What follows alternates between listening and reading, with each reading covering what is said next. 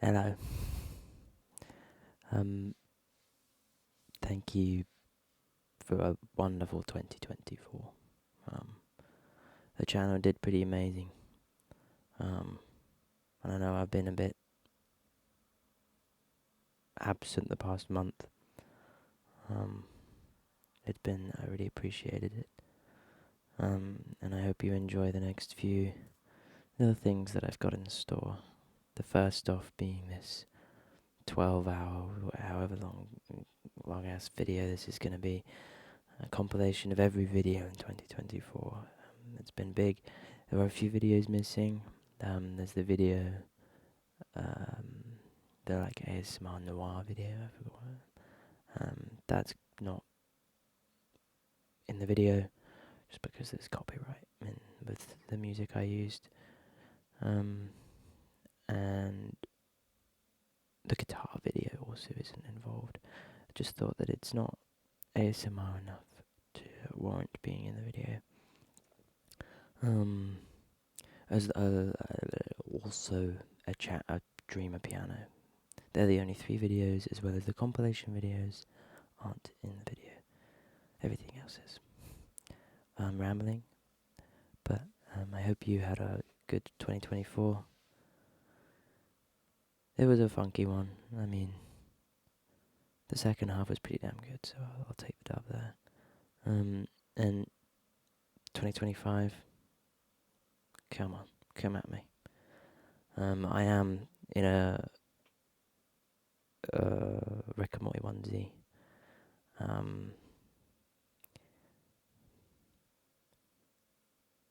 And it is 20 to 5. And it looks like it's pitch black in my room. There's a state. There's a few of my drawings that I've done recently. I look so mane like my hair. Yeah, I just wanted to make this video to just say thank you for 2024, and I'm excited for 2025. Hopefully I can get some funky videos out there. I kind of want to work on some more quality over quantity, which was kind of my thing for 2024, was a bit more quantity than quality. But we'll see. I'll try to get as many videos out as I usually do, once a week. That's still my aim. I just need a little break over the holidays, which I think is fairly reasonable. Sorry, it was a bit longer than I expected. I'm rambling a lot. And you've got a 15 hour. I don't even know how long it is. I think it's 12 hours. Let's have a look. You'll know. This is for me. Doesn't matter for you guys. It's like 12 hours and 40 minutes, I think. So enjoy that. Just keep watching it on repeat. Start where you left off. A year in review of me. Oh, I'm so cozy in this. It's really cold at the moment, so I'm all wrapped up. Maybe I should do another video like this.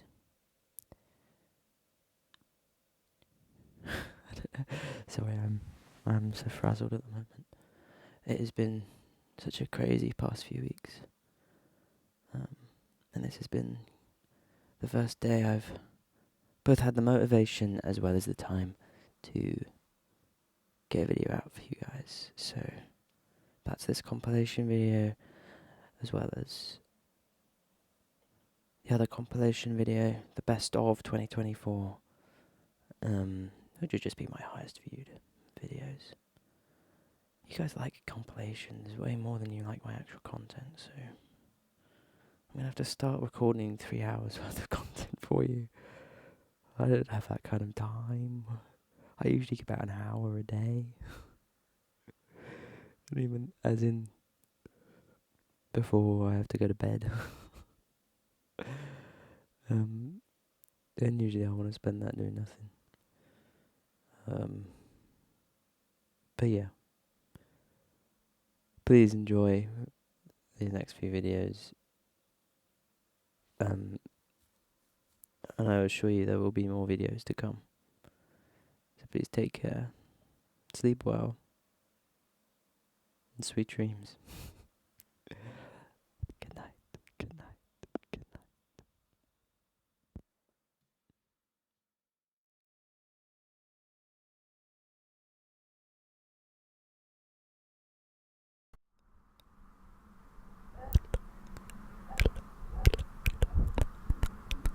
Welcome to today's episode.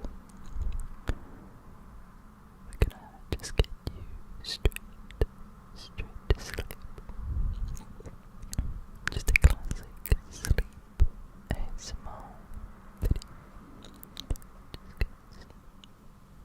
That's what you need. So here we are.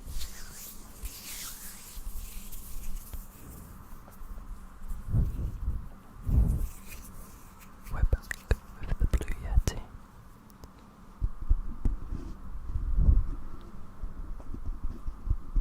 Mainly because I just forgot to pack it away.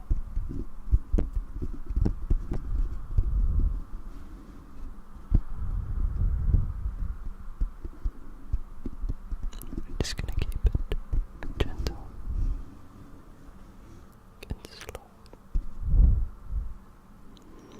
I'll try to withhold my breathing from distracting or disrupting.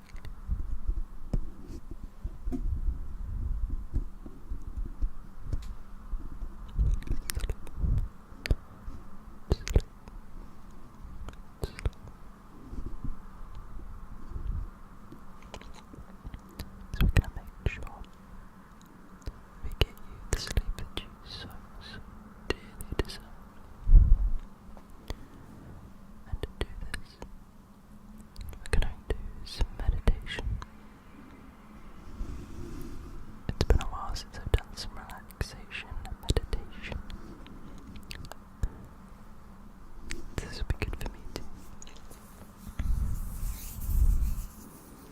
Okay. Firstly, I want you to get comfortable. Go.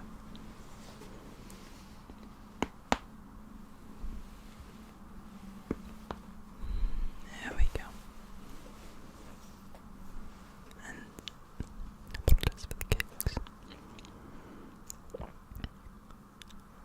Okay.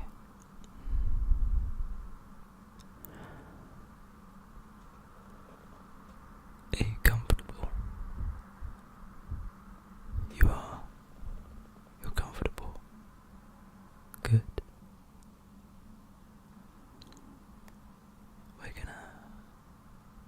We're gonna get you to sleep now, okay? We're gonna just gonna relax. Do a bit of meditation. And make sure that you are sleeping well. Okay. So I want you to breathe in through your nose for 4 seconds. You ready? Okay. Follow me. Breathe in.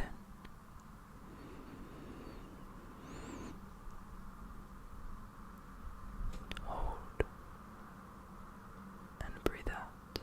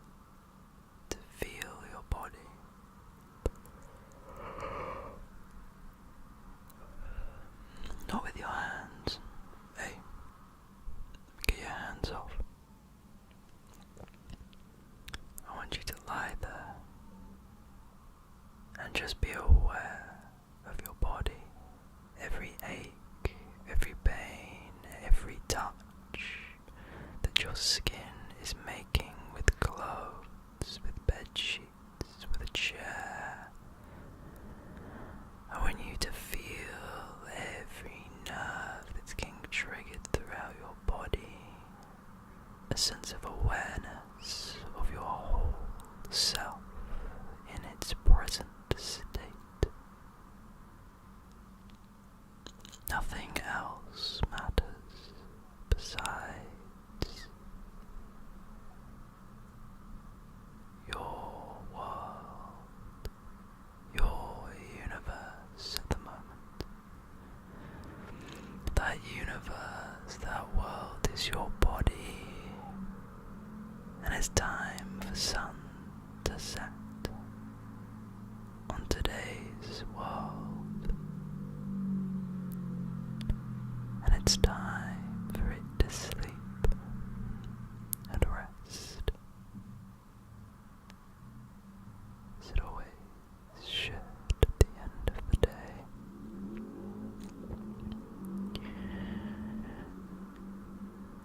As you watch this world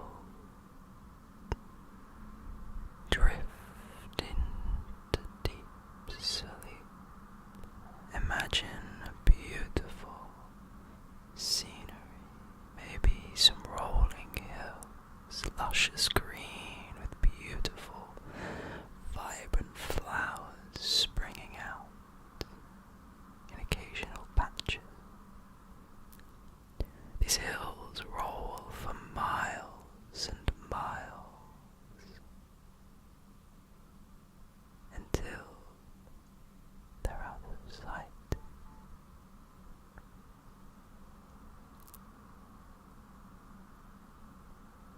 It's peaceful. You hear a few birds tweeting. There's a tree to the right of you, it's solitary, standing on a hill. The leaves, they're small, but very green. They stand out in the brown wood also.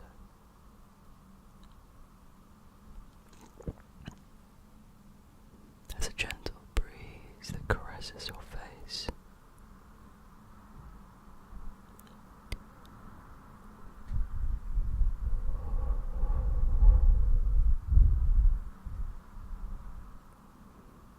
It keeps you at peace.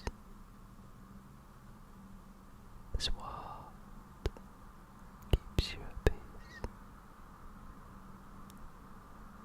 There's no worries, no thoughts that take place in this home, in this world. The past and the future cannot exist.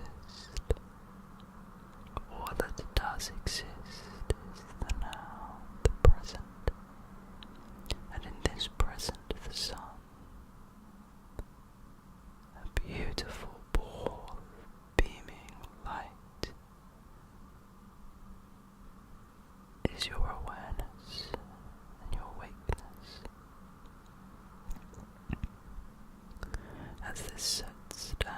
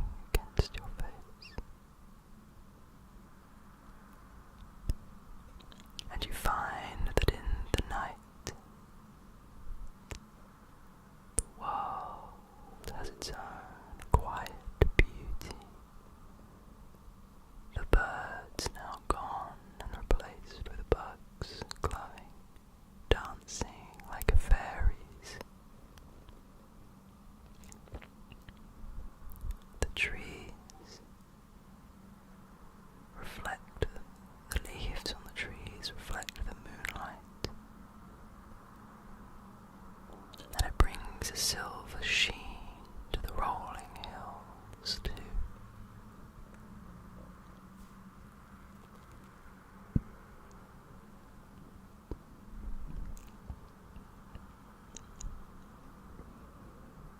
It's peaceful, as always.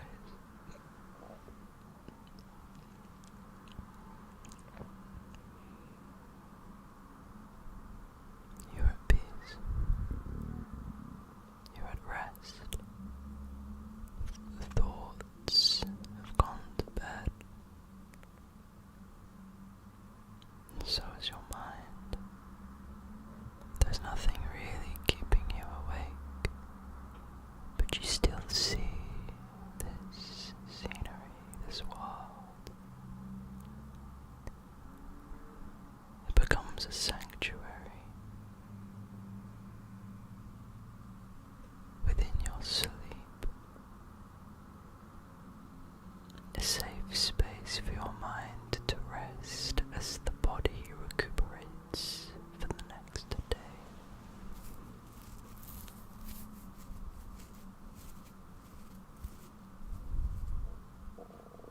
This is home. This is safe. This is where you can sleep.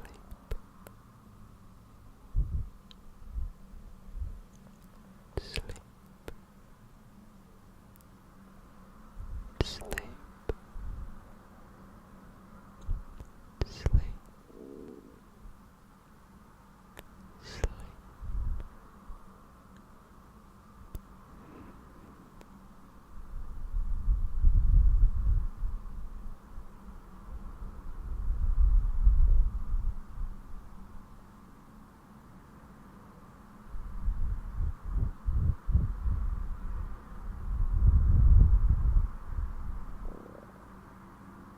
Thank you so much for watching. Please like and subscribe, and I'll see you in the next video.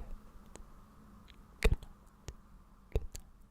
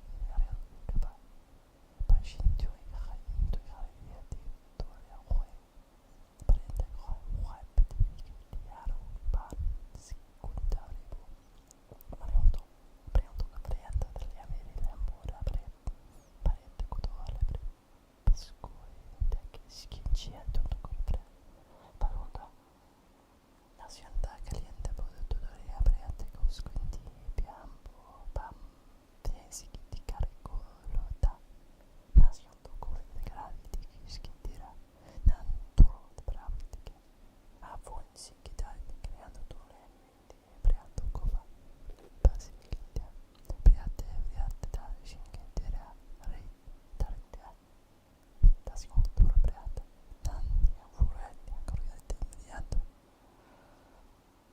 Dariate Pariantadale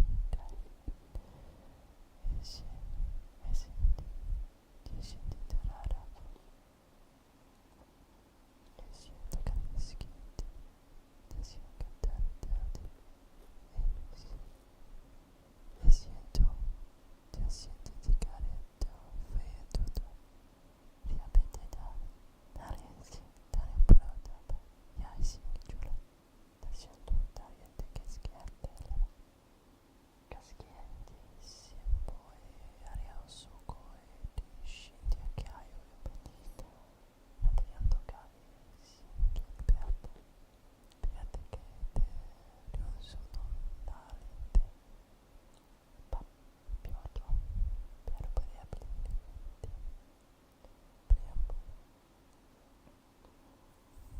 Preambo di Scendiatoria Preando di Schienti Ariata e Furiento Pari un tuo chiriete che hai sciuntore beata pari scendere nasciantore brillante paporite furiente che scuoia maso nasciente reali e sciendore beate cari secondo brillante che pari essente ne siente correte da furiente e pari sciunto Priete che giudiavo di escite che volete pariente dario to fuoi cianto cariente dall'amianto paro poto dariente cinque da maria fuoco antico ai miliari pratica puro preambe lindo siente la nación sienta politici che sente correre brillante fuerte orienta ariente griambo rabo ai sinte arbo ai sinte ariota carifiante che ma pariente co e brillante asi che te creato e brillante da che scusi discreto nice da square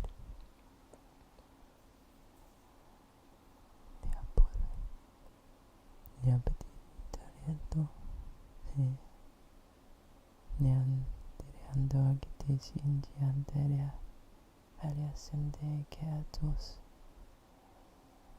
casoto che interferienta nell'ambiente abioto che sciucolenta ne scene l'ambiente calabriante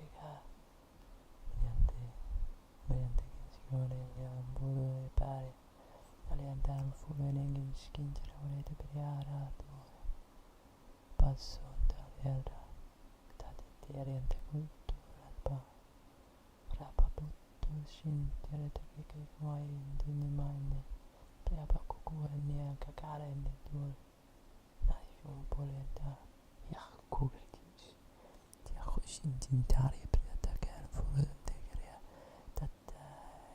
Tati nucco di ribriante rally son dunque rebe variotto pa fuenti che si in variante sin piasso cote ribriato pa e pieto catti spito rebe a in pesco di che ribriante che per asi pa pa ribriate pa di cavo ma per che tutto caretto niente ca e siento Tariente para voi vendiar friendori allo son dire che brada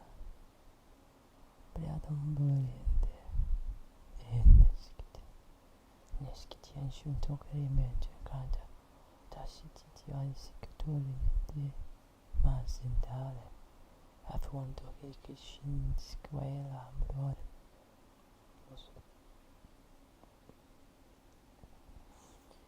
pero veniamo da meriente che fare no te priata che schintari brodo che la prende meski siendo bondadi prianto come ne hanno due pari po noi da schintare fuete che ndole briata da casuente caskendiantori briata nasonteria e tarsiene di te creata da pronto che è briata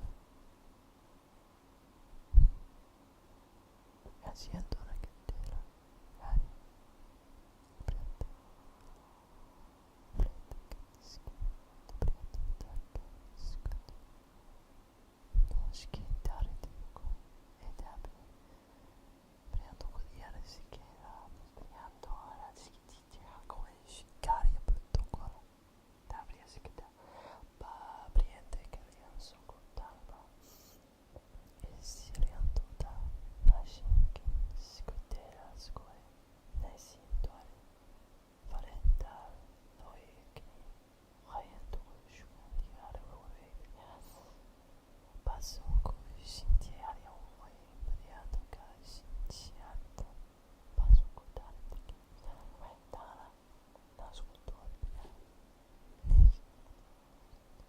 niente che dare briando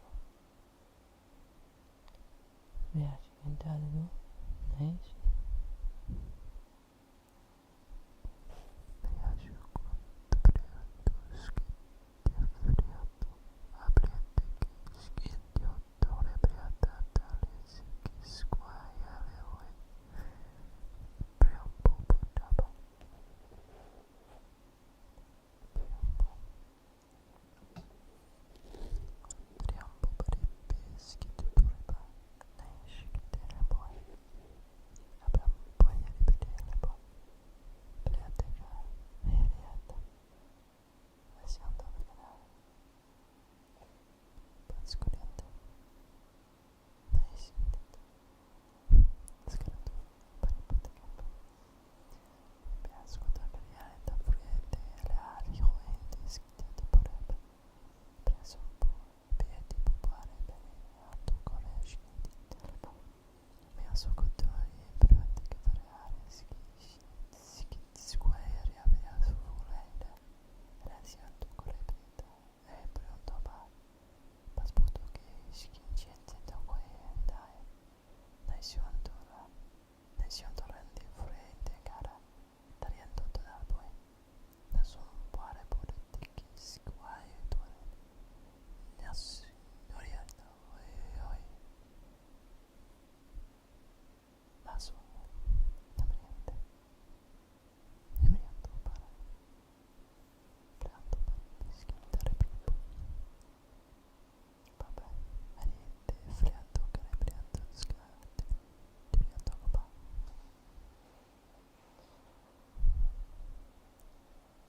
Bambo prende care sculture briando quelle che schiantariamo e sentienti care tutto sconnettire friende cara cara parete ariamo tutto caricare che schiantariamo para schiantare niente volete che vedere tutto la roba vediamo tutto le prende che era passo che ne pare un po' pure va me ne ascoltare niente con le prende carattere fare fu nassunto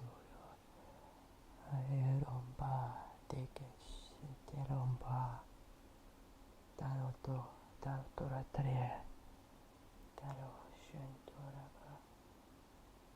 piacente piace e piace che ci dare brutto fare sentito ma vedete che andando carabare e riana tocco sì che dare scontona dare che riado con scontare poi un po'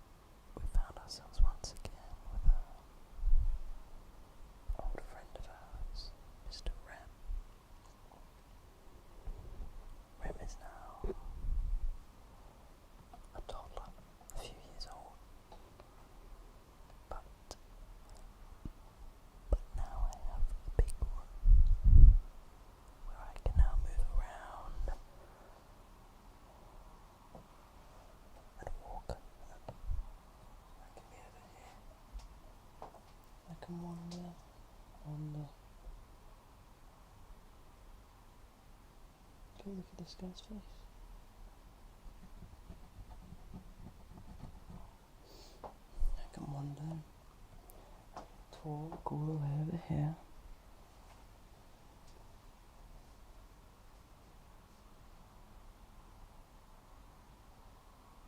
His rep. Really scratch my chin again. So we have our friendly guy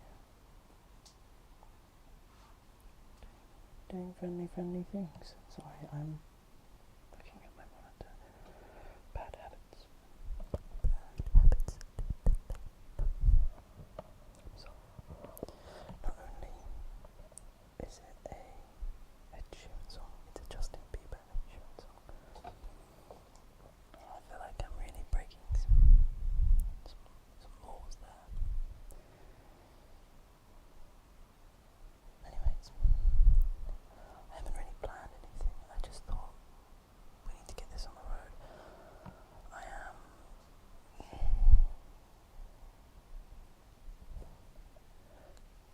quite a bit adored with him at the moment. He's a toddler. He's not going to be that 6 foot. I'm not that I'm 6 foot, but I am leaning over quite a lot. So maybe I should have made him a little higher up. But as you can see from my background, we're in a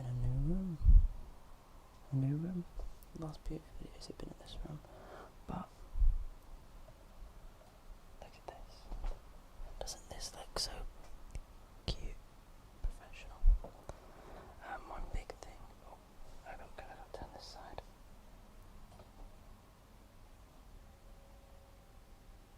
I've got a pillow that says my name on it.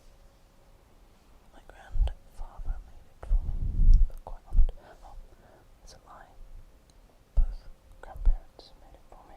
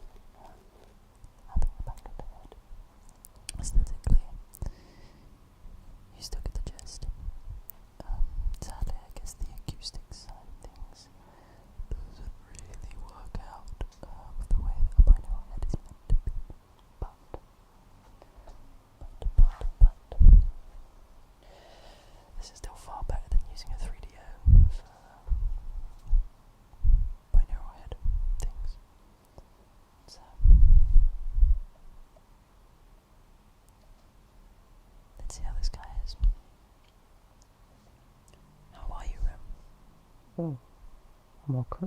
How are you? Wow. It's a pleasure to have you back on.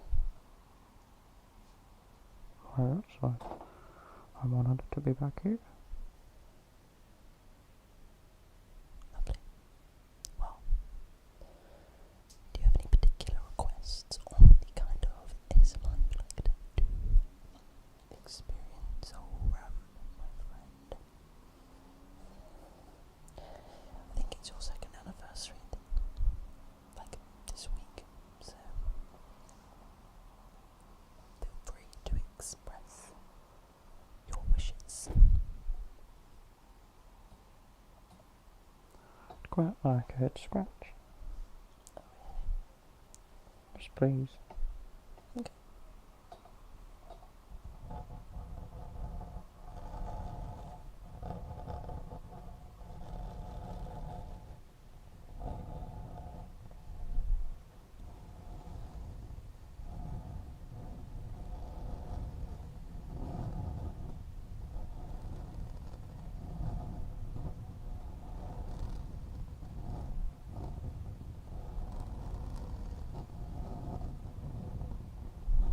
Do you like that?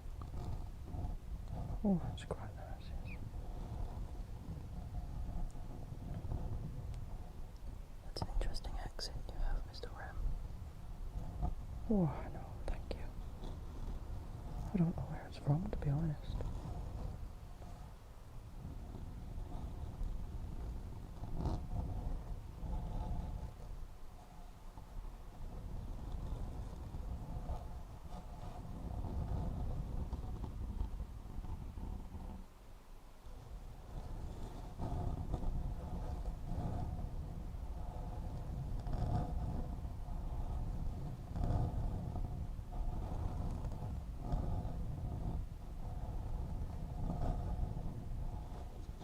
Ram, you need some air so we can give yourself a little go. I'm sorry, I'm bald. Got a problem with that? No, Ram, I don't have a problem with you being bald. If anything,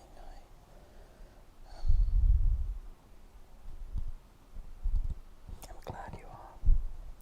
Helps me prepare for the future of my hairlessness.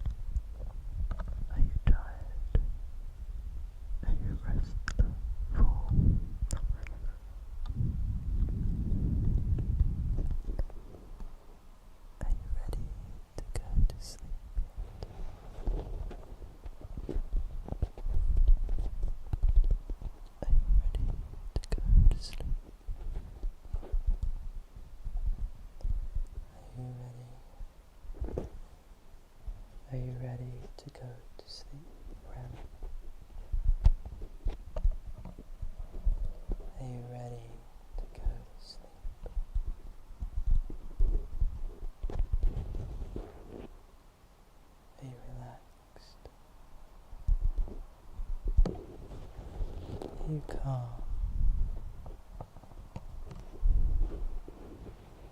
Are you restful?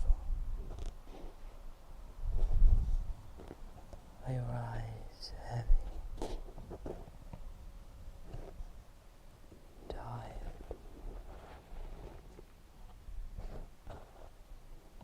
Do you feel a yawn coming?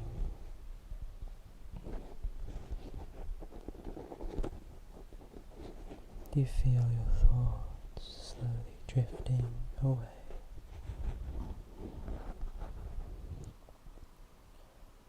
Do you feel your breathing slowing, your heart slowing, relaxing, gently, gently, gently? Are you sleeping? Are you sleeping? Are you sleeping?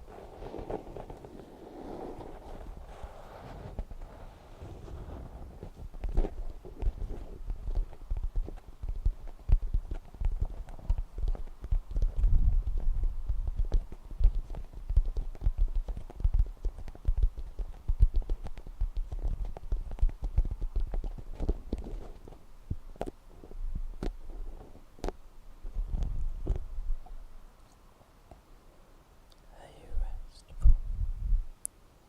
Are you restful? Are you restful? Are you sleeping? Are you tired? Are you dreaming? Are you relaxed? Are you dreaming? Are you tired? Are you sleeping? Are you relaxed? Are you dreaming? Are you tired? Are you relaxed? Are you dreaming? Are you tired? Are you relaxed?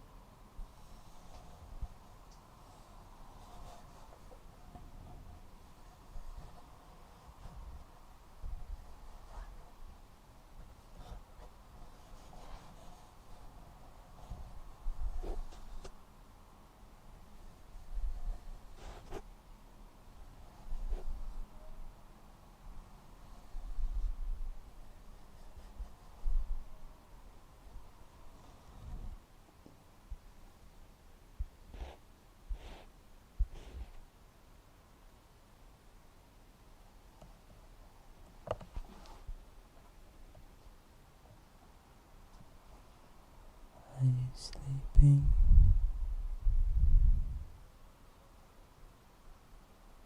Are you tired? Are you ready to go to bed?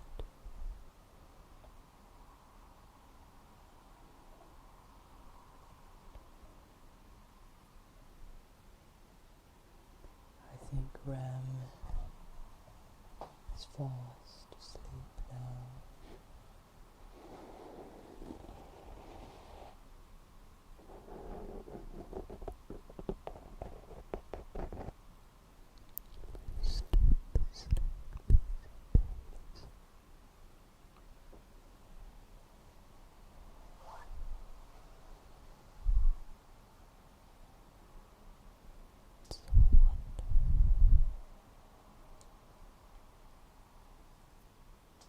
It's time for you to go to sleep too.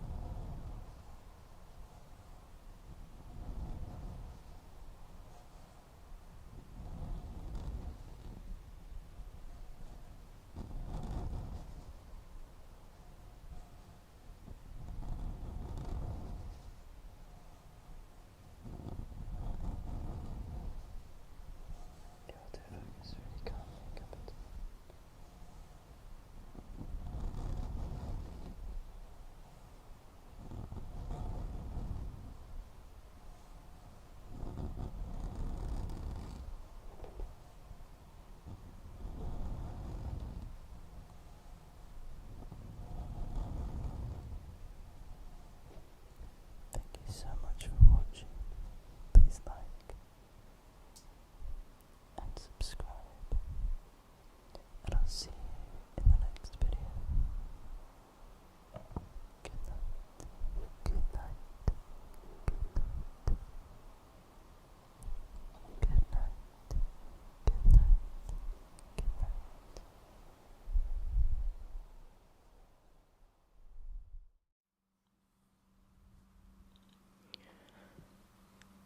Hello, hello, hello, and welcome back to another ASMR video with yours truly.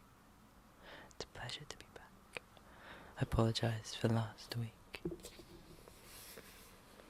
but we're gonna get straight into what we're here for, which is some good quality ASMR. And in today's video, I have a poem book here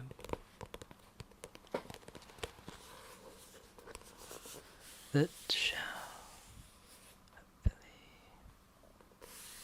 bring us some pretty little poems to make us smile just a little bit more.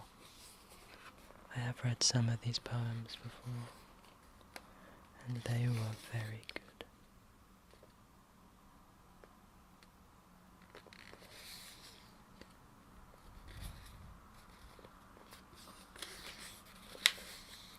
So the first poem is called A Universal Truth, and this is a very short but very effective poem.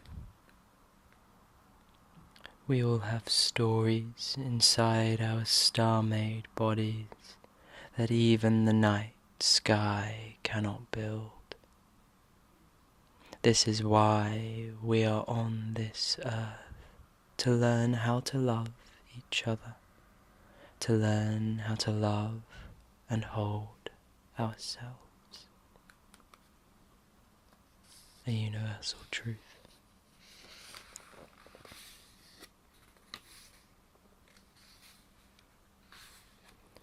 I'm gonna just randomly see if I can find... Oh my, all of these poems are many pages long. These aren't poems, these are stories. They are meant to be fairy tales as well. Sorry, I saw one earlier that was good. Let's see if I can find it again. The modern day fairy tale. These days, falling in love is letting your soft, innocent heart get into a car with a dangerous stranger and just praying nothing dreadful happens to it. Oh, and actually, I think that means we're near... Maybe not. I definitely should have. Here we go, okay. This one's called The Moral of Your Story. This is how they lie to us. Love so selflessly that you change the world. The truth is brutal. If you care this way, the world will gut you mercilessly. And harsher still, all of this love you hold is too selfless. Yes, my dear, too selfless exists no matter how much they deny it.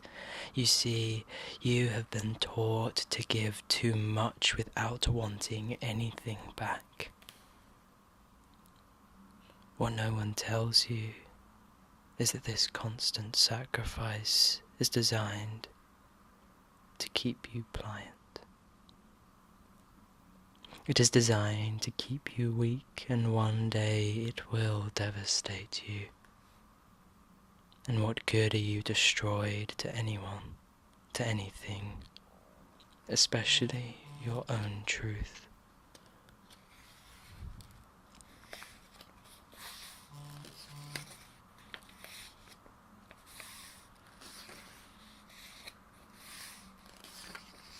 Metamorphosis.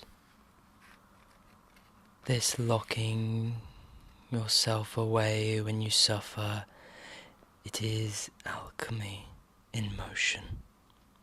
It is you rebuilding your blood, your bones, and the spine you hold from an abysmal situation. The watching of yourself mend is a violent thing made of dread. It is terrifying, I understand. For you do not know what will emerge from that cocoon, a butterfly or a moth.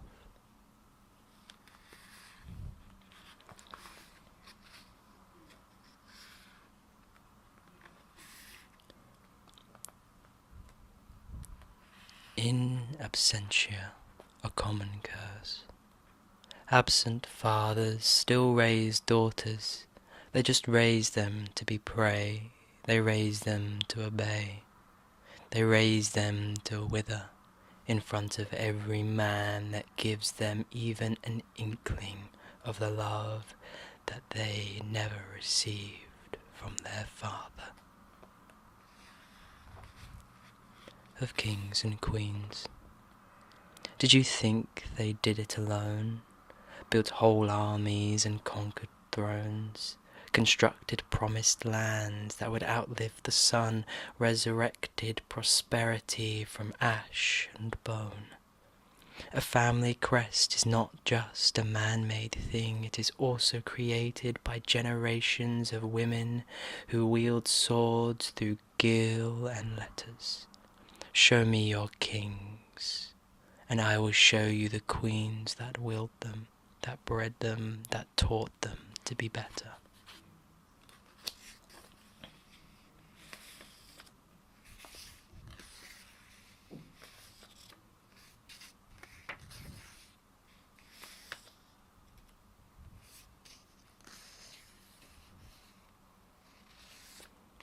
How to save yourself. Understand this first. No one is coming to catch you. That misery belongs to you first, and no one else wants any part in that. Might as well start breaking your way out of your tower. Might as well start tricking the vines to help you. Might as well turn your own hair into a ladder. Turn yourself into a rope and find your way down, down into the aspen grove. The trees have always been your friends. More than tower walls or saviors ever were, if you ask them kindly enough. I'm sure they will receive you happily. If you are lucky, you may even suddenly find your wings instead. You will never know until, like Icarus, you risk the fall.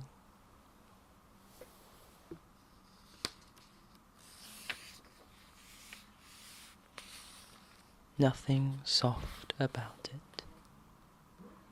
I am still learning how hope is sometimes a dark thing disguised as a bluebird, and how some bluebirds never come back home.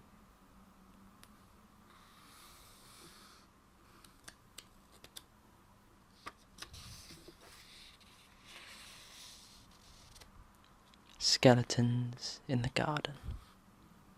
See these fields all littered with decay, with bodies covered in seasons. See this earth all damaged and cold, broken for all of the same bitter reasons. You warned them of the folly, sent letters saying they would never meet their end, yet they would not stop appearing by the armies at dawn over the horizon. They kept sending princes to save you who would never come back, because they could never understand that you had befriended the dragon.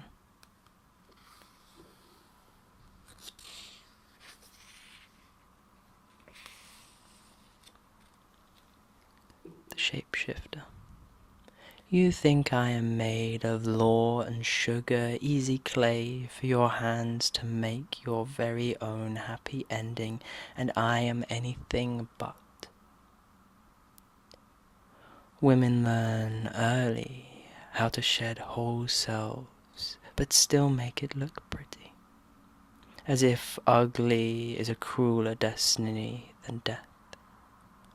What am I trying to tell you is I am used to giving up whole pieces of myself just to survive without even saying goodbye to the girl I used to be. This is what women must do, carve ourselves out of flesh that they tell us is borrowed from men, teach ourselves how they were wrong, how we were stronger without you.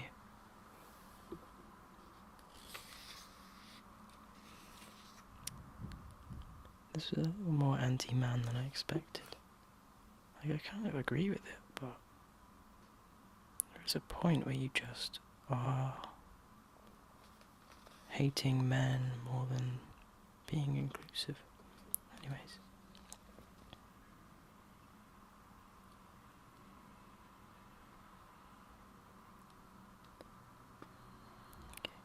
What's in a name? Who's named the sky the sky? Who called the ground?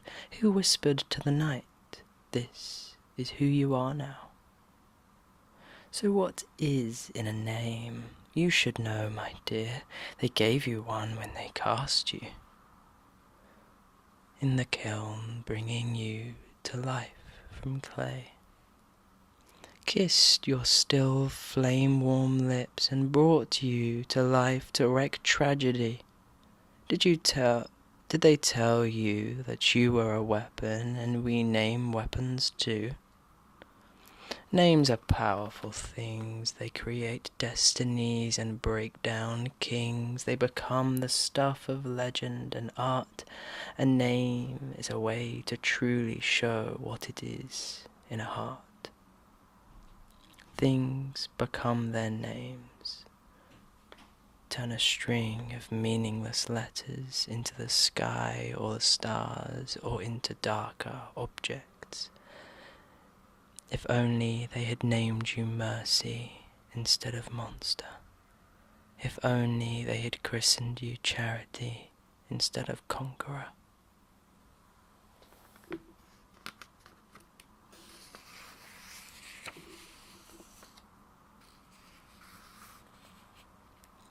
Question the fairy tale. What if Cinderella had an attitude problem and Snow White just liked the idea of strangers and poisons too much? What if the Little Mermaid always enjoyed human company more than her own kind's, and Sleeping Beauty just liked her solitude more than human touch? What if the only rabbit hole Alice ever fell down was a terrible mistake with an awful substance never discussed as such? What if they locked Wendy away for hallucinating about Neverland and a boy who never grew up? What if fairy tales aren't as innocent as they sound and even princesses aren't perfect?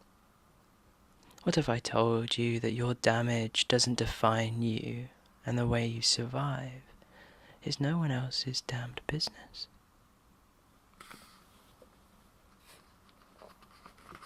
These are a little sassy. Oh.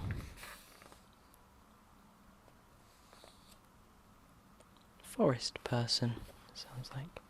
Well, from the title it, my kind of vibe. When was the last time you spoke to the trees that are growing inside your mind, the leaves in your sinews? When was the last time you fell in love with the roots they leave inside the base of you? Did you not know that you are where fairies roam, that you are where the spirit bends? You are already simmering secrets sweet to be savoured in silence. Just you and no one else. Soft secrets like you are best kept to yourself. This world will lie to you and tell you that forest inside you does not exist. Do not believe the well-meaning words of people who have not heard the birds inside you take flight. Do not believe the hurtful words of people who would prefer to turn you into a forest fire, reduce you to soot and ash. Do not believe anything except the whispers of the trees. They have never lied to you, and they won't start now.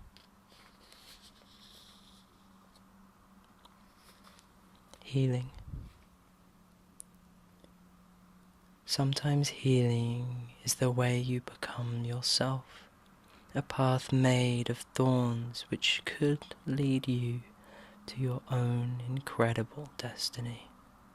Sometimes healing is how Little Red Riding Hood became the wolf, because every woman has a howl trapped in her chest. Sometimes healing is how Cinderella never gave up on herself, because she knew deep down how to love herself. Sometimes healing is the story of the villainess, who is not a villainess at all, just someone hurting from their trauma and not having a good friend to call.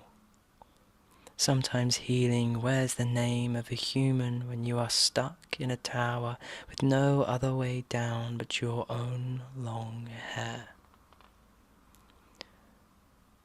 But on most days healing wears your own name, painted in your own blood, messy, hard to tame, but the only way to learn self-love.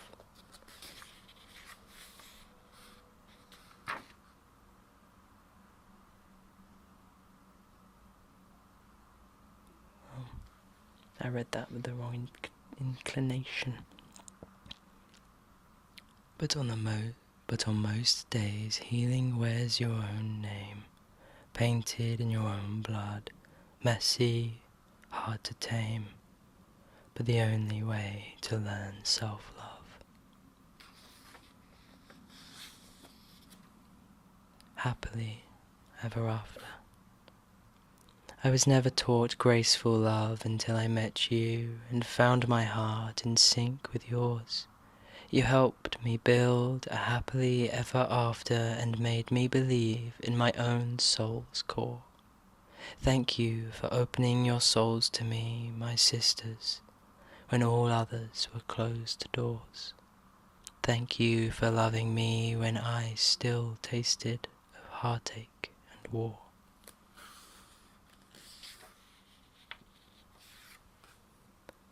And I will leave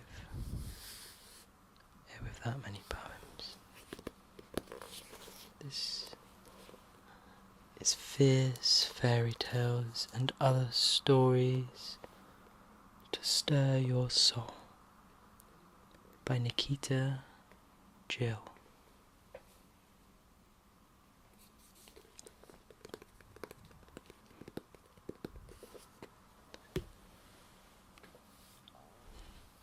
And if I wasn't using my phone to record this, I would read my poem. You know what? I lie. I can do that right now. Here it is. And this is a poem that I wrote on the 21st of November. It's called I See Now. I see now. It couldn't last. It held us back. Too good to be true, too early to be luck. Spirits of love, spirits of experience. A wall impassable, a veil for sin. I failed you as you failed I. We chose the right path, though done wrongly. The outcome was the same. I feel resolve. But the pain of losing a best friend will never stop stinging.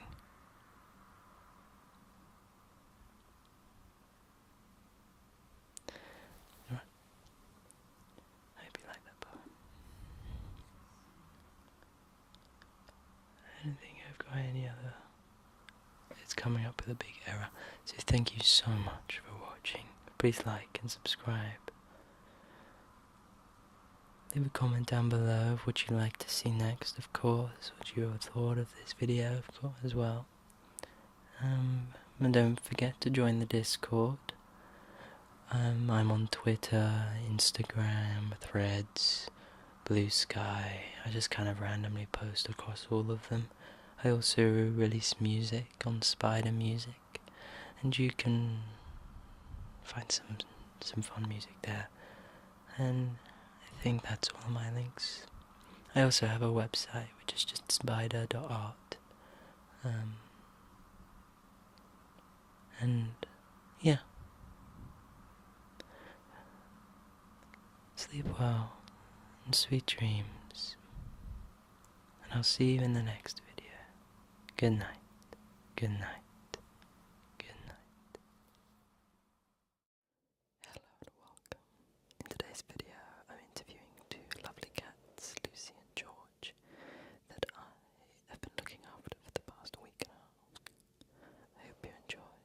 Please like, subscribe, and I'll see you in the next video. Good night. Good night. Lucy, a sweet little girl. And we have George. Okay. I've got a second little mic here that we're gonna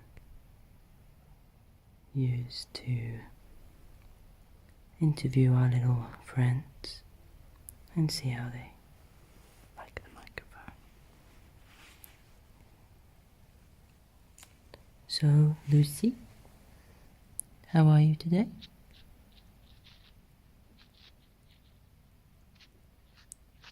Okay. Do you like the microphone? What's your opinion on the climate crisis?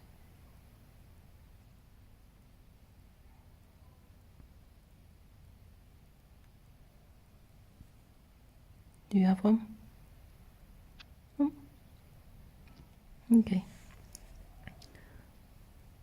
Do you like pancakes?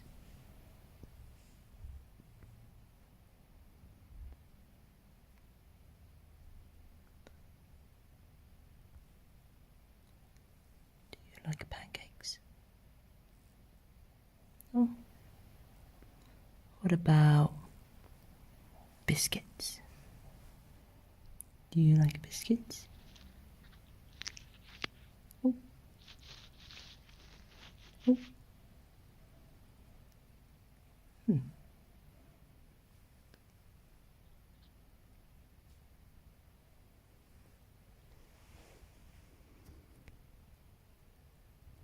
Not too keen on it? Or are you distracted by the other cables that are around? Should I pass off to your friend? Oh, that's a yawn and a half, isn't it? Okay. Well, I can't. I'll put this there. Oh. That's interesting. It's a bold statement to make.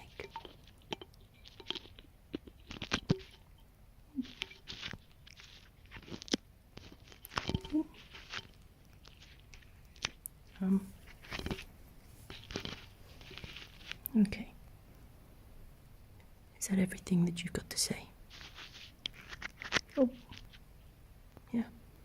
Okay. I'm just gonna pass over to your friend, or do you have anything else you'd like to state?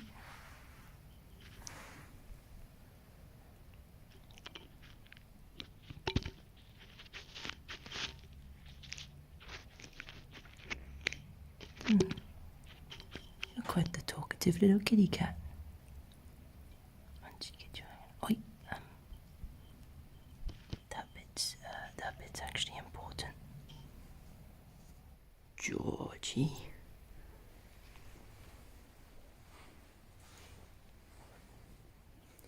Well, Mr. George, let me just get you. What's your opinion on the matter? The climate crisis, pancakes, biscuits. These questions are out to you.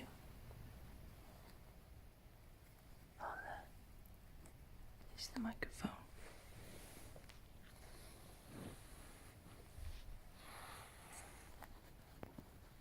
Closer by, there we go. Would you like to add anything to the conversation?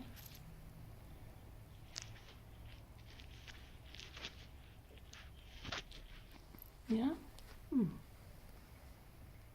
That's interesting.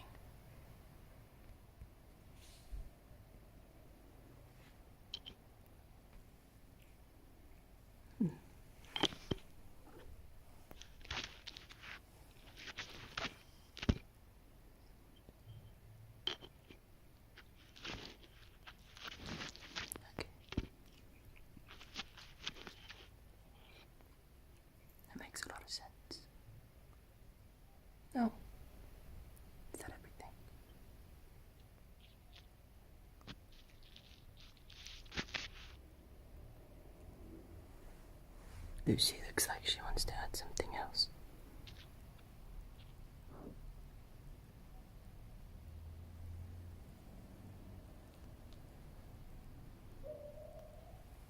That was lovely getting to know you both. You're two lovely little kitties. And I hope you enjoy the rest of your day. Sleep well. Good night. Good night. Good night.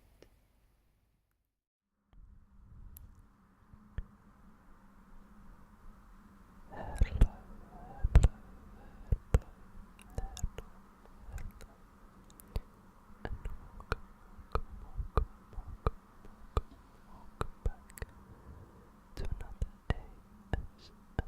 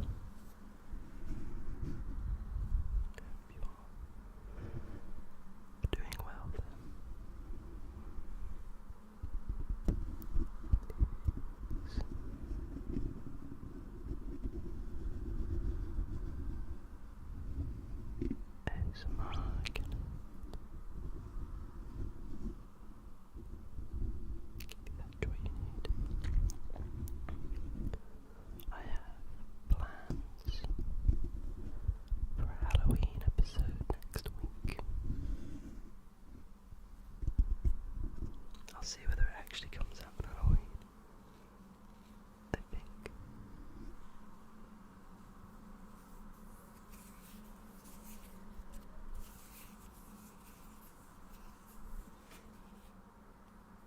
I'll be, I don't know what I'll do when I record it, but I have a whole plan, I have a script. You know, as we're here, let's read you a poem. This poem is called Three Birds of Black and White. It's from the Loath universe, world, book, I don't know what it's quite considered, which, if you didn't know, is the world of which the Pole stories are set. I'll give an update on that first. I'm taking a break from doing the Pole stories for many reasons. One, it's very time consuming. It was quite exhausting to write roughly around 500 words a week, trying to both keep it interesting, connected to a story, an overarching story, while I was building and creating the story at the same time in the behind the scenes. I needed to start planning things, and it was just everything was happening all at once, and it was just a lot of work to make it something entertaining. I didn't think the last few months of it was that interesting, and so I thought it's best to just stop, take a break. Maybe I'll start again in the new year.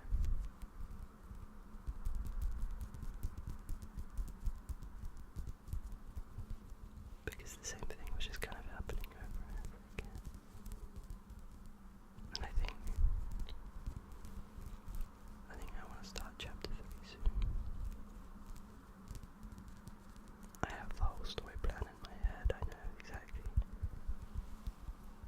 what this book entails, this whole story. But it's now how to both make you have decisions in that, while also keeping it connected, and there not be plot issues or continuity issues, that's what I meant, things like that. Anyways,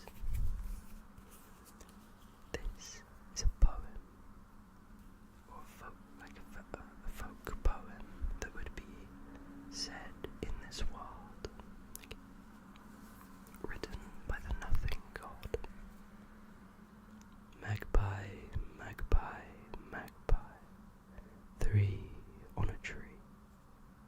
Tell me what my fortune will be, will be, will be.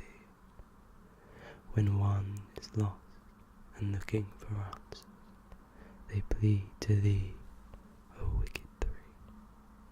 One for sorrow, feathers ragged, broken beak.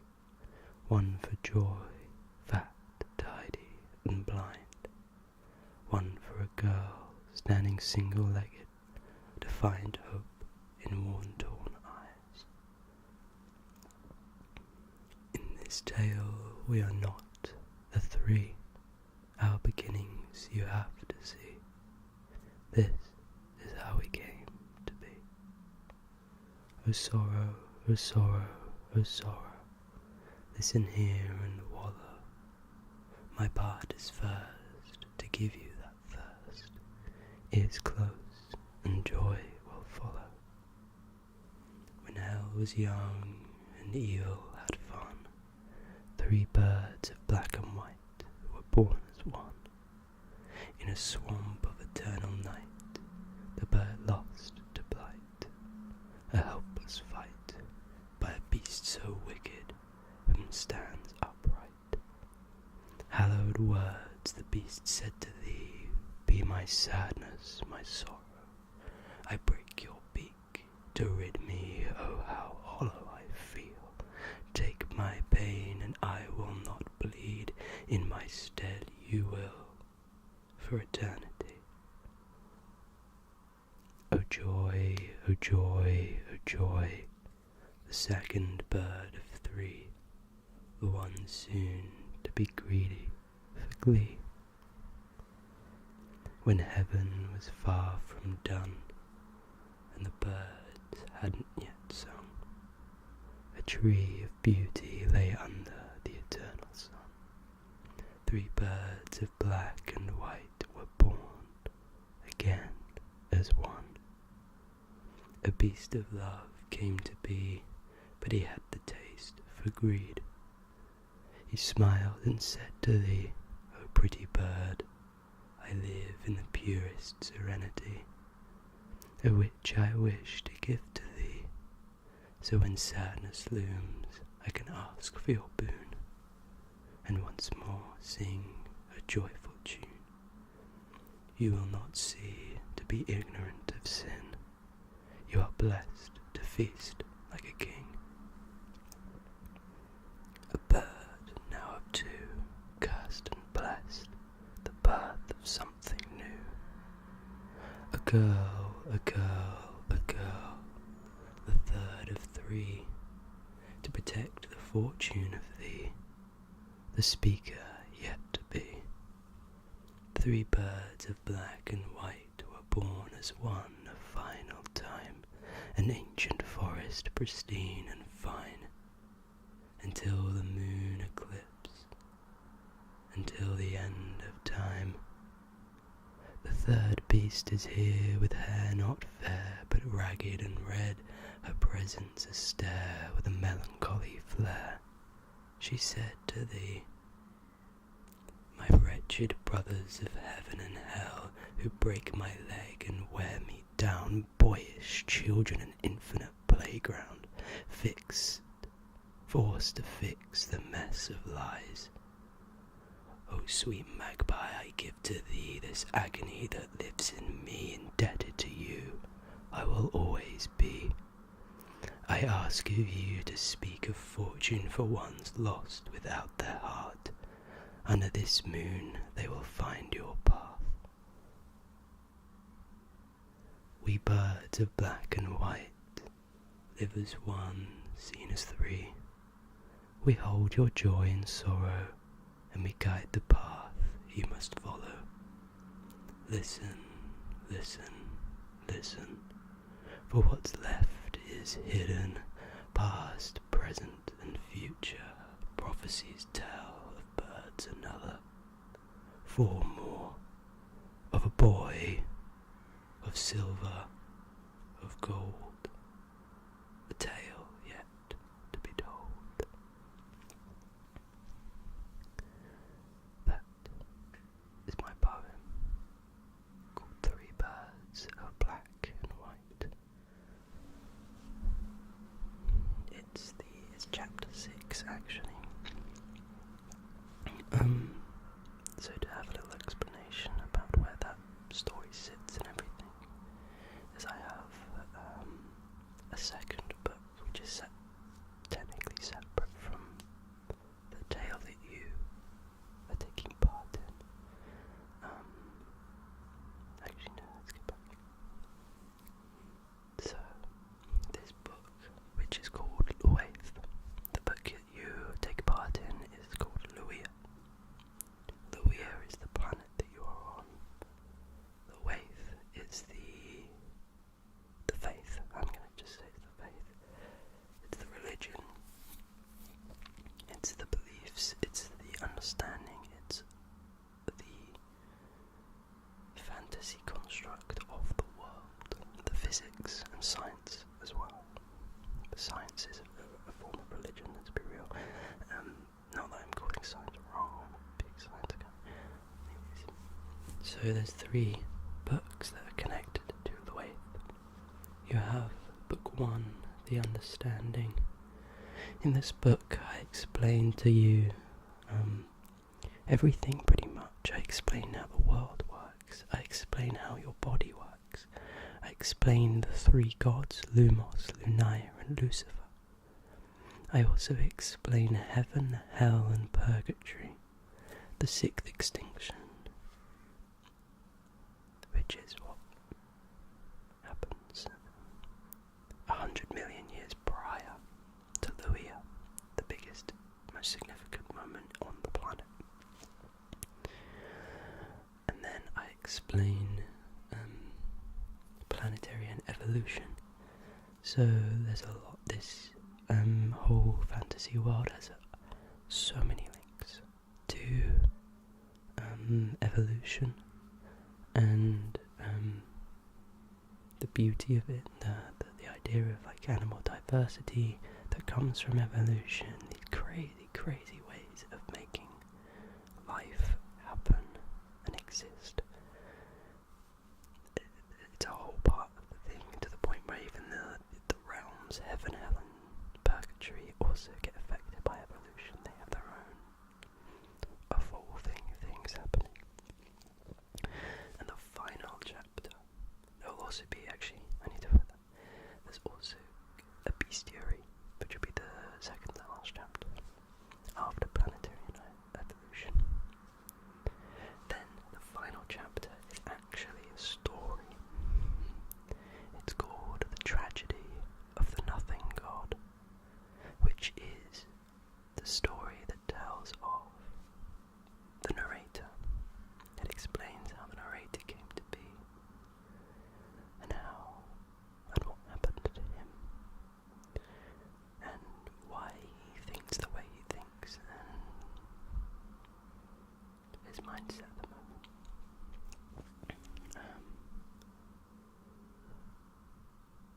Then the second book is called Book 2, The Tales.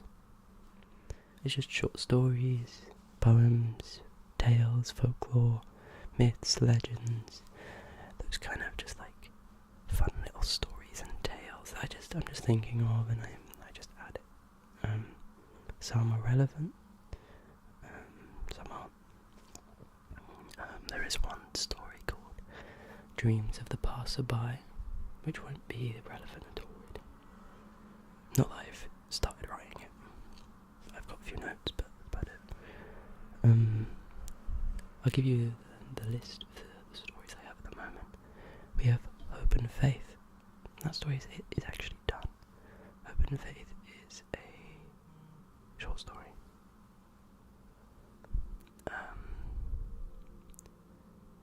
Then Zodya. Chapter 2 is called The Zodya, which is about a hunter-gatherer tribe. About 100,000 years after the sixth extinction event, so things haven't got crazy yet, but things are getting there. And it's just a book about, well, it's just a story about hunter-gatherers, basically. I've kind of and two cats called Oculus and Horus, I think. It's been a while since I've added to that story, so I need to get back into that one. That was a bit of a pride and joy. Then, Dreams of a Passerby. And then Farmer of Nortulia, which is actually an adapted story that I wrote 5 years ago, 5 years ago. But I've adapted it to fit into this world. And I need to finish editing it, but that's an exciting one. It's pretty much done. Then chapter 5 is An Exchange, which is actually just a dream I really had as a child. It's a recurring dream I used to have. I've not had it in probably 15 years. But it traumatized me, and I just thought, you know what, why not write it down? And it is one of the short stories. And then chapter 6, which is the poem I wrote to Anne's book, Giselle. And the third book I call The Nothing, because it's just me spouting absolute shit. It's just me having opinions on things. It's quite pretentious and so that's why I've called it The Nothing, because, like, I'm writing it because it helps me think, it helps me, like, develop my thoughts, and, like, try and contradict myself a bit, because if I write it down, I can then get, well, actually, thinking about it, this is a counterpoint to that. I'm making this statement, but there are actually things that counteract it, and none avoid it, etc., etc. But on the other side, that is the one with the most written works that are finished. There's chapter 1 called Infinite, chapter 2 is called 20 Years, chapter 3 is called In Memory, chapter 4 is called Genetic Destiny, chapter 5 is called Sentience, chapter 6 is called A Changing Universe, and chapter 7 is called The Art of Artificial. And then that's all I have planned on those in that book so far. And it's far from done. I think I've got another 3 years at least before it's even close to done. But it is so much fun. It's such a great little passion project. I will upload things to it. And like I say, there is actually the final thing for it is that whole story. What will actually happen is I will make a second version of it. So we will write that story together. Even though I say that I've got my own ideas ready for it, I know how what's kind of gonna happen very loosely. But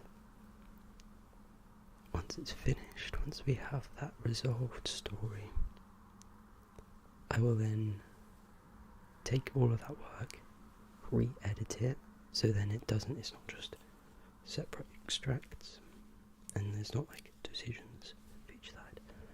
I will make it into a proper story, and have that to another book. Whether I officially publish these books is another thing.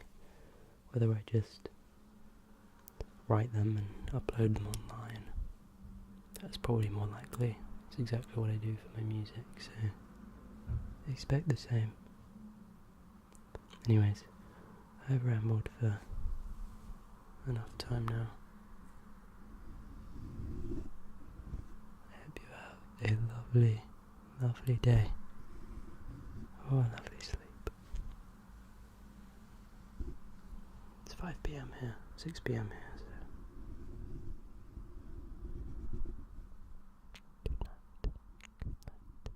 Good night.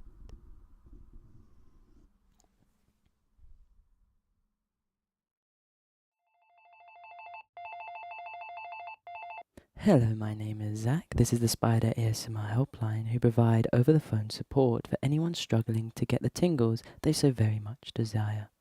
We provide a short questionnaire to find out what kind of ASMR you'd like to experience and do our best to fulfill that dream.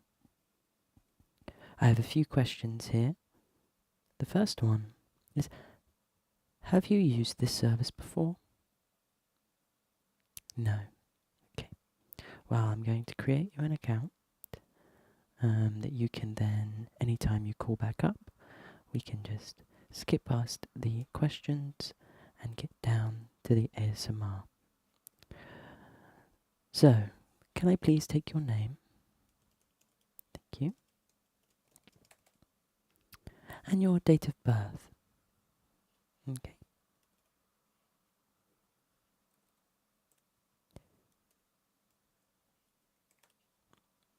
And your country of residence. Okay.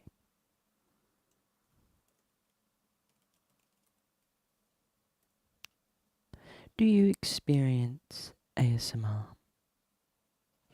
Good to hear. Some people use ASMR for relaxing purposes, but don't have to experience the tingles that ASMR can give. When was the last time you experienced a tingle. Okay. It's been quite some time then.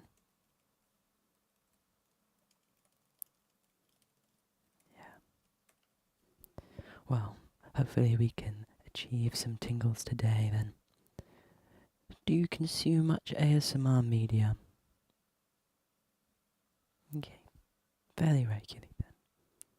This could be the reason. Let me just write that in. Okay, so um, that could absolutely be the reason for your lack of tingles. You can actually oversaturate yourself, where listening to too much ASMR can cause you to feel it less. Um, you can be cured, as some people say, of this tingle immunity. Um, and sometimes it just takes a very specific kind of ASMR or sound to just really bring out that tingle within you.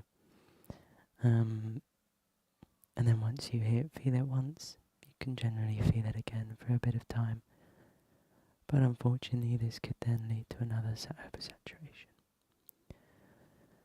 Sometimes it's good to just wait a few days, maybe a month, and remove yourself from watching some ASMR, and you can come back and the tingles may return. But I understand that there are other benefits to ASMR beyond the actual feeling of ASMR, where you can just feel more relaxed. It can help you fall asleep, or just help you focus beyond the sensation. The sensation has become a bit of a byproduct of the term ASMR. Anyways, now the rest of these questions are going to be more your preferences on the kind of ASMR you usually consume or or what you would like to feel today or experience today. The first one is, do you prefer fast or slow ASMR? Slow. Okay. One similar to me, I'm big on my slow ASMR. I find fast ASMR to be a little too intense sometimes. The second question is favourite trigger. Okay. It's an interesting one. I also quite like, um, yeah, I'm big on whispering. Um, I think the clicking that happens when you talk is really the golden nugget of ASMR for me, and especially if I hear that little click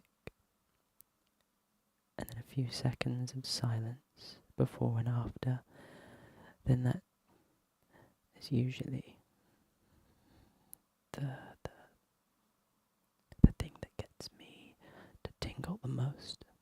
If I ever feel like I haven't experienced a tingle in a long time, that's usually where I aim to go. So your favourite is whispering. Would you like to be here? Would you like to hear whispering today? Yeah? Okay.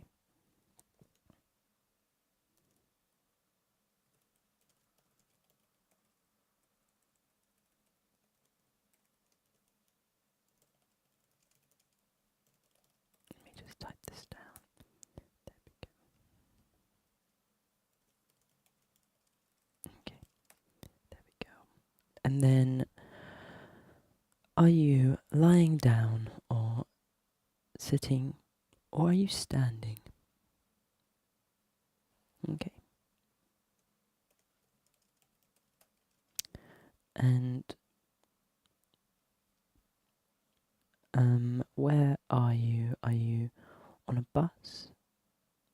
Are you at home? Are you in a hotel?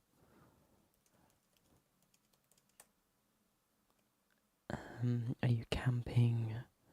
Are you in the lounge? Just any detail that you'd like to give on where you are right now, your immediate surroundings, the kind of place you are. Is it busy? Is it quiet? Are you on a road trip? Sitting in the back of the car? Maybe you're driving on the train.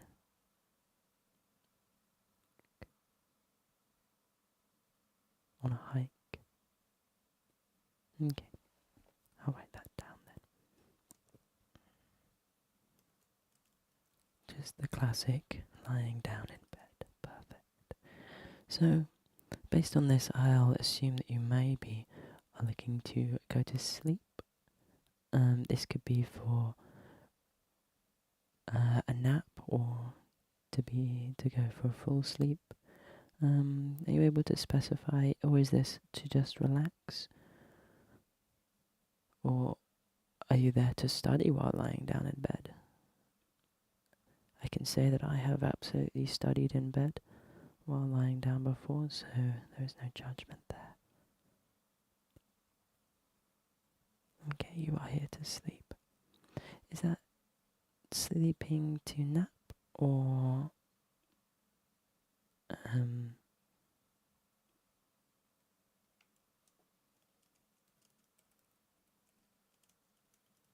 to sleep? Sorry, I'm organising the document as I go. It is just to sleep, a full sleep. Perfect. This is when I generally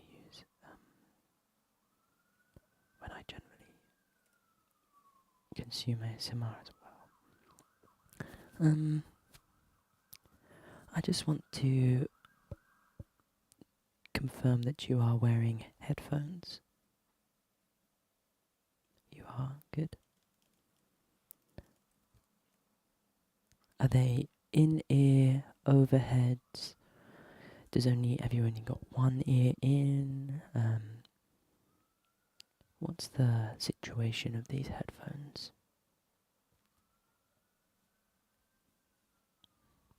Okay. So you've got Bluetooth AirPods and both in ears. Okay.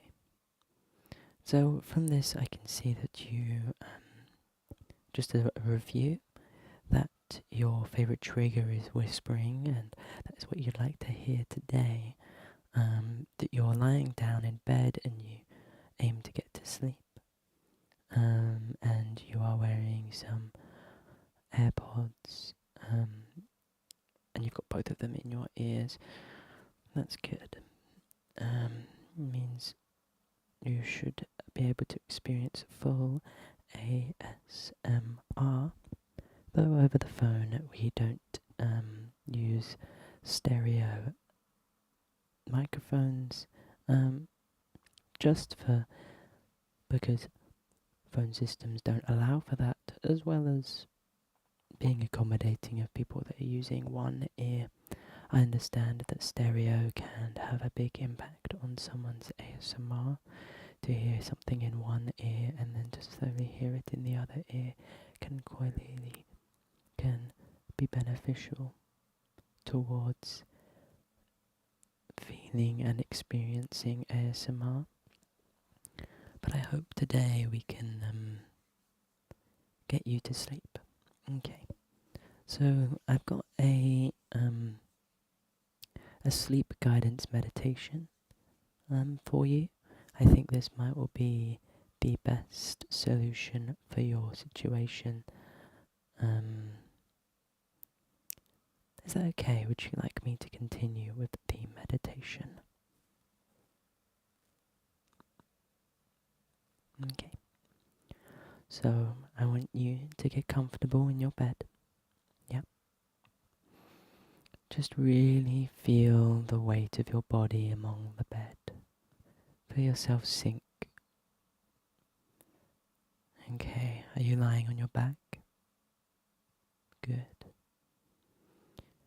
I encourage you to not have any screens near you. Hopefully your lights are off, your eyes are closed, and there's no light trying to pierce through your eyelids. I forgot I had glasses on. Stop me from poking my eye, to be honest. I know that doesn't matter to you, but okay. So now you're comfortable.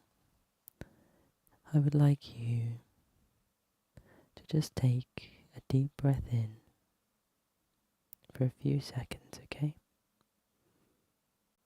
1, 2, 3, 4. Hold it. 1, 2, 3, 4. Exhale. 1, 2, 3, 4. That's good. That's good. We're going to go again. 1, 2, 3, 4. Hold. 1, 2, 3, 4. Exhale. 1, 2, 3, 4. And again. 1, 2, 3, 4. 1, 2, 3, 4. 1, 2, 3, 4. And again. 1, 2, 3, 4. 1, 2, 3, 4. 1, 2, 3, 4. Beautiful. Okay. I want you to continue breathing at that steady pace while I take you through the meditation guidance. Okay. So,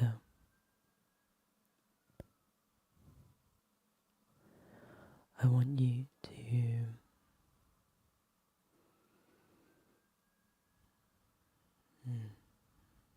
I have two options here. Okay, I've decided. I want you, as you're breathing, to feel an orb generate within your chest. As you breathe in, I want you to feel this orb expand and rise, lighting up in your soul and your chest. Okay?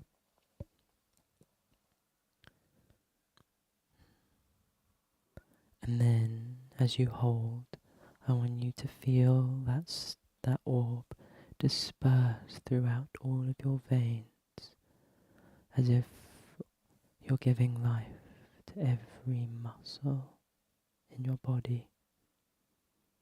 And then, as you exhale, I want to imagine all that energy from that orb is sucking all of the exhaustion, all of the tension out of your muscles, out of every extremity, out of every joint, out of every part of your body, and releasing it through your nose or mouth. And I want you to imagine this every single time you're breathing in. 2, 3, 4, and hold. 2, 3, 4, and release. 2, 3, 4. There we go.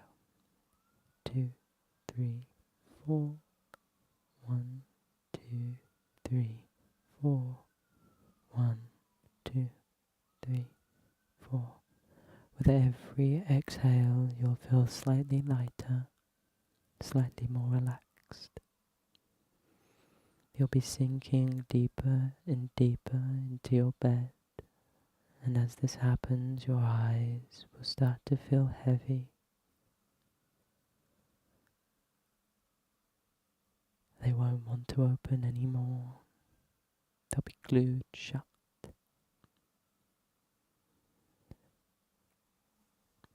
And once again, you're breathing in. The orb is expanding. You're holding your breath.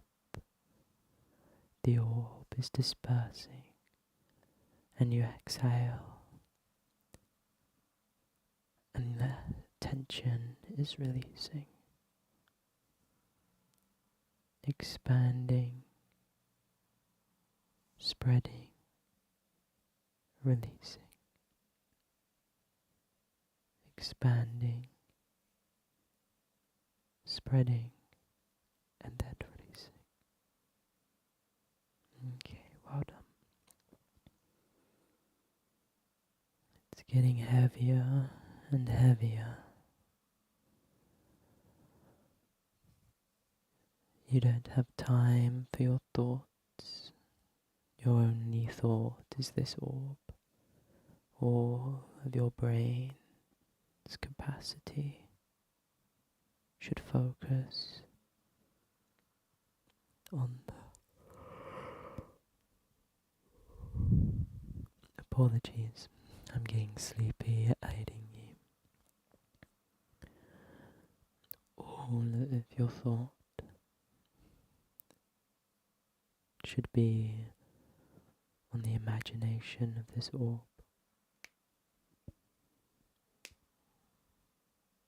That's it.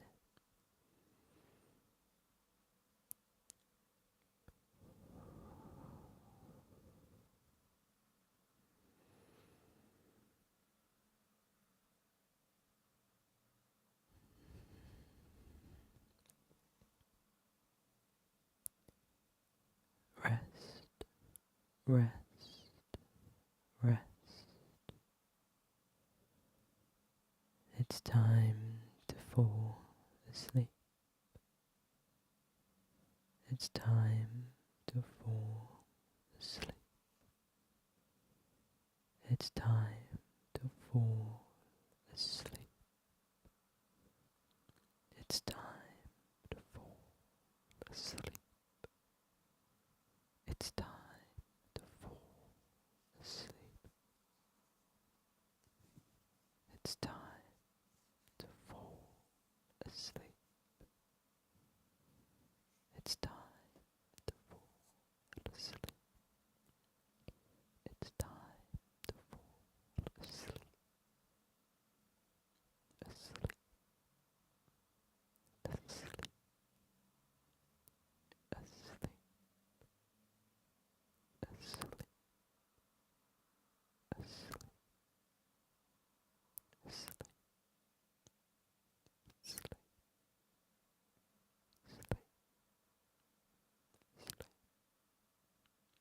Sleep. Sleep.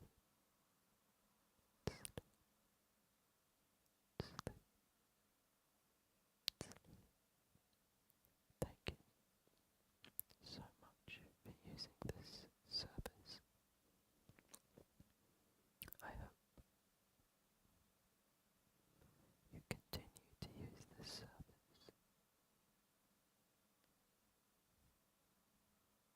I understand that you may have fallen asleep on this call. I'm going to end the call right now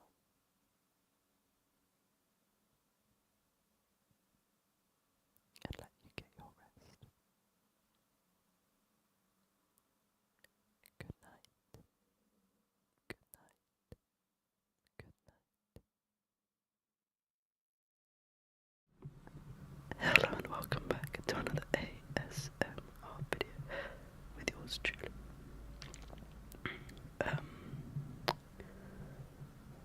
There's many reasons why this isn't a cool video. I had lots planned. I apologise to the people who I promised specific videos. This was going to be a form of anticipatory, but it's not. It's just this is just a random ramble video. I've got a list of videos I've promised. These videos will be done, I assure you. But there's a reason why most videos are now coming out in over a week from each other, and at random days, and it's just one thing after the other pretty much. A little life of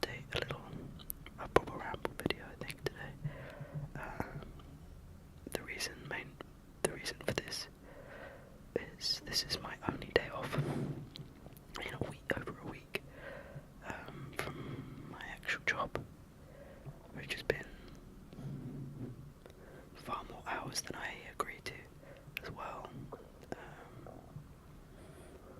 So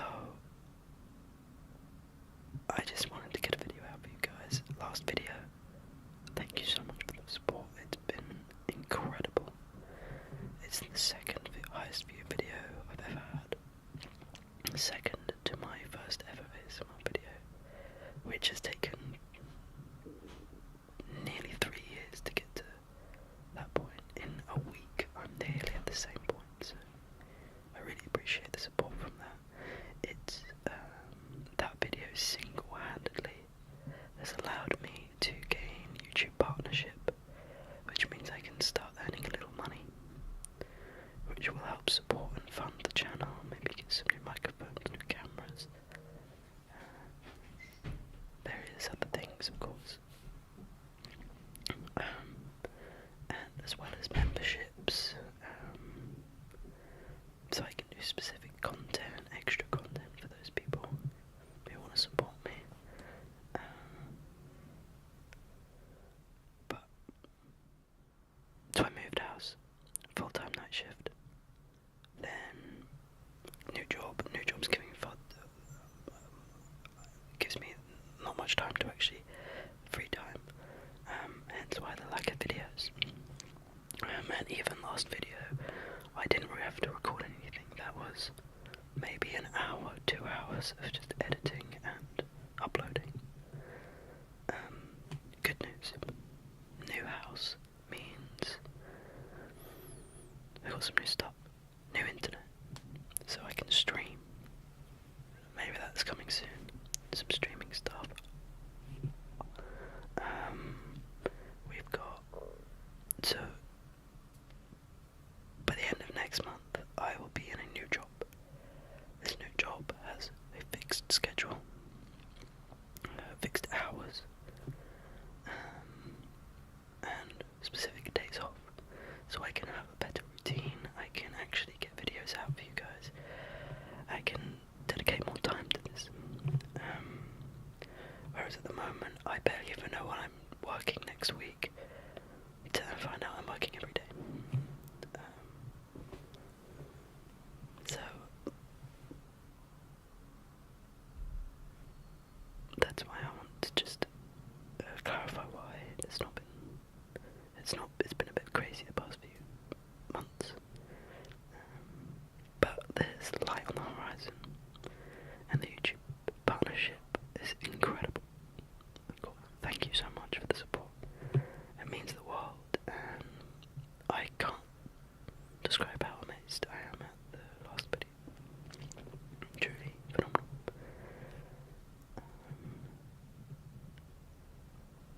I also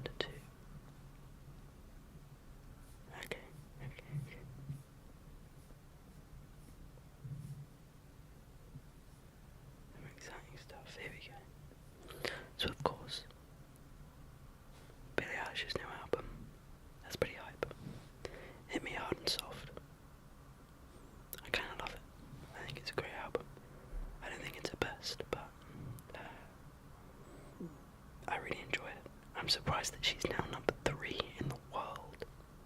Just because of this album, she was like number 8 before. So I mean, she's only gone up 5, but that's quite a jump in the top 10 or whatever the jumps are like. It's a pretty major thing to be number 3 in the world. I think my favourite song is Le Mot de ma Vie. I love that it's long, that it completely changes halfway through. All of those things tickle me beyond belief. I've got some other albums here that I don't think I want to go into. Aurora. Everyone should know Aurora. I've known Aurora since 2019. I've loved her. One of my favourite artists. But her newest album, What Happened to the Heart, is just a classic Aurora album. I don't think there's anything too crazy about it. There's a few songs that are very weird, as in weird for her, because she's always kind of a little weird with her music. But I still love it, and I think the weirder songs are the ones I like the most. Echo of My Shadow, the first song in the album. I'm a sucker for entry songs and albums, or opening songs. I think it's beautiful. It's such an Aurora song. It's so well done, and it's so melancholy in like a hopeful way. I'm trying to remember. I think it's The Conflict of the Mind, which is like the weirder of the one. It's hard to remember. I've listened to a lot of songs recently. The next artist I want to talk about, and I understand this is an artist that many people probably won't won't want to listen to. I don't know. I think everyone should. It's the artist Cosmo Sheldrake. He's known for wildlife music. He takes samples of birds, whales, fish, like any animal, and samples it and turns it into these fun songs. They generally have like a plodding rhythm to it, like you're walking through. And there's just this sense of a journey with each song. And I love his voice. The way he does vocals is so fun. There's just this like whimsicalness to it, and just it really reminds me of like the beauty of life. And anything that reminds me of the beauty of life is perfect, you know. And I highly recommend it. His album last year was probably my favourite album of last year. But he released another one this year called Eye to the Ear. And you can notice some samples he's used in both albums. It's quite funny. But once again, phenomenal album. It's so crazy, and I love it. Then we've got Girly, spelled with an I at the end. He made Matriarchy. It's just a classic alt pop album. It's good. It's just a good, like, easy listen for me. I don't need to think about it. I can just have it on and just sort of sit there and do my work or something, you know, like just get on with things. I recommend. It's probably it's like a 6 out of 10 probably for me. Glass Animals. I love you so fucking much. I'm a little disappointed. I like the album. I think it's a good album. But I fear that every song kind of sounds the same. Their rhythms are kind of like the song structures are the same.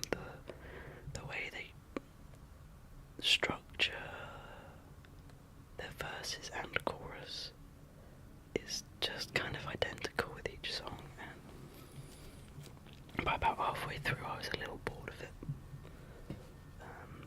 There's a few really cool things that they do, which I do really like, but overall it was a pretty mediocre album. I'm a little disappointed, but it's listenable, you know. I could sit there and once again, similar to Matriarchy or Girly, I could just listen to it, you know, just enjoy it, or have it in the background. Now, Childish Gambino's album, it came out like 3 days ago. Bando Stone in the New World. Oh my god, if there is an album where every single song is completely different from the last, this is the album. This is phenomenal. There's like 17 songs on this album. They're all like a range of lengths as well. Some are 2 minutes, 4 minutes, like 3 minutes. There's a 7-minute one in the middle. Like, he treats you to all, and it's just, oh my god, incredible album. It feels like my playlist, as in, like, each song is so different, and there's like a completely different genre from the last and from the next, that it's a little jarring, but I love it, and I love the little like interludes and like the interludes in the story. I think they're really funny as well. I need to watch some of the music videos. It looks like he's only released one music video for Lithonia. Oh, Lithonia, what a song. What a song. That song's stuck in my head like there's no tomorrow. I cannot get it out of my own head. I'm going insane. Anyways.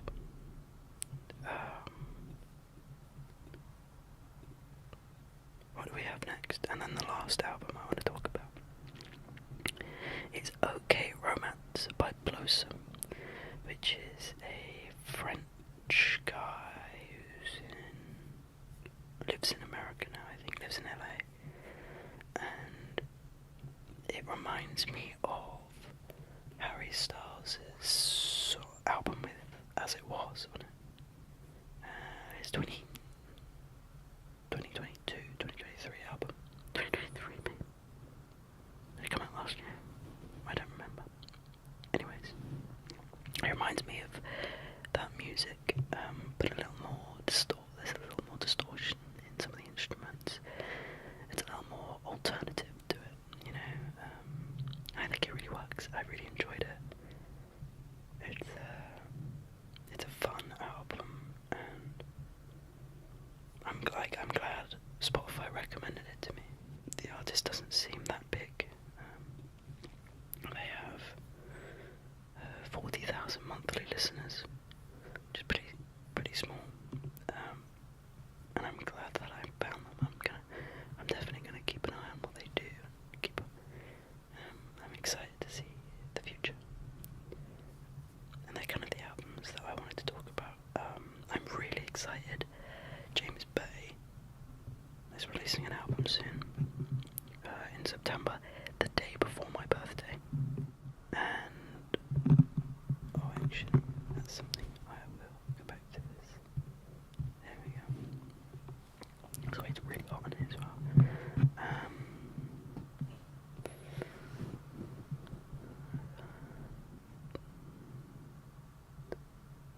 James Bay.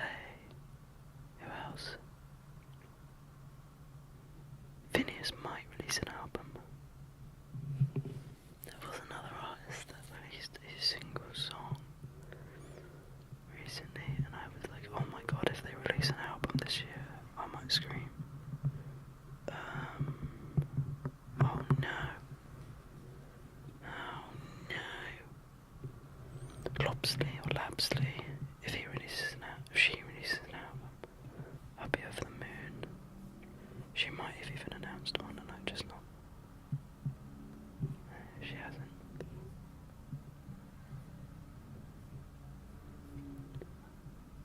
She's on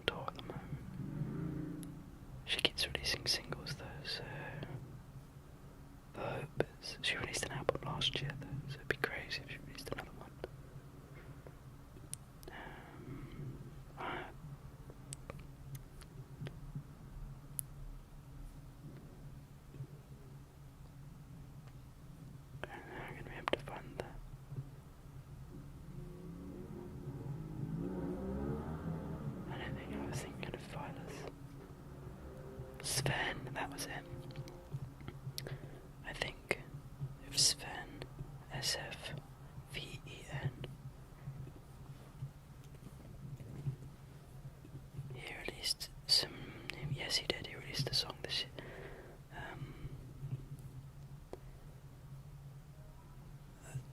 On the 4th of April. There's a chance he releases an album, and if he does, I would be very happy.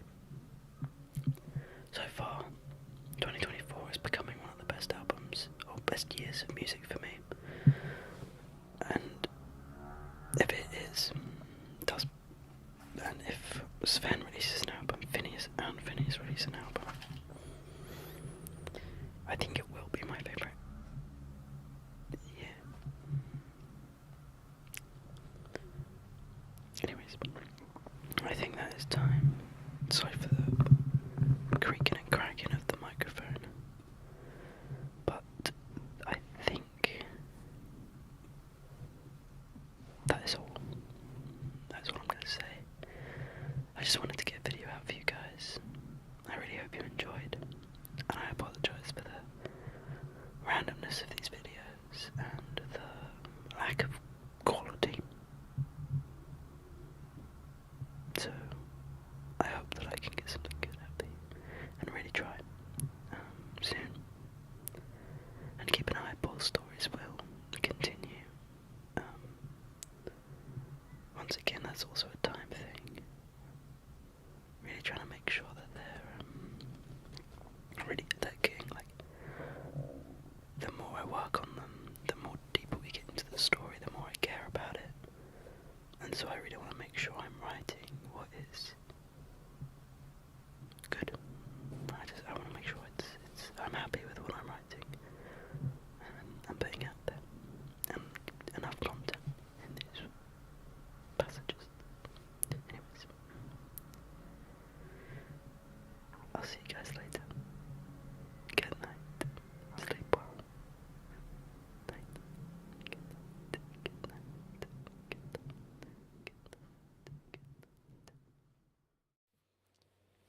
Hello and welcome back to another ASMR video with yours truly.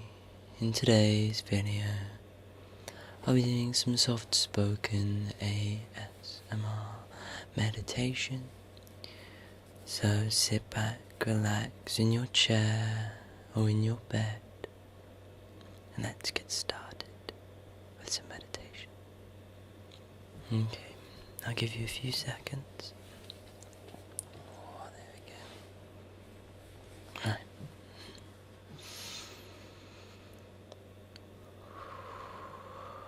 Firstly, we need to control our breathing. So, I want you to follow me. We're just going to take a few deep breaths in through our nose and then out through our mouth. Okay. Breathe in. Hold. Breathe out. That was a bit harsh. So we're going to go again.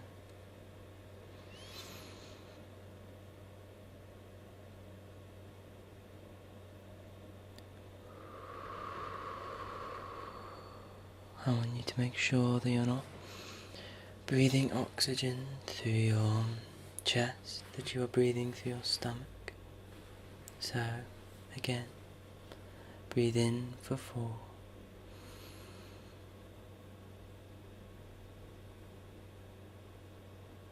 Hold for 4.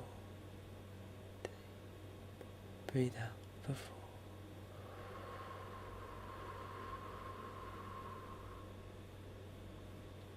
Okay. Breathe in for 4.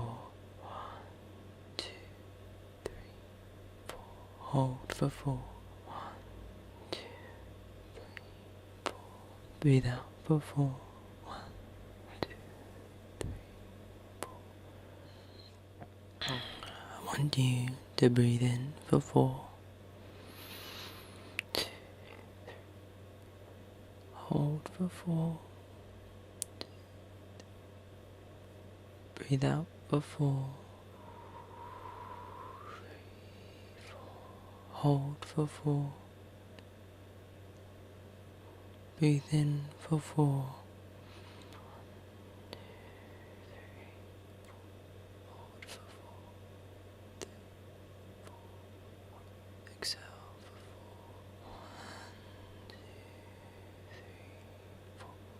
4, hold for 4, in for 4, hold for 4,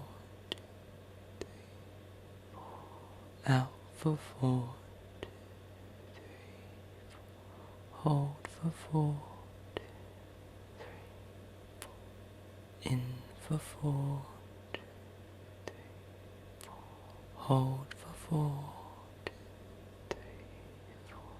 out for 4,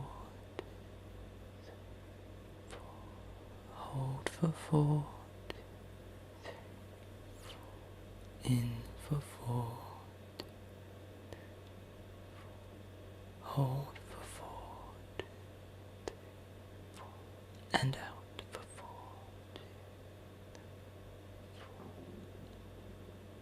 4. Okay. So now we've relaxed ourselves and we're now calm. Now I want to go through the meditation. If you ever find uneven breathing or you find yourself distracted by anything else, I want you to go back to the breathing and control your breathing, focus on your breathing, and then return to where we left off. It is important to maintain a relaxed state. Try not to think about it too much. Just let the oxygen go through your body. Feel loose with every breath. When you hold your breath, the oxygen in filling your lungs, I want you to feel the sensation of the oxygen respiring into your bloodstream, filling your body with the energy and oxygen it needs to move and heal and relax.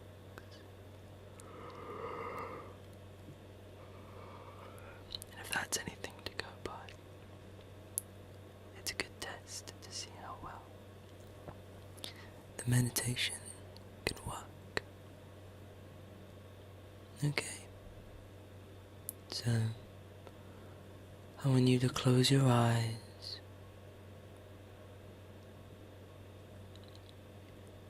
and I want you to just relax from the bottom of your body to the top. I want you to relax your toes. That's it.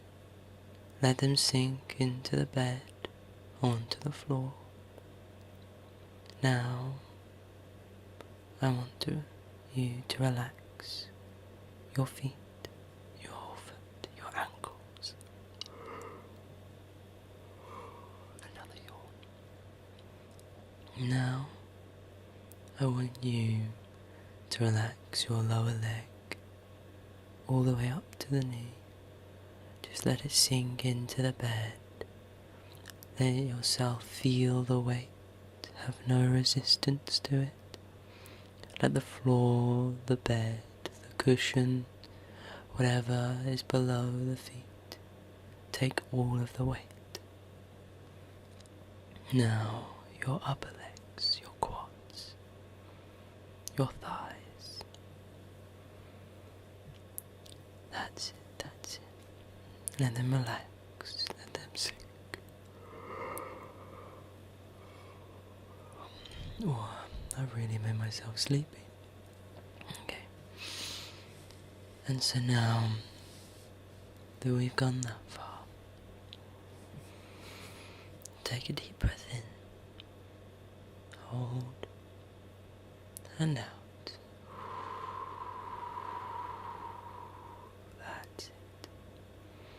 Now I want your hips, your waist, to just relax your lower back.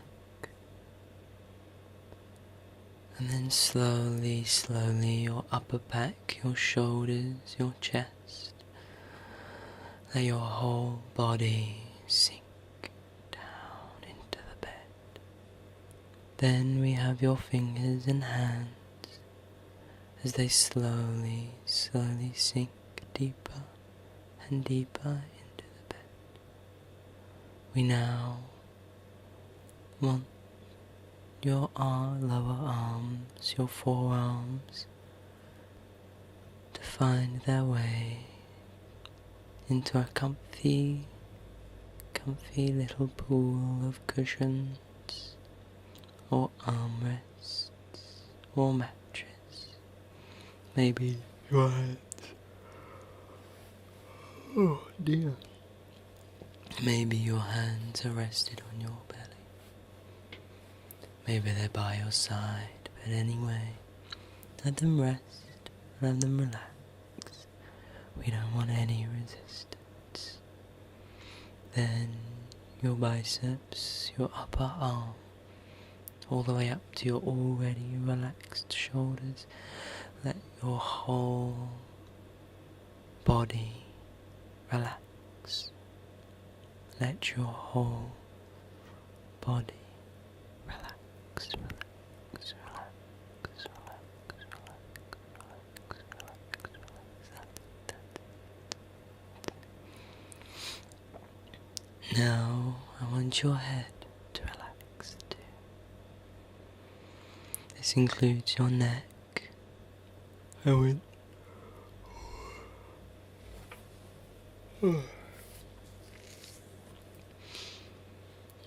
your head to relax too now. And that's it. That's it. Good. Good, good, good, good, good, good, good, good. Now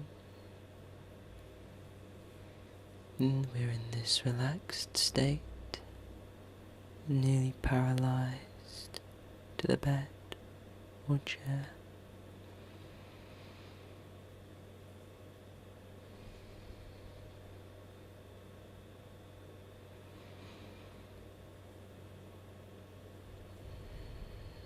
Just take in the moment. Feel the air, the silence, the calming. There is no need to worry about anything at this time. This is your time, your moment to just be present and to be with yourself. We don't need to worry about anything else at the moment. You are perfect, right where you are, right as you are. You are sublime.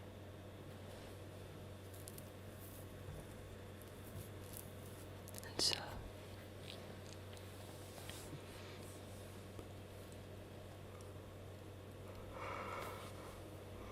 I'm going to yawn a lot this episode, or this video episode. Weird name for it. Okay, that's it, that's it. I want you to imagine that you're on the side of a road. This is my favourite. On the side of the road.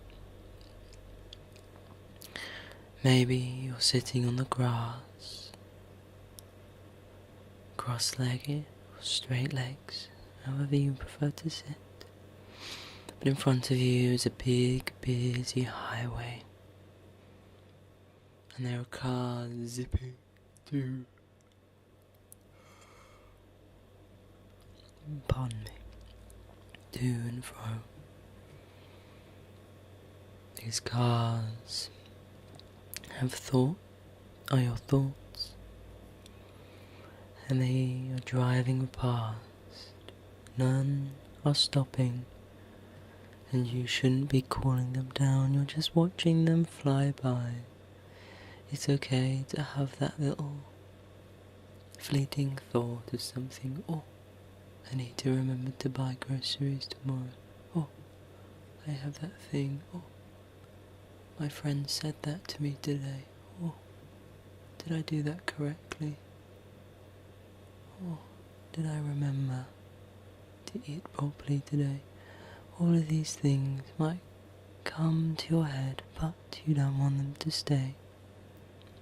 Just let them fade, fade, fade, fade, fade. Come back to me, come back, don't think.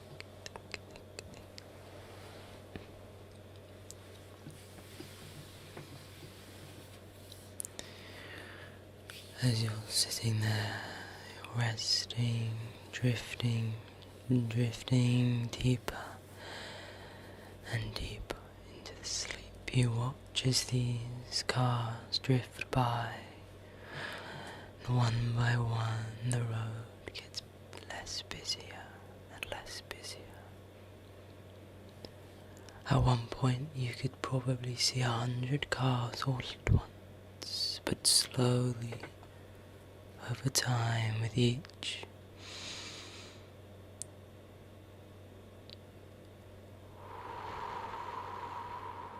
breath, they slowly and slowly become fewer and fewer. You find after some time that just becomes but 1 or 2 cars a minute. Maybe you even see a little bicycle drive past, cycling away with all its might. It's easy to stop and uses a lot of energy. But no, we won't stop. We won't stop its little cycle ride. Let it enjoy its ride by itself. It's not for us to intervene, you see. And so we breathe and breathe. We get deeper and deeper into sleep. Sleep. Sleep. Sleep. It's time. It's time to go to sleep. It's time to go to sleep. It's time, it's time, it's time to go to sleep. That's it, that's it, that's it, that's it. You've got this now, you've got this. You are drifting away as the cars slowly reduce down. You feel too heavy to keep your back up straight to watch these cars. And you look above, and there's a beautiful, beautiful night sky filled with stars, planets, universes, solar systems that are beyond what we can see.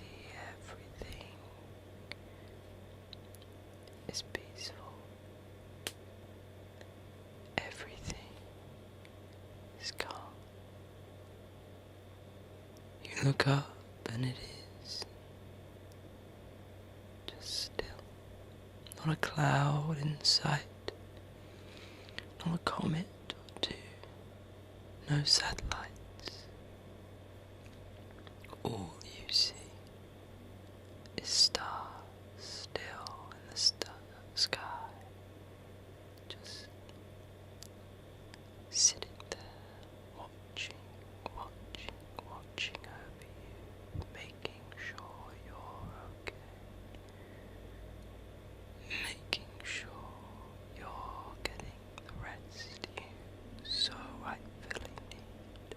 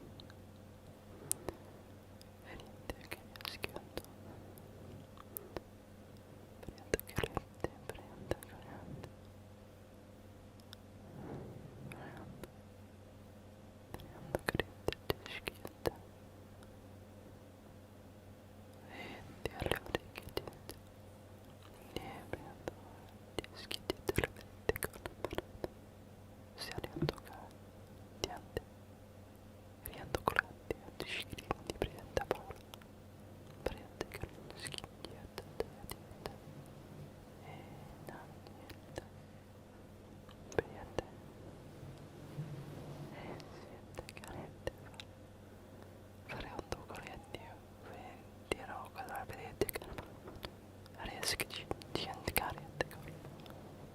Presedo erianda. Salute kiritti kiryan para prende. Prende kalamara. Niente. E prende kiri. Scritte kalamara. Erianda. Alende. E prende kiriette. Prendo. E ti arrencate.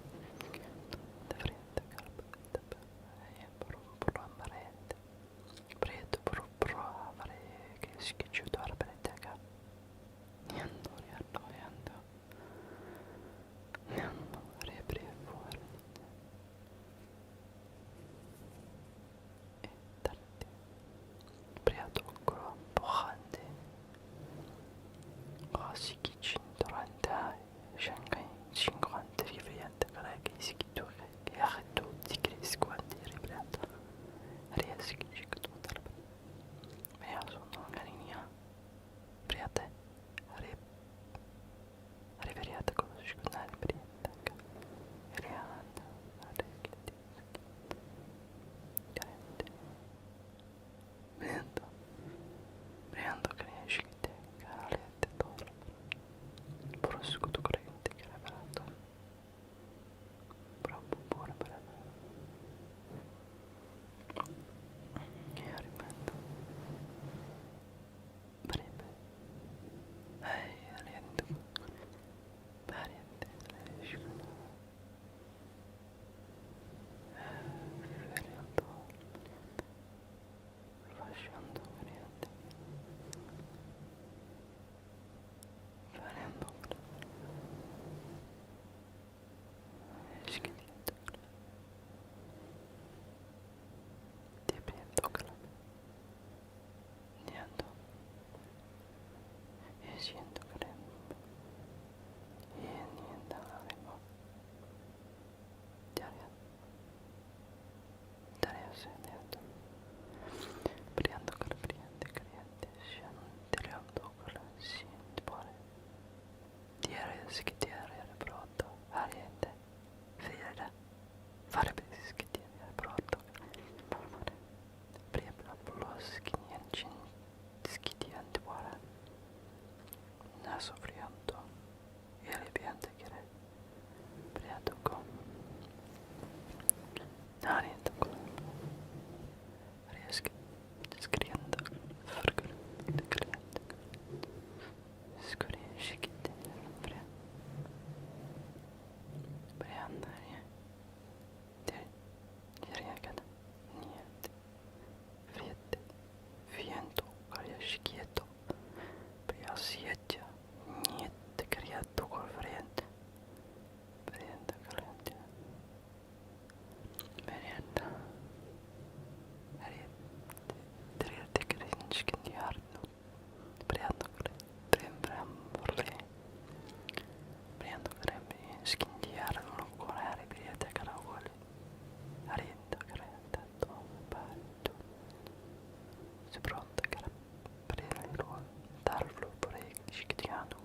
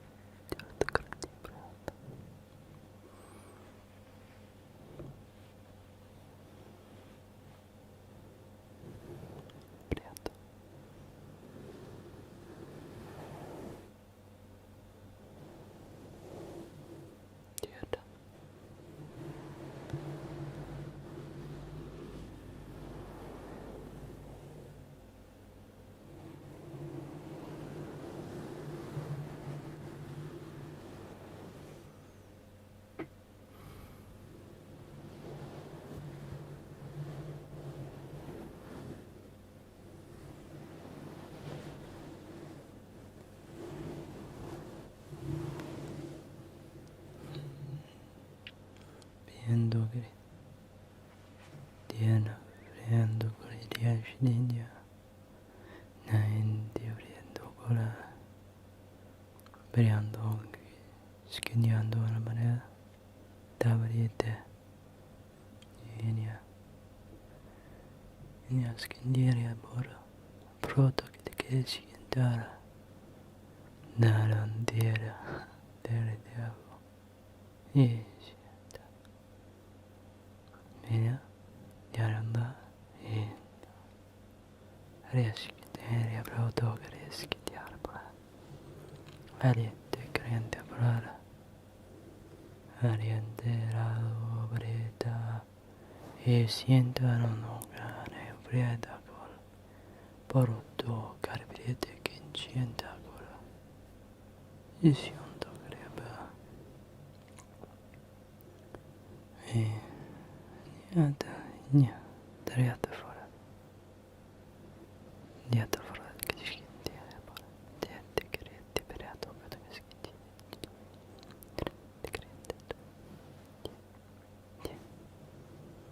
Ya, direte che ci tiente con schientare. Prima tocchi di arita. E niente.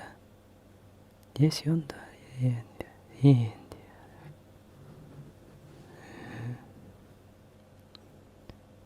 Niente. E schienta. Priando che schientare. E niente. Non direte che affronta. Pronto corrente. Per te creando questo dire brava. Briambo varia verità cara. Niente che sia te che caro. Achin diyor bırak ilişkine göre bırak. Yaşam da karayında ya kolayında biraz gidiyor duvar barinde. Bir anda diye. Siyada. Ya. Yar yar.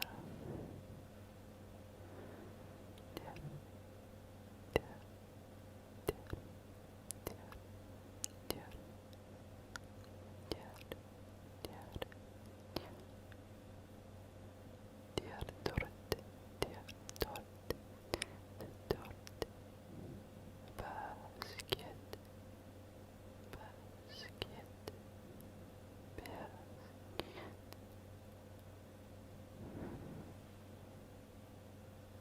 Biasa. Ariate. Fianda. Yasodare.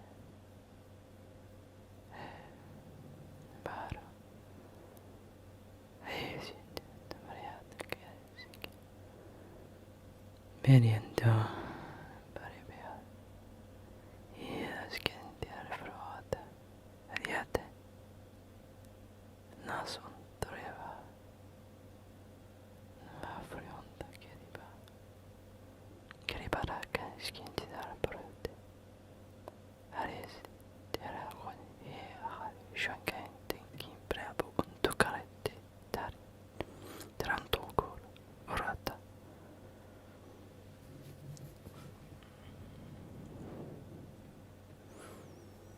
Beriande che discuto.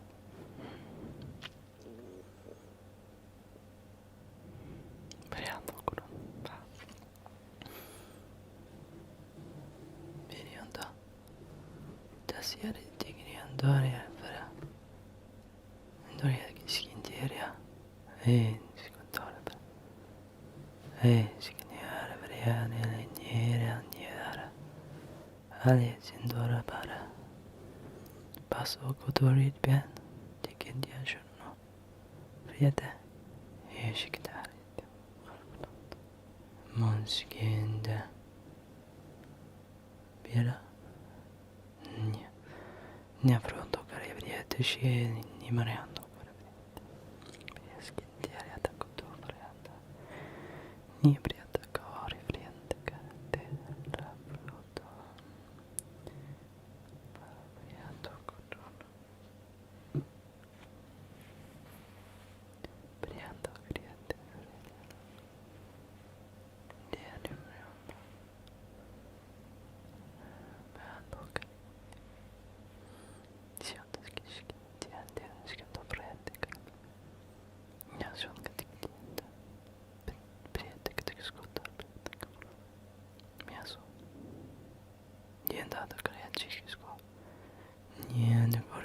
cabrare.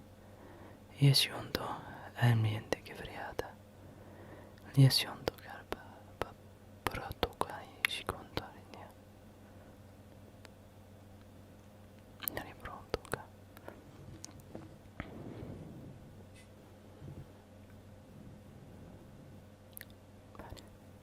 Priata pari. Si chiede a te cariate che diventa. Priato corona. Priando. Elia, da. Se chiede a te corona. Priato che ti chiede pronto da cariare. Yanda cariante che ridi.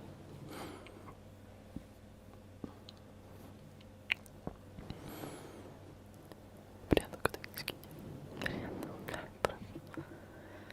Hari che vieni amore amore di te la vrana che ridi.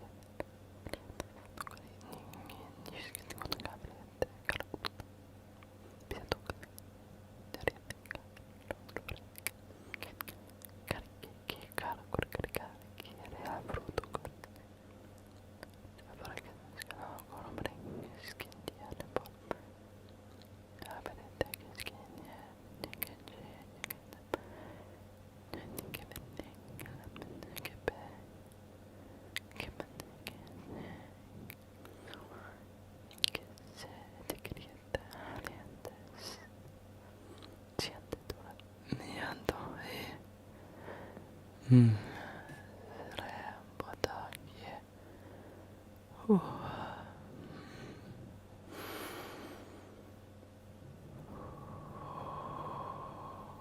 Schiate che ride.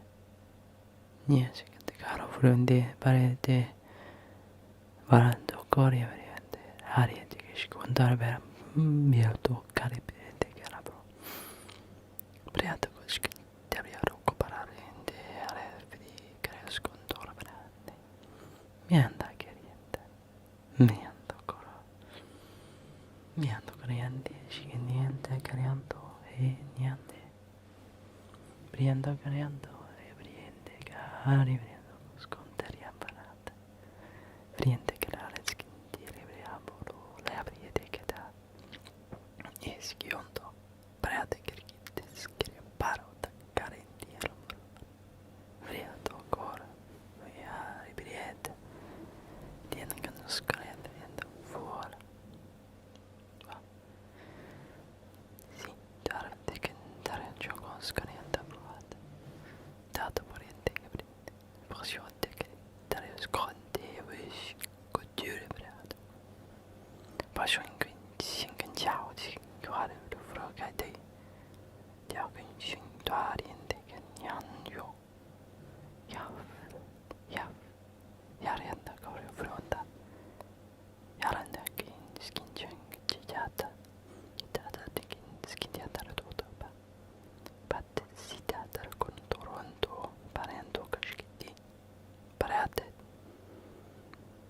Dede taranta che skundor breva. Ariete ya india che skundor breva. Pape pia. Bani andka. Niesi un skundor breva. Mianda. Manda chiarete con scriente fredda. Peria. Priata quanto che tien scontare vedendo. Tiarente pa. Coriente. Priente cora. Priente cora. Priata cora che schitti.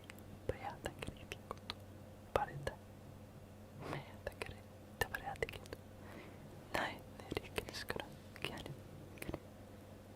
Chiane. Chiane. Chiane.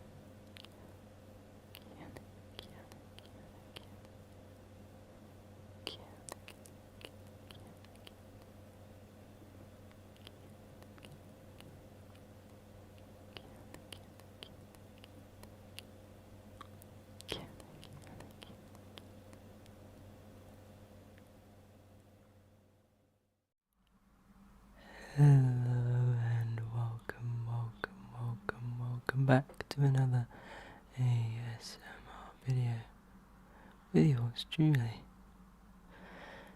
In today's video, I've been seeing some video of some people doing flannel towel,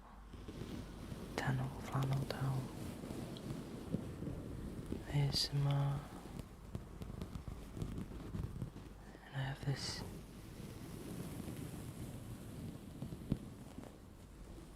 dishcloth that I buy, which I think, as you can hear, has a really good texture to it. Perfect for some ASMR.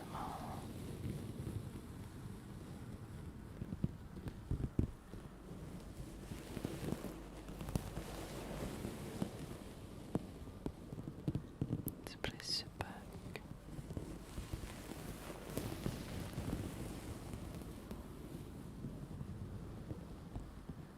Relax.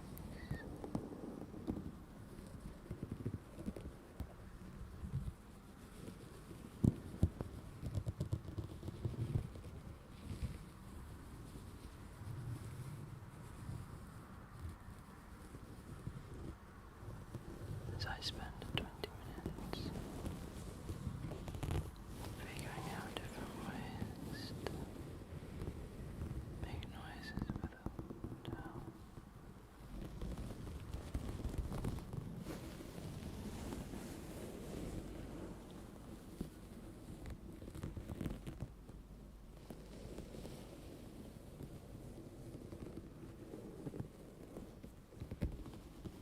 I hope you're all doing wonderfully, smiling, having fun.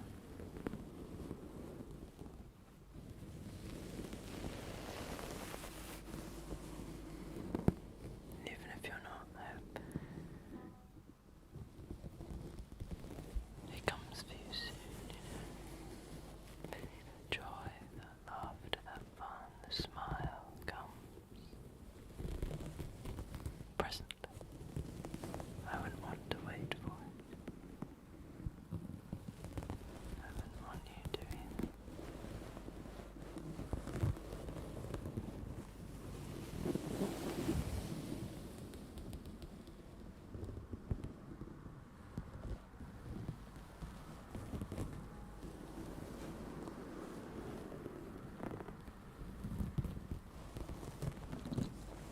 You know, this was probably the fourth video idea I had today, but none of them really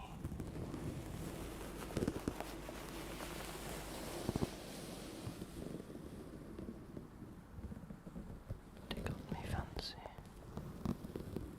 And this one,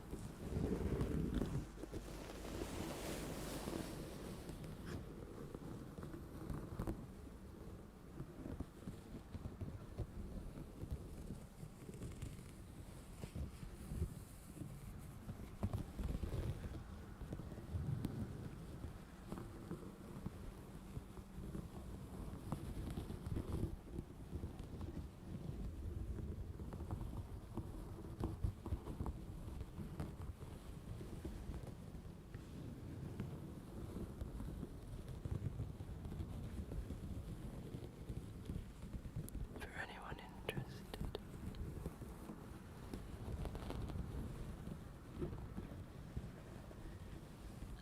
I do now have a Blue Sky account. I've not posted much on it, but there's a cute picture of my cat and a link to my new song, Segway, Chasing Serenity. Wow. New song drop 2 years ago on the 26th of November. So in 2022, I released an album, a project that I'd been working on for nearly 4 years at the time. That was 6 years ago that started. And that project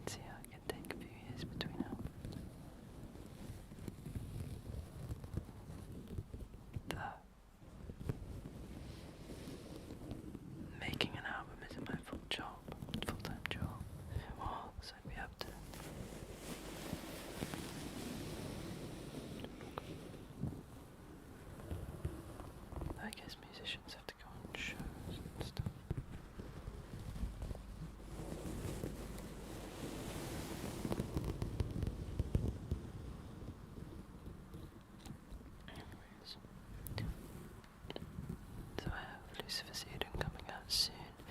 Chasing Serenities is the second track on the album and the first. Technically not HD, it's the third track I've released. Fourth track I've released. I've released a demo version of River, Melancholy, and Sometimes. Those are also 3 songs that will be on the album. Melancholy and Sometimes is a very different kind of, both have changed song type. Melancholy and Sometimes are now very different songs than what those demos are. Digest is staying the same. In accordance with the final song to be composed, written, produced on the album, The Traveller. Everything is now ready. It's time to just click record. It's the final song on the album, an acoustic piece, just me and a guitar.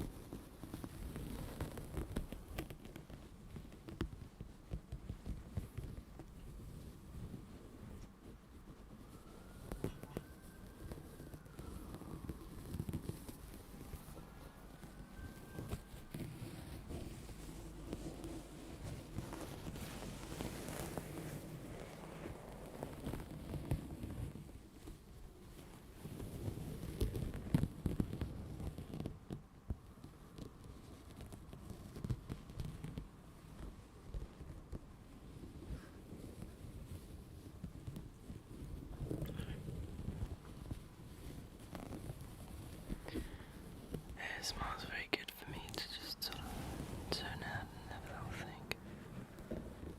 I can distract myself by doing it to myself.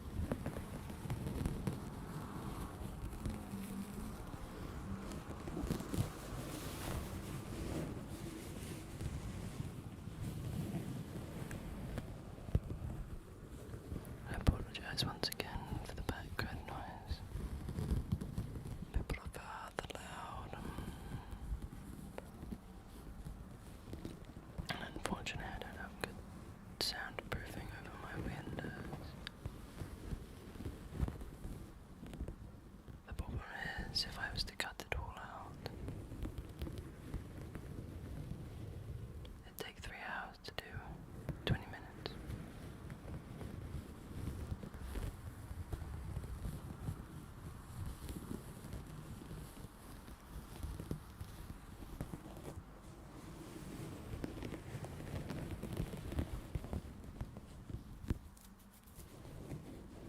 I don't think it's too disruptive. There's something quite peaceful about some background noise, however abrupt it can be sometimes.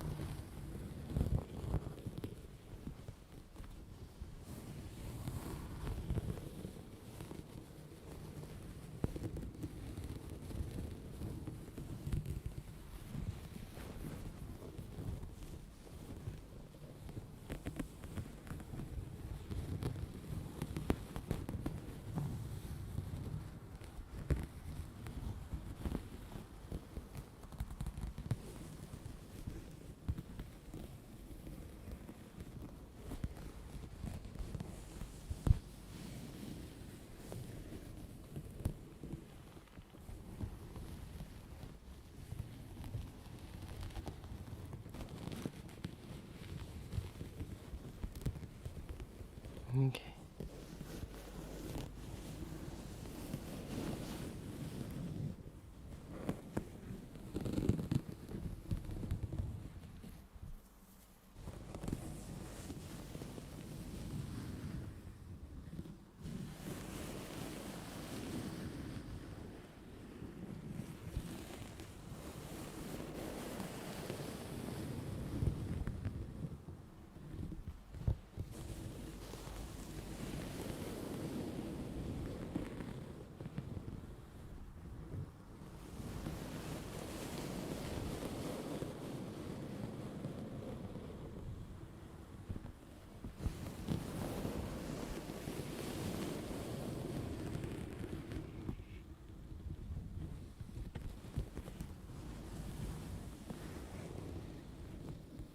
Thank you so much for watching.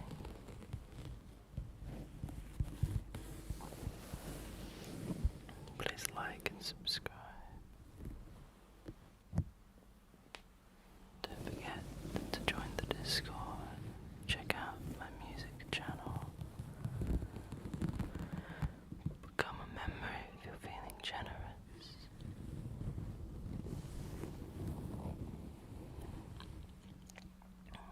Follow me on Blue Sky at spider.art, Threads, Instagram.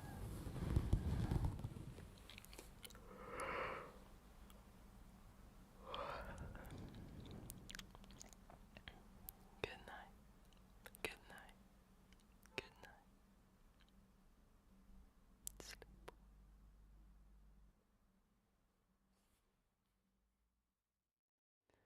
Hello and welcome back to another ASMR video with yours truly. Today's video is just going to be a little ramble.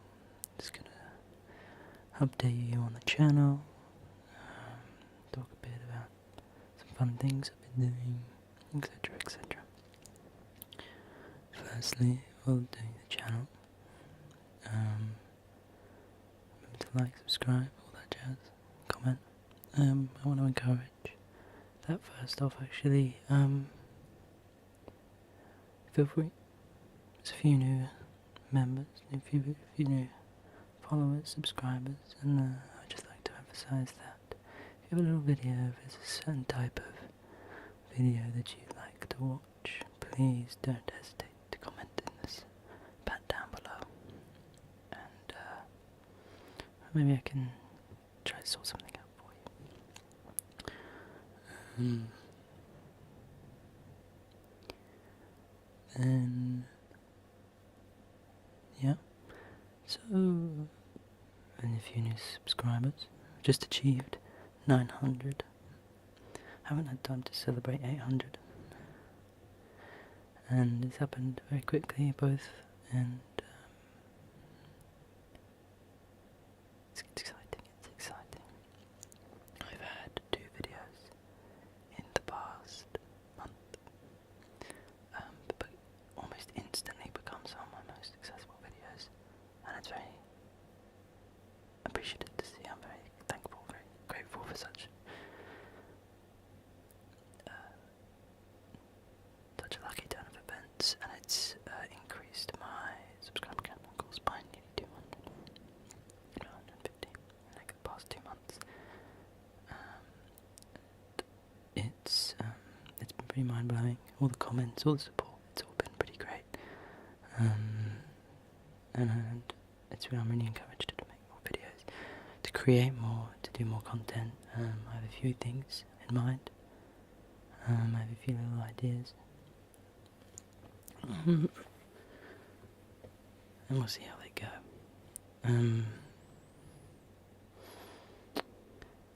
Yeah, thank you so much. Don't forget to join the Discord as well. Once there's a few more people, maybe I'll start running a Minecraft server. I want to find a time where I'm a bit more available to play it myself. And at the moment I'm just working full time pretty much. I'm working full time, and so it's hard to find that time, especially as it's a night shift. And so I'm recording at 4 AM. It's a day off. You get to see why it's hard to find the time to do things, because I'm busy doing everything in my free time at the moment.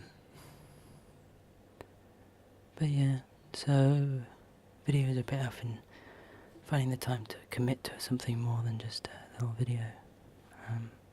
It's become quite a struggle at the moment, but I will encourage that. I will get this stuff out there. I will commit. I'm not gonna stop making videos, especially not now.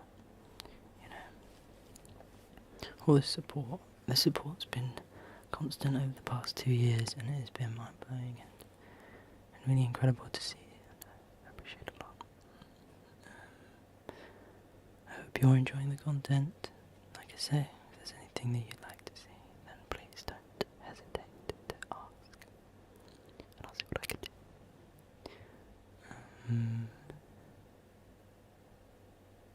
Yeah, so that's kind of the channel stuff out the way. More Spider in general. I have a few story ideas that I want to write down, and you'll likely see me upload, read them as a video. I already have one story that I want to read out. I have a second one that I wrote many years ago, 5 years ago now, and I'd like to refine it, update it a little bit because it's a bit dated, and read that to you. That'd be fun. I have a few other story ideas that I really want to get on and write down. I'd really like to release a short story book. I think that'd be really cool. Or at least if I can't get a book published, because it costs money, marketing and all that jazz. Just releasing these stories onto online, on forums, I think would be really cool. So I think I'll do that. then I've got my pulse stories. Pulse stories are going well at the moment. You're finally out the cave. And I really encourage engaging in that. We had one that, well, it's just the one that's happened. I'm gonna do the story after this. There were 2 polls for it. There was a roll dice and a little passage decision making thing. And we'll see what that goes. Maybe I'll die really quick, or maybe you'll survive and there will be a year-long story, and loads of crazy things will happen. I don't know. I'm trying to keep it similar to D&D, but I want to be able to do decisions and like dice rolls, coin flip kind of type stuff, and simplify it enough to make it easy to understand if you join in halfway, you know. You don't really need to fully understand. It's just like every story that's happened before, every little bit of information that's happened before. And so, I think that's good. It's pretty the engagement on that's pretty maintained. So I really appreciate the people who do interact with it. It's great to see, and I love it for my creativity mind. I'm obsessed with writing things. I wrote poems and, well, song lyrics I usually see them as, but they kind of come out as poems. And different story ideas, different musical ideas, different video ideas. I'm constantly thinking of new stuff, and it's crazy for my brain, so to have something that I can just consistently put out, it's good to just use up some of that creativity on something that people actually get to see, because a lot of things I want to perfect, and then it takes years or months or years for me to release it and upload it. That's exciting. Hopefully you get to see some of that. There's a lot of music that I want to make. Some of it might be ASMR music. I'm really into lo-fi at the moment, and so, well, like lo-fi jazz particularly, like proper, like really, really good musical theory, like applied to lo-fi instruments. It's been really nice to listen to stuff like that. And yeah, that's been really fun. I really appreciate that. I'm really enjoying that at the moment. Finding the time to do all of this is kind of tricky, isn't it?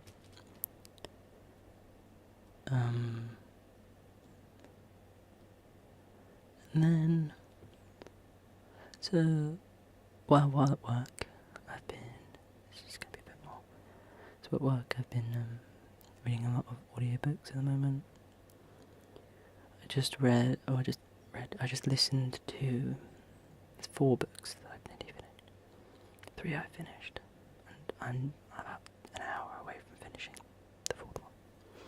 The first one was Your Brain on Music, which goes into a lot of psychology around brain. There's certain experiments that take place, or that he does, and a lot of things that other people have researched. There's a lot about general, like, the psychology of a musician, the human history around music. It talks about the psychology of a listener for music. It talks about talent, how someone becomes musically talented, a culture around music, how we, in Western culture, we perceive as specific people as good at music, and we don't touch it kind of thing. We won't dance, we won't sing, we won't play an instrument because they know what they're doing. Whereas in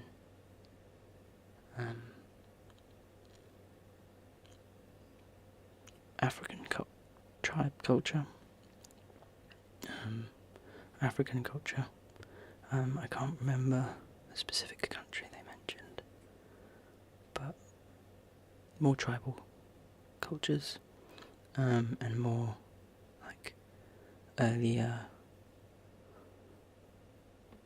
cultures, like hunter-gatherer cultures and stuff like that, music has been a foreground of communication, and for the human race it's been alongside it. But there's a specific African language, there's a few languages that I think are similar and have similar things, where the word for dancing is the same as the word for singing, and so you cannot sing without dancing. The idea is that everyone gets involved. It doesn't matter whether you're skilled or not. It's not about whether you're skilled, it's about enjoying yourself and having fun. And I preach that so much, and I think that's why. It's when I say I preach it, I won't perform in front of people. But I really like the idea that if you want to dance, if you want to sing, just go for it. Like, why? If you want a dance floor, there's music playing. I'm not going to sit there and do nothing, am I? You know. So that's kind of the way I see it. The second book. There's lots of other things that these books tell me, but this is like that's like the second book was called Sapiens. It's a very, very famous book. Blew my mind. Kind of things I already like semi-knew, or like philosophies I had already stood by.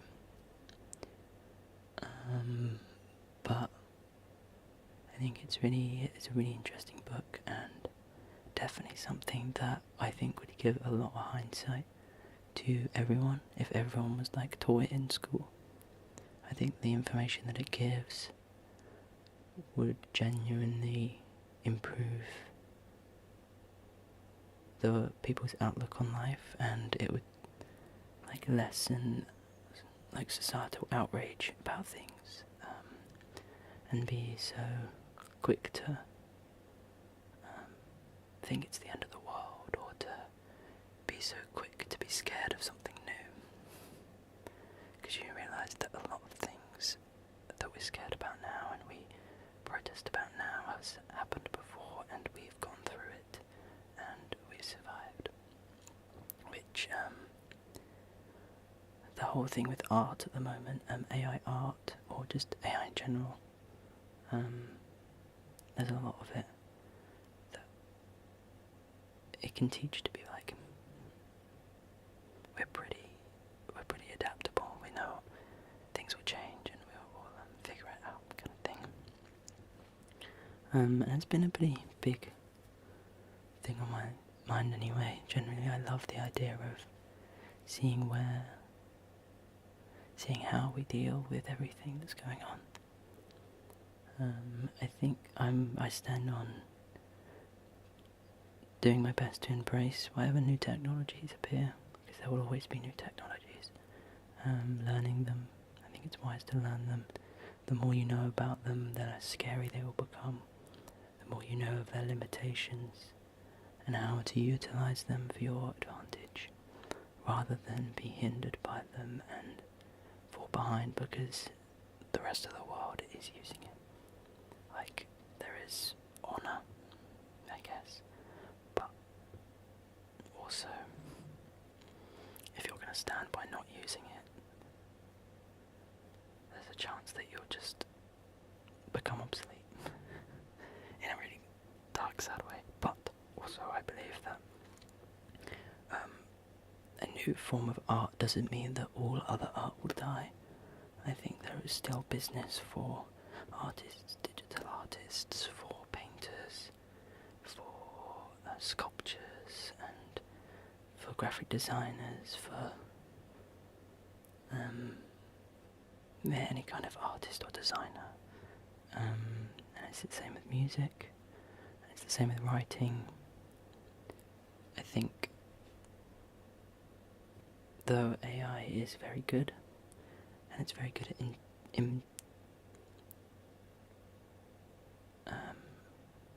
impersonating, I think from what I've used of it, which isn't actually that much, I've used it and I've learned what it is about, rather than me like utilising it. I utilise it when I feel like I should utilise it for a little extra, you know.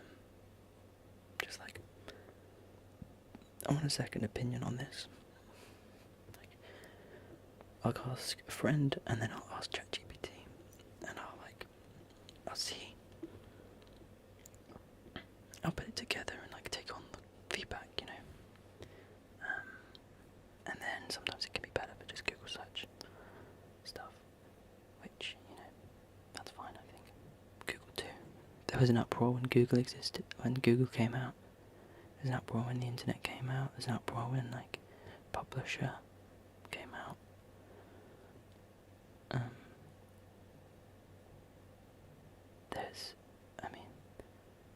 There's always an uproar when something new comes to the forefront of media.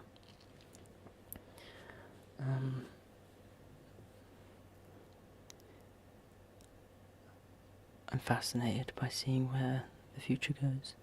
I read a lot of like near future sci-fis.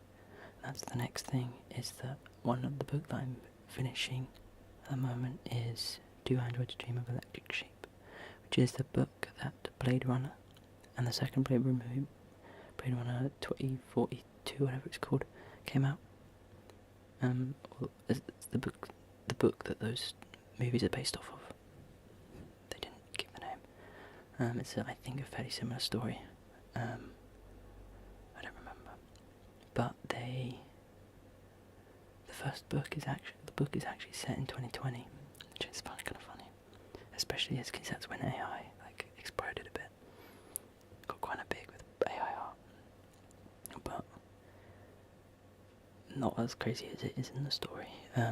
But it is incredibly fascinating to see the like how we should perceive these people, or like AI, how we should treat it. At what level do we consider it human?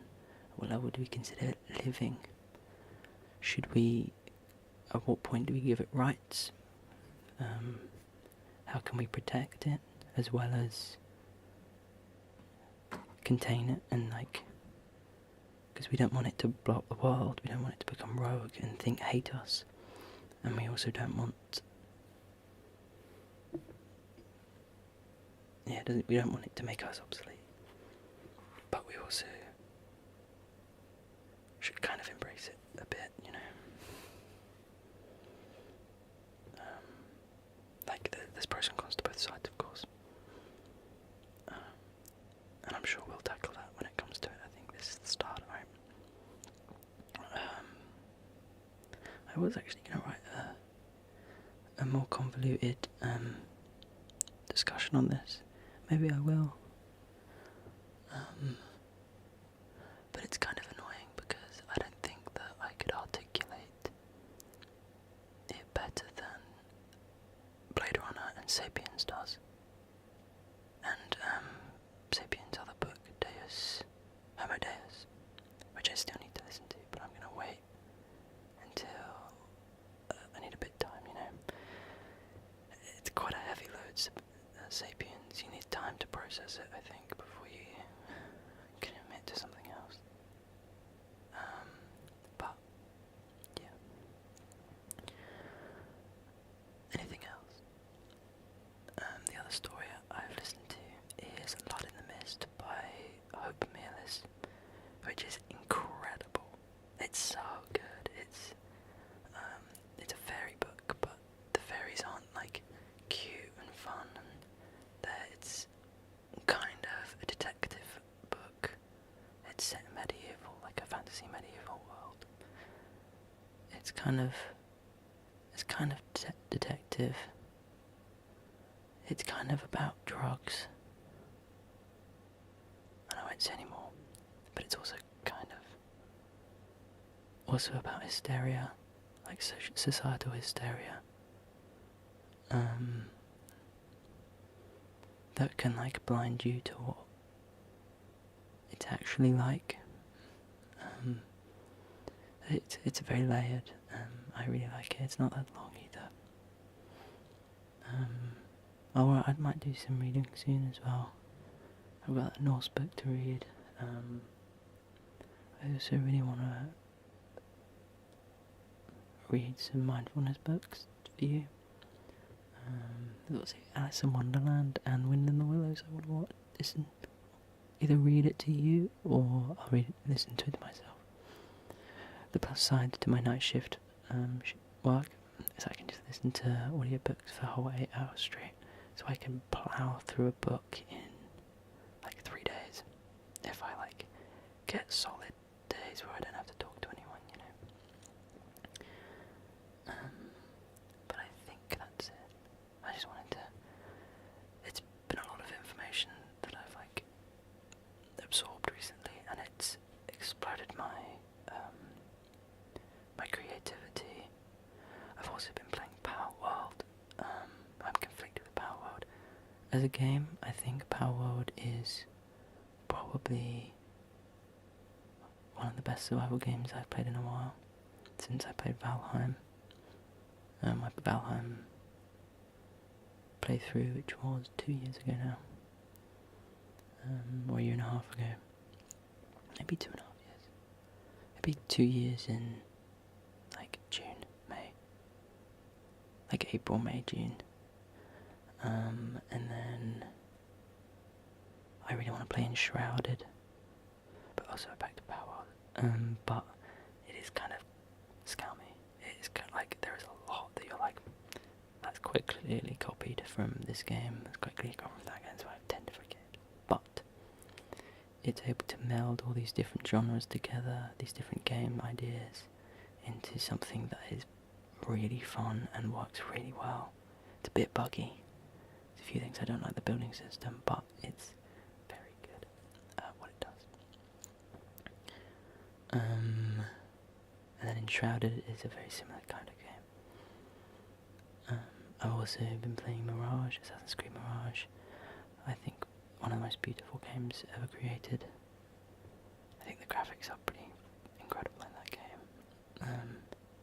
And Diablo 4, once again, one of the most beautiful games I've ever played. I'm very glad that my PC can run them, because my PC is not that expensive, but it's able to run these games at ultra still. Mine's about £700 for my computer. Probably less now because it's been 2 years, or a year and a half. But I think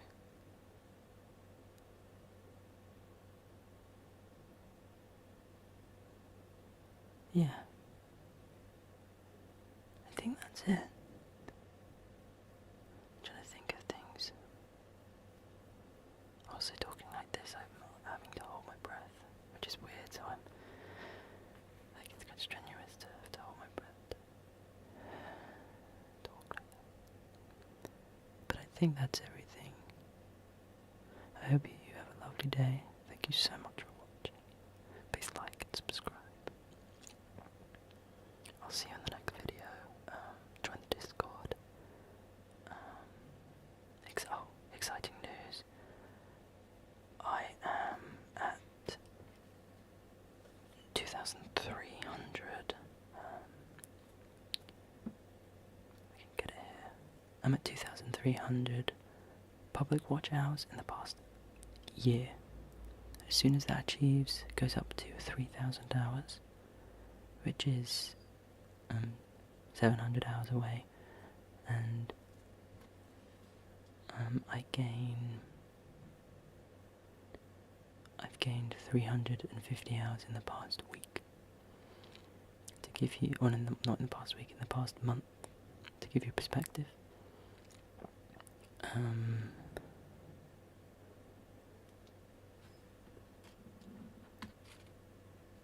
We can, I think, get a partnership, or the first stage of YouTube partnership, which means you can donate straight to me. I can also do membership videos, and I can have a merch store, which would be very exciting. I'll look into merch, because even before I had started doing ASMR, I wanted my own merch for myself. So it would be cool to maybe design something and get it out there.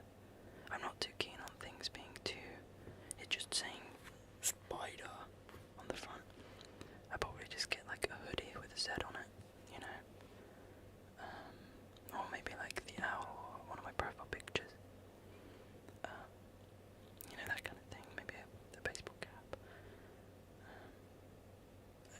It'd be nice to make a bomber jacket. I really like bomber jackets, so getting something like that would be really cool.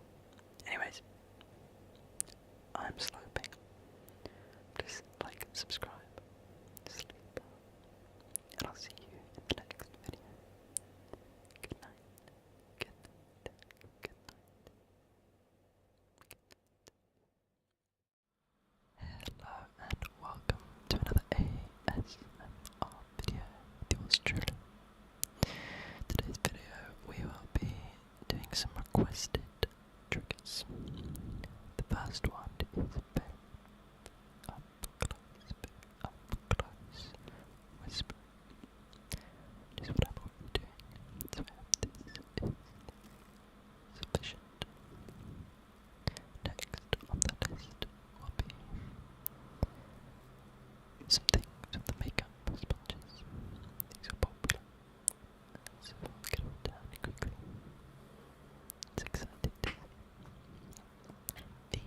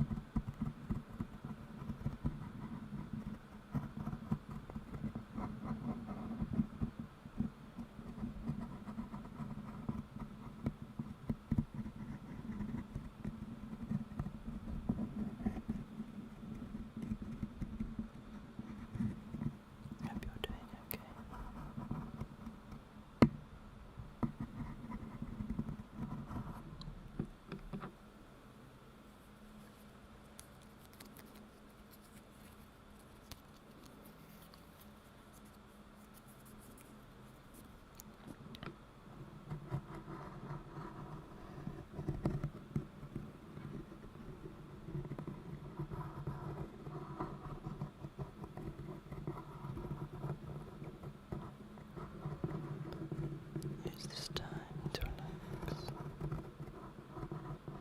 to wind down from a busy day.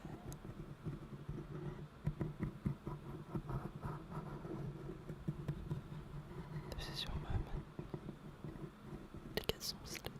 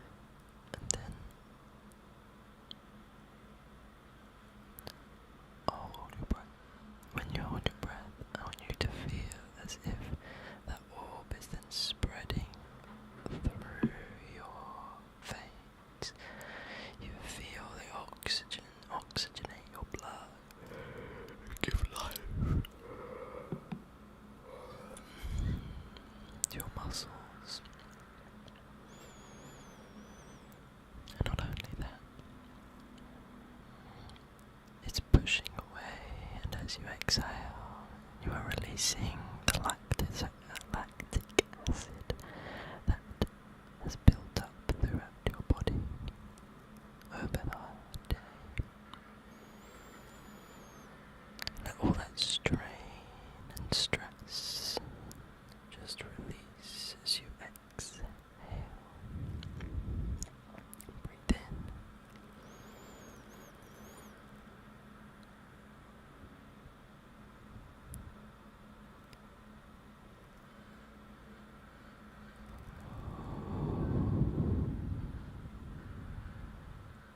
Breathe in.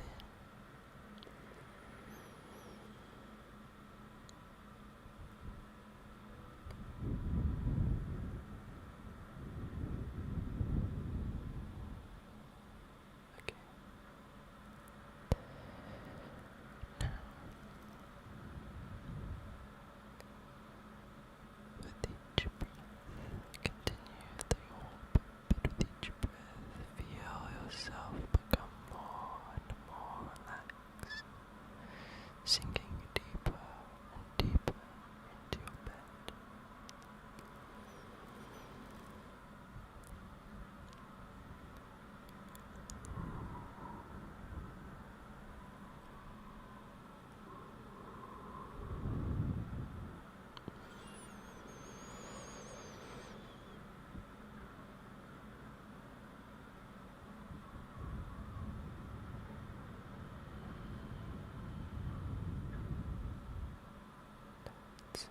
That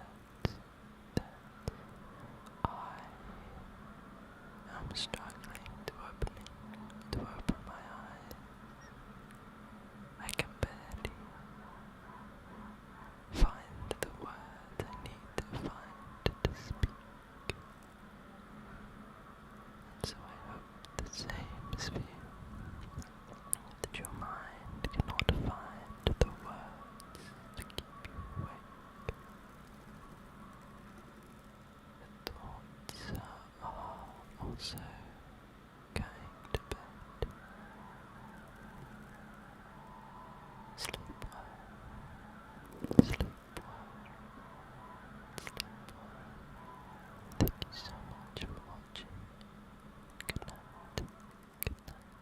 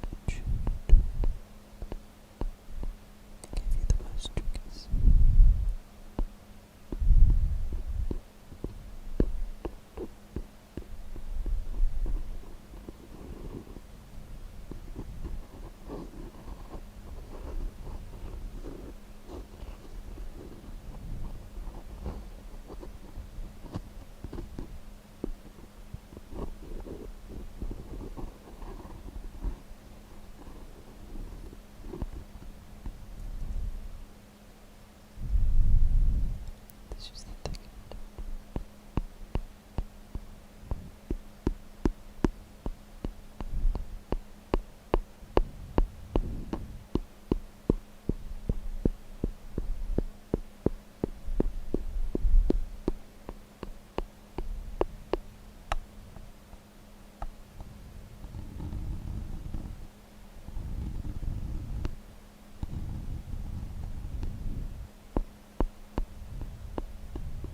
His rim's looking a bit worse for wear, isn't he?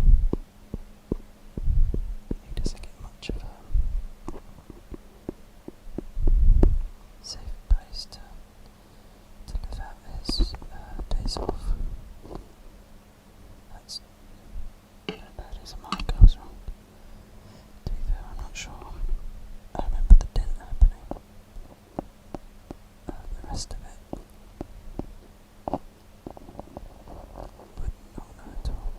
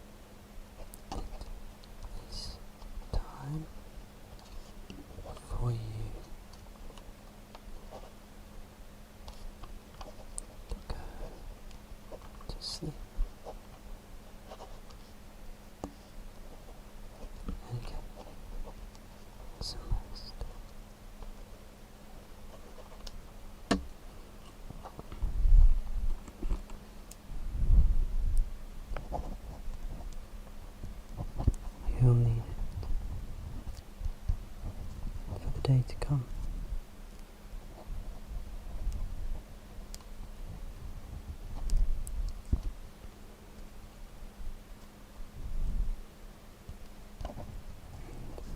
For all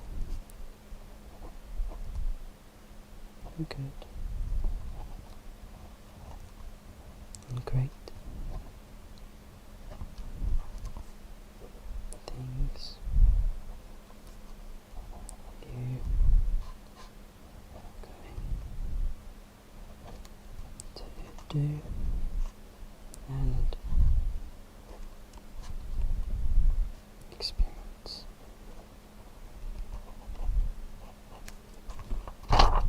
Oops. Oops. This beautiful place. We call the world.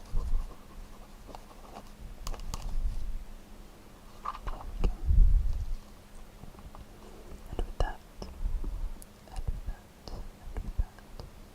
it is time for me to bid you farewell. Please like and subscribe, of course. Leave a comment down below on what video you'd like to see.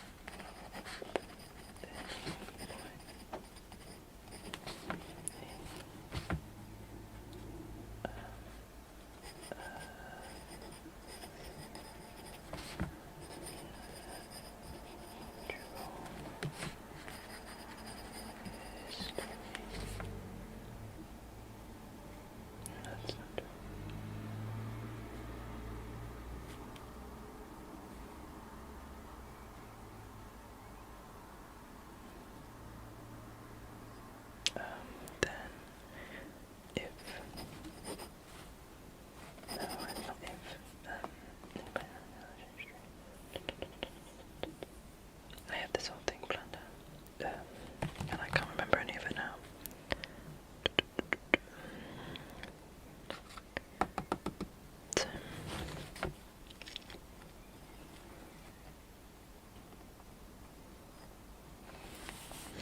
So, a simulation of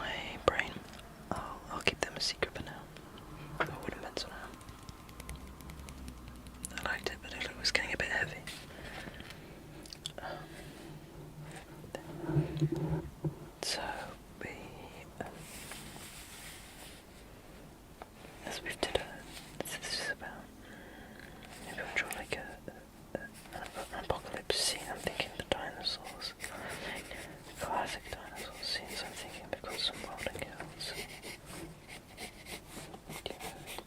but not just rolling hills. In the background, this huge volcano, of course. You need to be near a volcano. Let's go.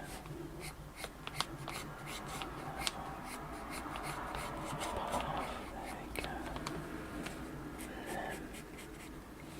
But there's also just like a huge.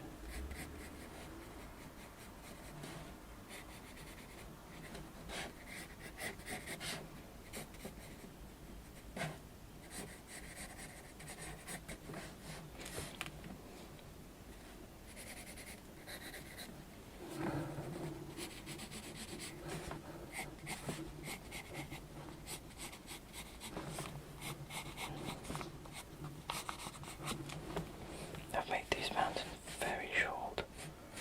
Maybe these will be trees instead. I could turn these into trees.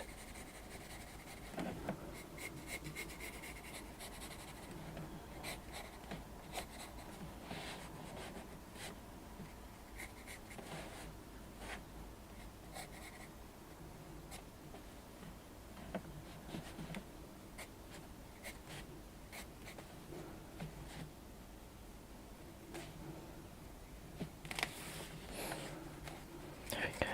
We got some trees. There we go.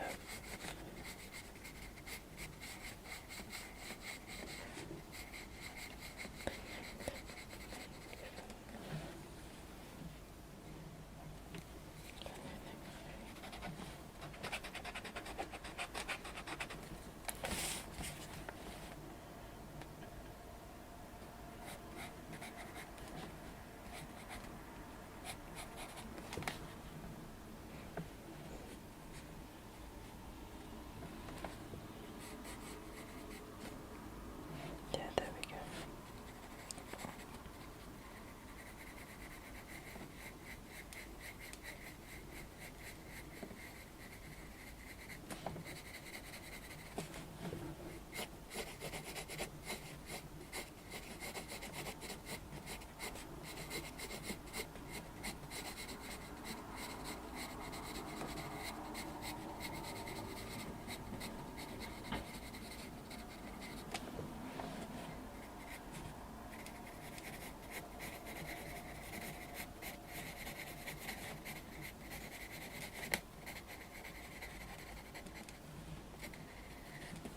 There we go, there we go.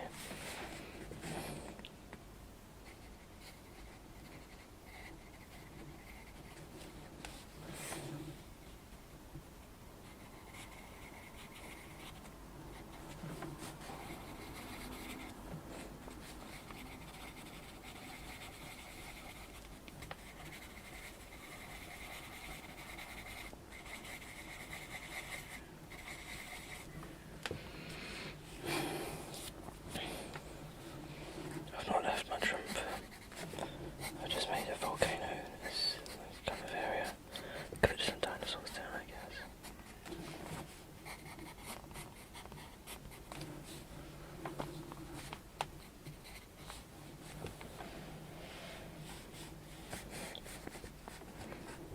Put the sun in.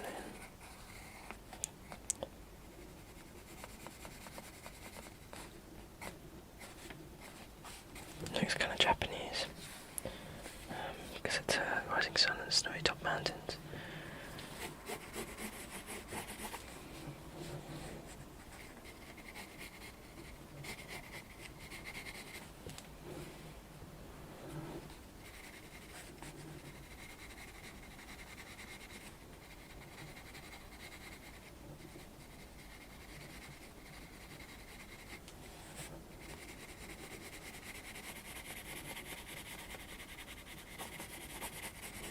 I really like shading. It's like one of my favorite things to do.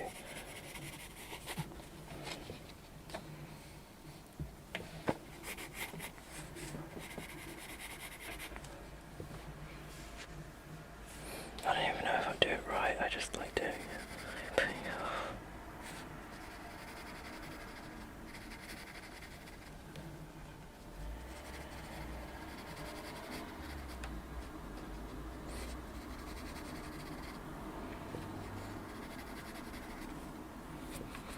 Thank you so much for watching.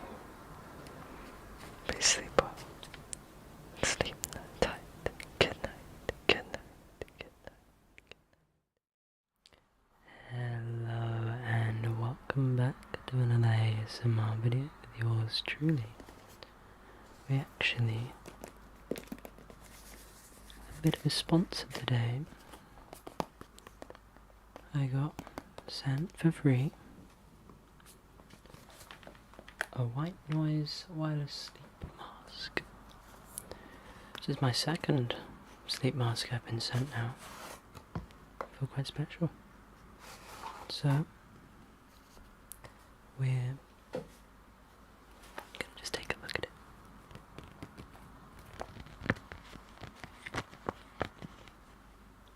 And then for the next half of this video, I'll talk about some weird prehistoric animals. But comes an instruction manual that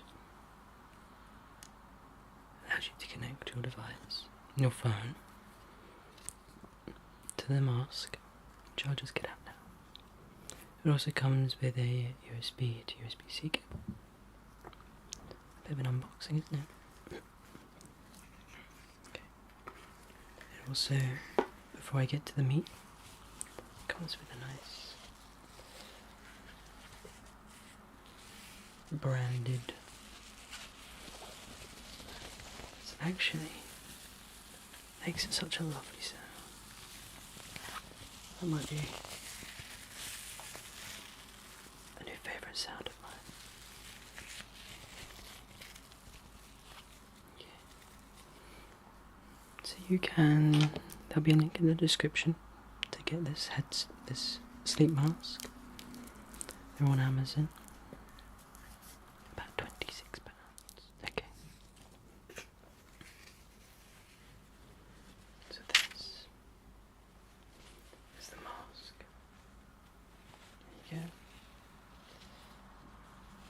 This is the inside, upside down. And you can see it's very squishy, very soft. Little bumps right on your eyes, if you can see that.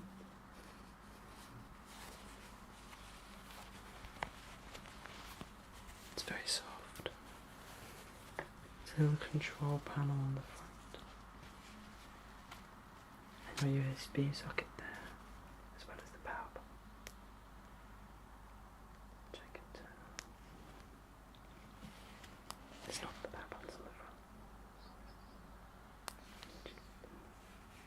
I just heard it turn on. I might have just turned it off again. Anyways. In these sides, that was it. So here and here on the sides is where the speakers are, which where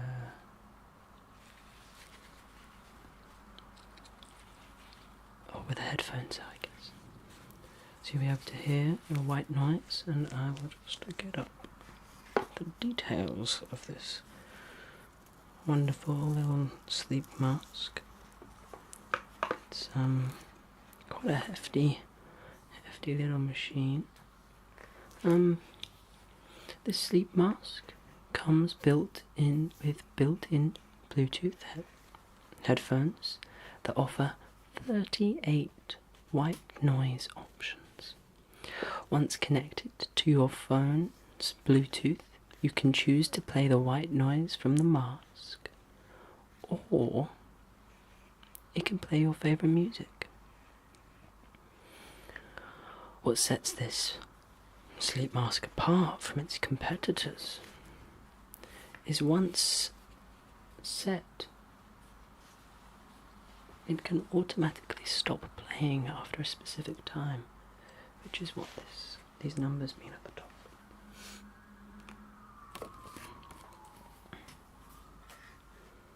But yes, you can set a timer. It's nice and comfy. Means it can stop. The headphones are really quite flat, and so it won't be too much of an impact on your head. There's a nice Velcro with quite a sizable thing. It's a good little mask. Here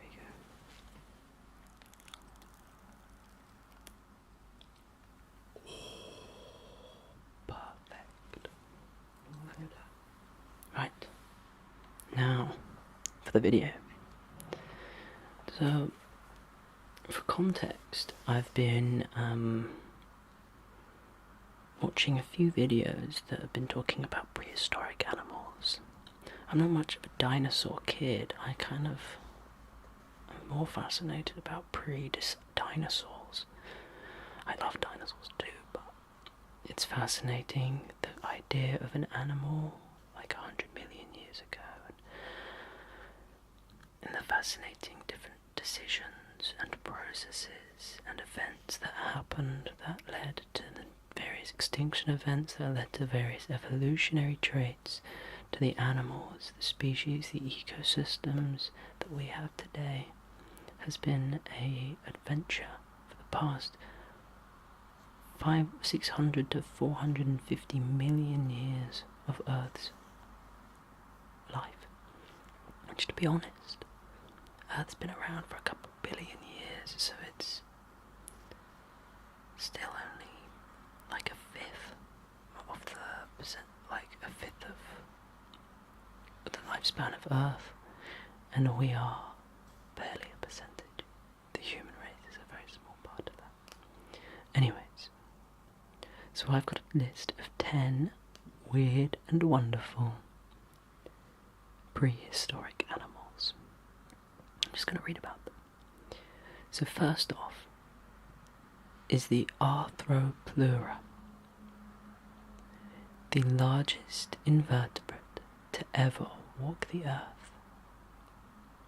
It lived 345 to 290 million years ago, before vertebrates established their dynasty on land.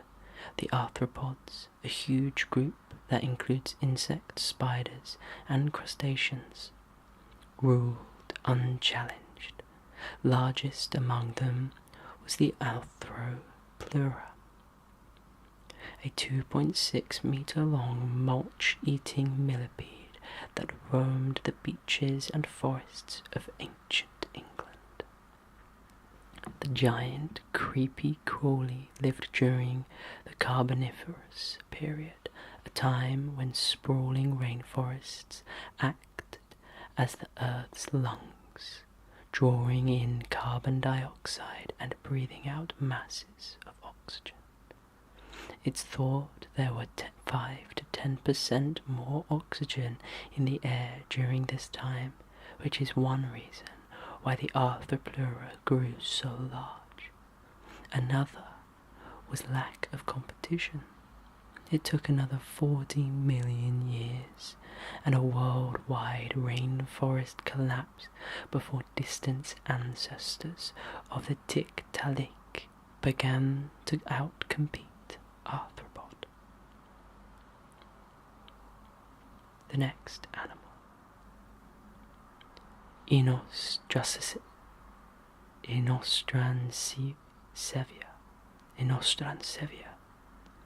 lived 259 to 251.9 million years ago, quite specific, a saber-toothed ancestor of modern mammals. Cross a polar bear with a saber-toothed cat and you'd get something resembling Inostransevia. It was a proto-mammal, an ancient ancestor of today's modern mammals, like Dimetrodon, but looked very different. Less like a reptile and more like a big cat. It also had longer legs than Dimetrodon, which suggests it was a runner and a fast one at that. My hair is tickling me. Inostransevia had saber-sharp canines that would land killer blows on the necks of mega herbivores such as Scutosaurus. As a proto-mammal, its jaws were packed with all other kinds of teeth too. But these weren't used for chewing. Instead, Introsansiva... It's going to really make me say this a lot, isn't it? Inostranseva, I think I've said it different every single time, used a puncture pull strategy, tearing away huge chunks of meat. It's unknown whether Inostransevia was covered in scale-like skin like its ancestors, or fur like its mammalian descendants. That said, researchers have found some clues in coprolites, fossilized feces, that may have been left by them or some close relatives. It's thought that hair-like structures contained within the coprolites came from smaller members of the same clade. Therapicids that Inostransevia likely preyed on. If smaller therapsids had hair, then Inostranseva probably did too. The Scutosaurus lived 259 to 251.9 million years ago. The giant lizard that was built like a bulldog. There weren't many animals bigger than Scutosaurus during the late Permian, particularly in the cold deserts of ancient Russia. These forklift-sized reptiles weren't just long at around 3 meters from head to tail, but heavy too, breaking the scales at a whopping 1,100 kilograms, equivalent to a black rhino. A lot of Scutosaurus's weight was from a thick layer of rough plates or osteoderms that covered almost its entire body. It wasn't particularly fast or agile, so this bony armour was its main defence against its arch-rival, Inostransevia. To maintain its huge size, Scutosaurus had to eat constantly. Scutosaurus and other large members of the Parasaur family were among the first mega herbivores to walk the earth. They were pioneers in a niche that would later be dominated by dinosaurs such as Stegosaurus, Triceratops, and the Ankylosaurus.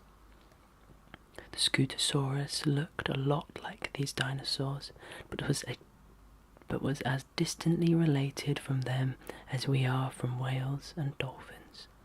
Interestingly, Scutosaurus's closest living relative is another armoured reptile with a similar reputation as a slowcoach, the tortoise.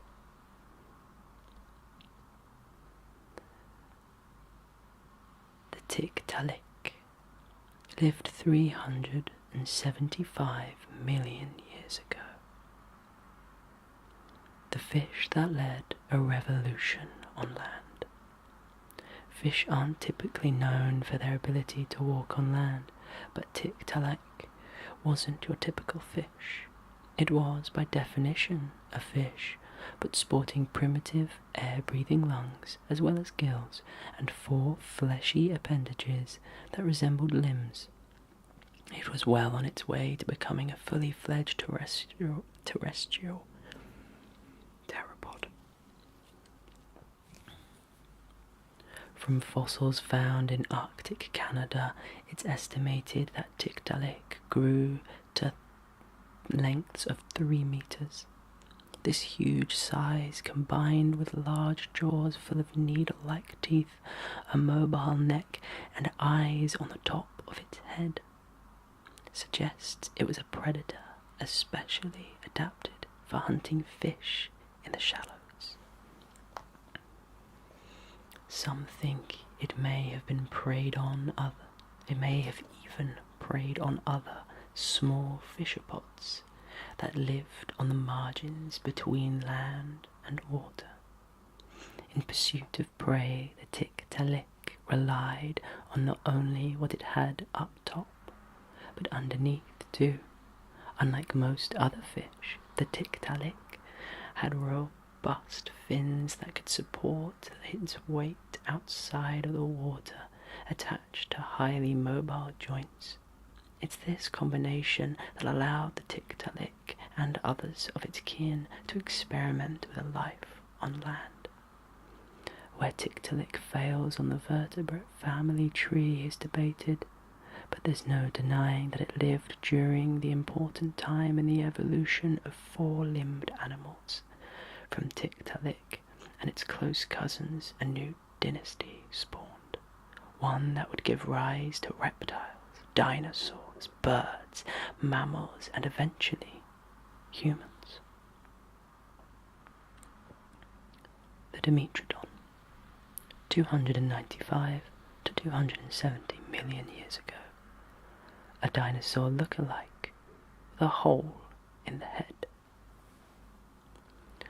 Just one look at the Dimetrodon and your eyes are immediately drawn to the huge sail on its back, a feature shared by the iconic dinosaur Spinosaurus. This scaly, tiger-sized beast wasn't a dinosaur though. In fact, it's more closely related to us than Spinosaurus.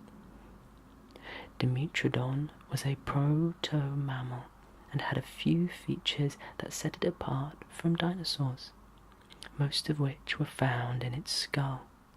Behind its eyes it had a temporal fenestra, a small hole where lower jaw muscles attached to the skull. Dimetrodon and other proto-mammals had just one of these. Dinosaurs and their ancestors had two. It also had different teeth for different functions, which is where its name Dimetrodon, or two-measure tooth, comes from. In contrast, dinosaurs and their ancestors were equipped with rows of identical teeth. Its most iconic feature, though, was that sail.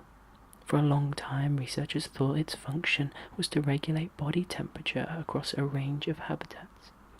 It's now thought the sail was used as a giant billboard to display sexual readiness and scare off rivals.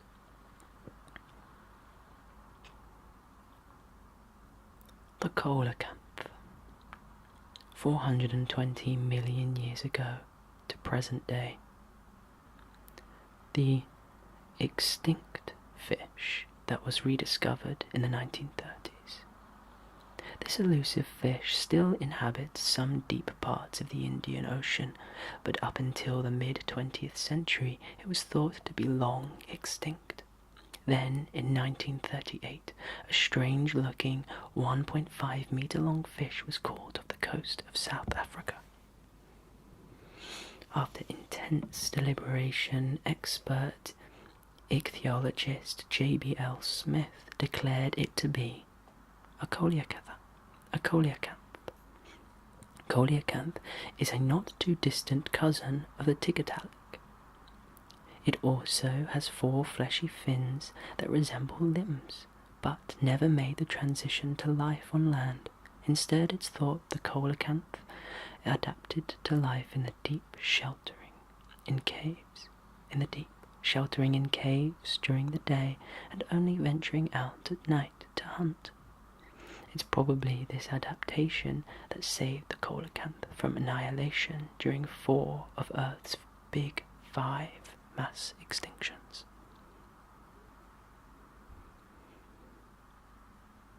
The Maganura, a meat-eating dragonfly the size of a sparrowhawk, with a wingspan measuring more than 70 centimeters, 6 spindly, spiny legs, and huge compound eyes. Meganura was terrifying enough to scare even the most ardent insect lover.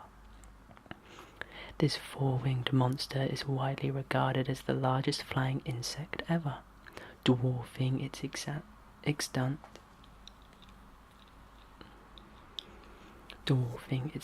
dragonfly relatives. Like many of today's dragonfly species, though, the Meganeura lived in open habitats close to ponds and low-moving streams.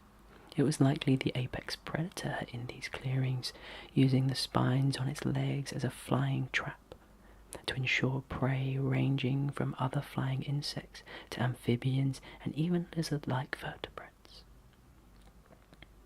Fossils of the Meganeura were first discovered in some coal-bearing rocks in France in 1880. These specimens were exceptionally preserved, displaying detailed networks of wing veins, which inspired the name Meganeura, or large nerve. Like the Arthropleura, the Meganeura is thought to have benefited from a lack of competition from vertebrates and heightened levels of oxygen during the Carboniferous. There are two more dinosaurs left. The Tanystrophus lived 247 to 208 million years ago. I have a picture and its neck, it is just ridiculous. I do not believe that a neck could hold that much. The real-life Nessie, with an extremely long neck. A mass extinction known as the Great Dying took place 251.9 million years ago, wiping out more than 90% of Earth's species and leaving a lot of empty niches in its wake. Many of the survivors that evolved to fill these niches ended up looking like failed lab experiments, none more than the Tanystrophus. A 6-meter-long reptile with a neck longer than its tail and body combined. The Tanystrophus was initially misdescribed as a dinosaur, but it was a protosaur and lived in the Middle Triassic, just before the first dinosaurs. It was long thought to have been too top-heavy to be terrestrial, but more recent studies argue that most of its weight was centered around its body, making it more than capable of walking on land. Makes sense.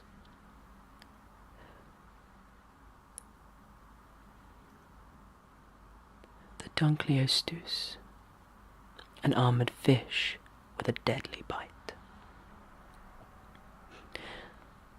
382 million years ago to 358 million years ago.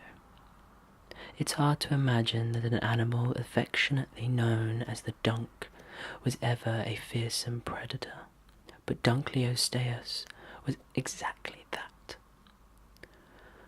For nearly 30 million years it ruled the northern hemisphere's oceans with an iron fist, or rather, an iron bite. This 4-meter-long armored fish had a bite force that would have riled some of the strongest biters today. At the very tip of its bony fangs, it estimated the Dunkleosteus may have been able to bite down at a force of 80,000 psi, enough to crush some of the strongest steel. Special jaw muscles meant Dunkleosteus was able to open its mouth in less than 50th of a second, creating a small vacuum that could suck in prey. It outcompeted many early sharks and for a long time dominated the niches that we now associate with sharks such as the great white. And that, my friends, prehistoric animals. I hope you enjoyed, and thank you to LC Dolida, the sleep mask company that have gifted me a sleep mask. I hope you have a wonderful day, a wonderful sleep, or something else. I just hope it's wonderful. And I will see you in the next video. Good night. Good night. Good night. Back to another ASMR video with yours truly. Today's video we have a very special thing going on. We have a sponsor. Last week, about a week ago, I think it was the same day this previous video came up, I got an email from a marketing assistant at Manta and said that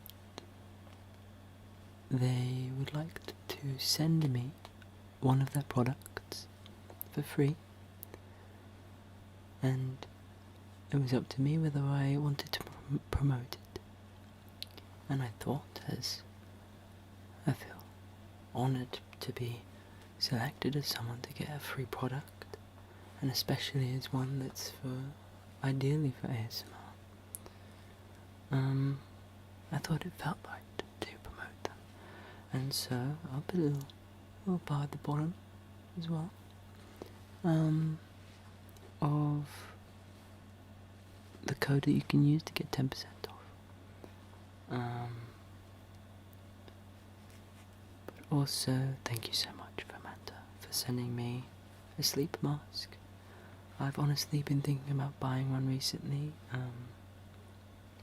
or my housemate has one, and he really enjoys it.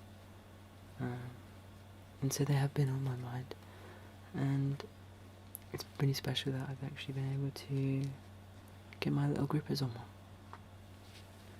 And to be extra special, so this is not only the normal Manta sound mask. This isn't the normal Manta mask. This wonderful thing is perfect for ASMR. As you see, this has headphones inside.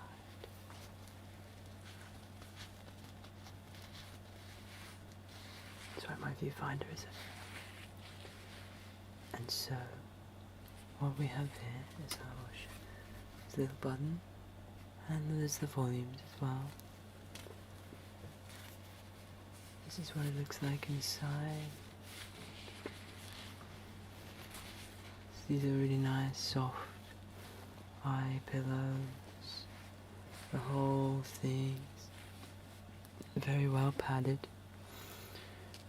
And the important feature for me are the headphones either side. These little blue little tabs. You can take them out to have a little look. Here we go, you can see. This is what the headphone looks like. It's a lovely felt material. And this headphone is super thin. And so it just allows you to rest your head.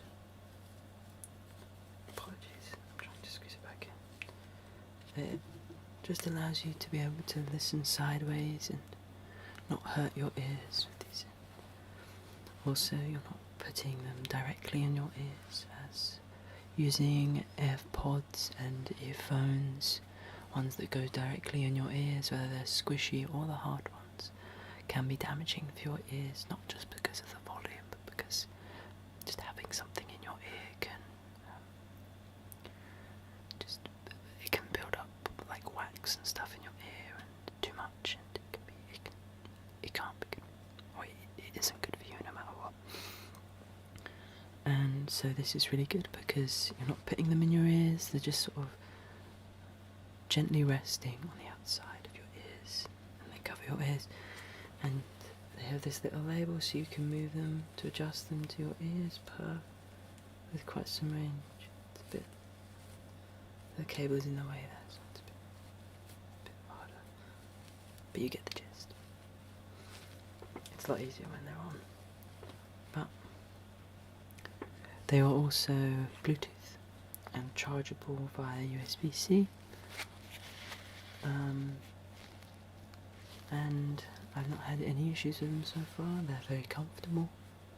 I've thought about maybe getting pads, or different pads. It's in the past few nights that I've used it, but that's just because I'm interested in seeing what the other pads do. There's a weighted pad, there's a special ventilated pad. I think there's like a steamer, like hydro pad. I don't know how that works.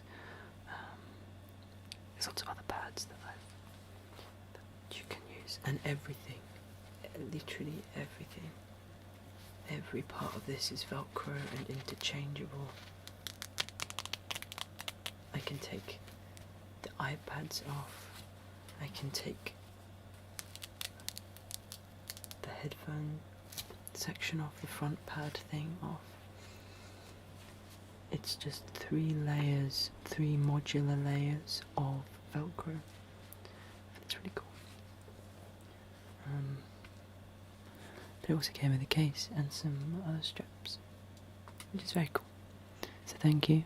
To get 10% off, I'll put a link in the description below as well. But yeah, I know that was a long video, but it's a long sponsorship. But one, it's my first. I feel honoured to have it, and it's kind of part of the ASMR because we are now going to look at some microphones that I have. We're just going to have a look at my small collection. Not every microphone that I have, but we're going to go through them. And first off, we have the Audio Technica AT2020. This microphone is a reasonable budget microphone. It's a condenser microphone, so good for vocals. Has a very flat frequency range, and yeah, it's just a really good, solid, all-round microphone. Because it's a condenser mic. Condenser mics distort quicker than and are more sensitive compared to dynamic microphones. Dynamic microphones have a smaller frequency range, but but have higher durability, and so don't distort when someone shouts or a loud instrument is played into them. Percussive instruments like drums are more likely to use dynamic microphones than condenser, whereas condenser is good for vocals and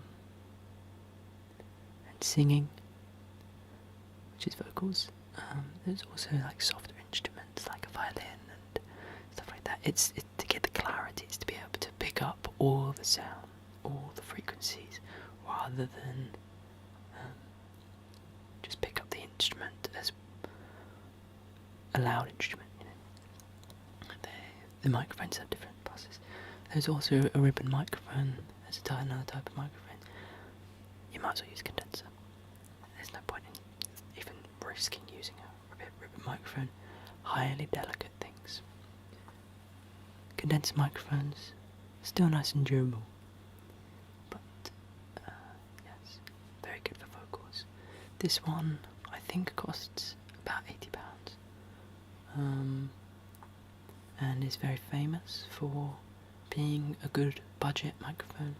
Highly recommend. It's XLR, but you can buy your USB versions. I've heard good things about them too, and I actually think it's Charlie Slimesicle. I'm fairly sure he uses a USB Audio Technica 802020.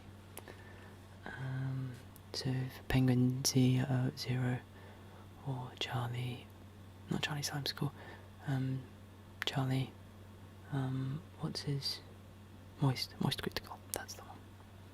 Moist Critical, Charlie, Penguin Zero.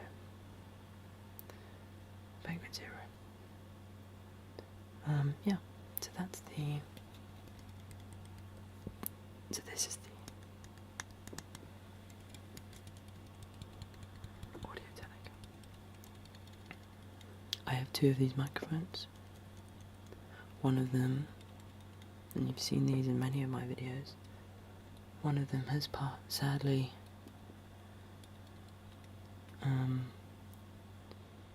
taken a bit too much wear and tear. It's travelled across countries, technically, because it's been to Wales and England. But it's travelled to and from across England, just kind of shoved in a backpack, well over 10 times, probably close to 20.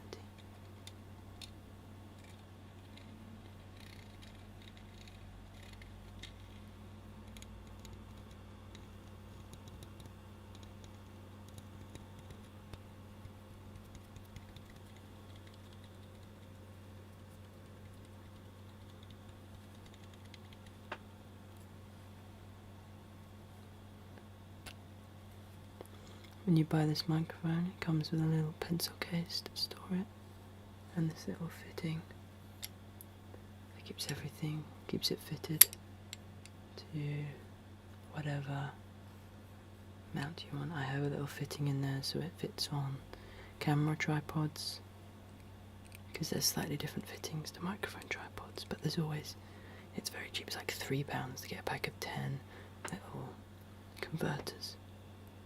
You can get converters either way. This microphone is built with a camera fitting screw, and I've changed it so it's a microphone fitting before. Not at the moment though. I'm using a camera tripod. But that is the Audio Technica 2020, being released in 2019, I'm fairly sure.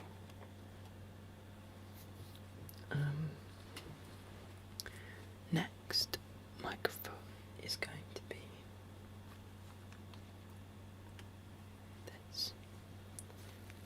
See, this is where it gets a bit tricky with names, because I don't know the names of these microphones anymore. So this is a Roland microphone.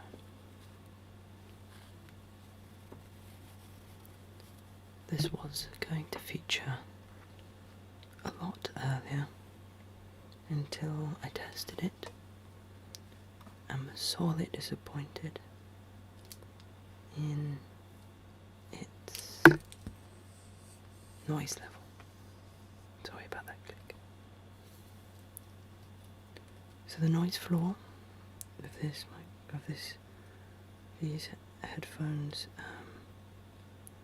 of these headphones, with this microphone, headphones and microphone, was far too high for me to want to do any significant ASMR with it.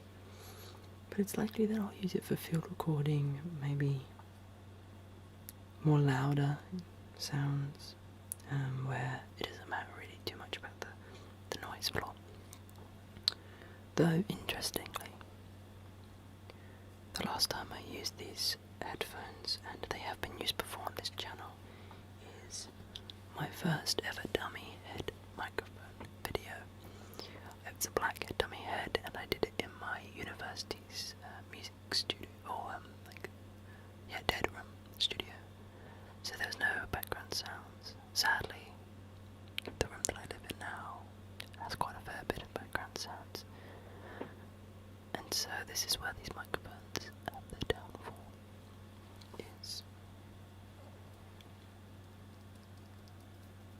they pick up everything. This is the pro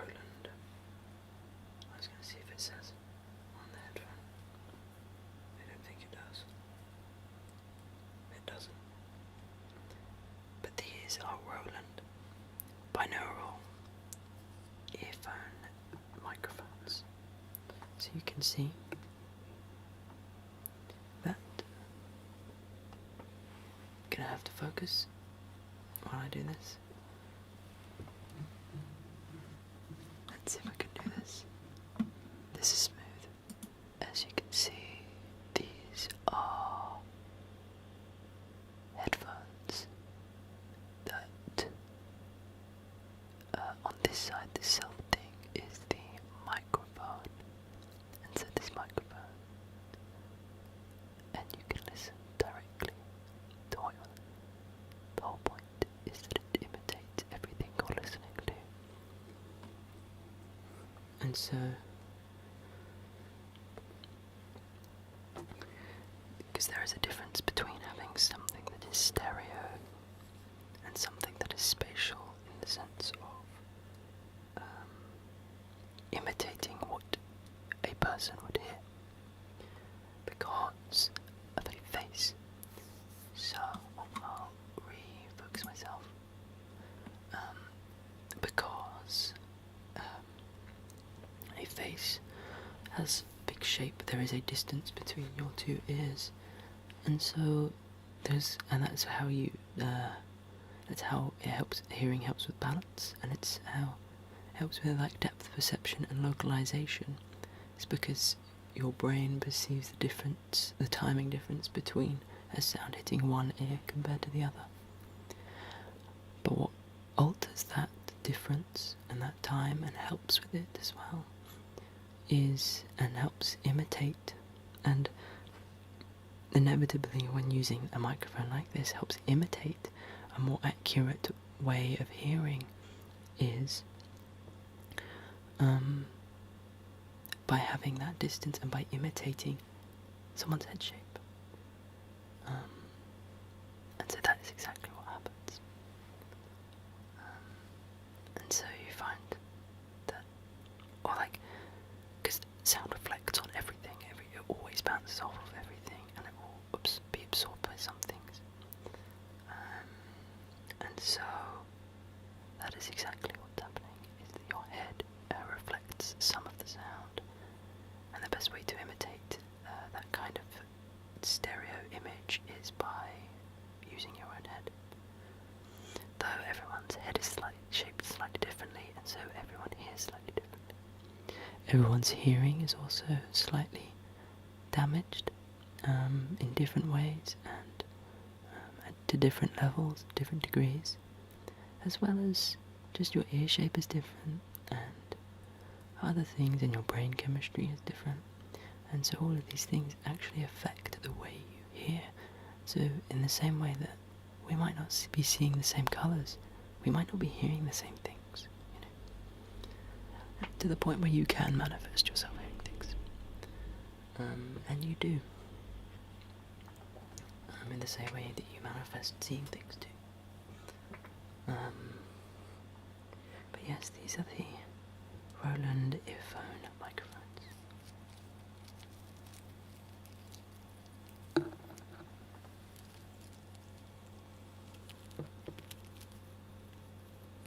don't want to hit the microphone, but it's difficult not to.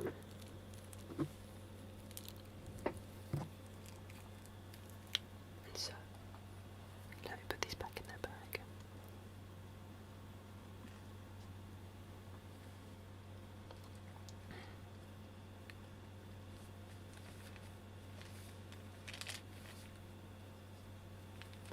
The plastic bag in here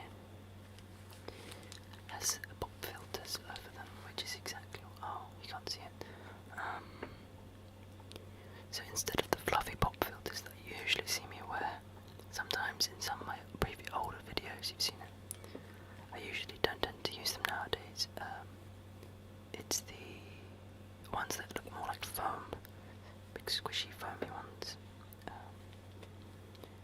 which is more commonplace now, or not, which, yeah, like I say, I don't use often, but I am using at the moment because I can't find my fluffy one. So you can hear that.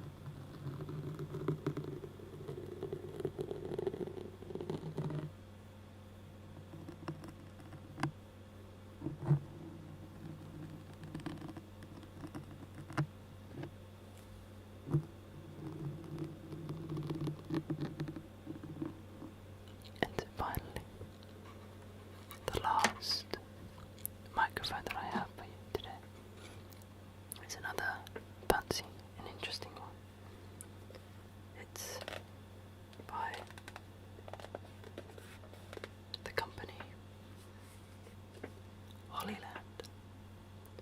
It is this little box. These microphones are called the Hollyland Lark 150. It's a very cool device. There we go, that's the inside. So you see that AirPods have their case. You put your AirPods in, they charge you. That's what this box does. Got a little USB in the back. This is an AirPod case for microphones. Funnily enough, the exact same price as, maybe slightly more expensive than AirPods Generation 3. Cheaper than AirPod Pros. Look at this, this is sick. Much cooler. And so we can take them out. They have little magnets. You can clip them. And then I don't think anything has charge at the moment. Let's see. Doesn't look like it. Oh, there we go.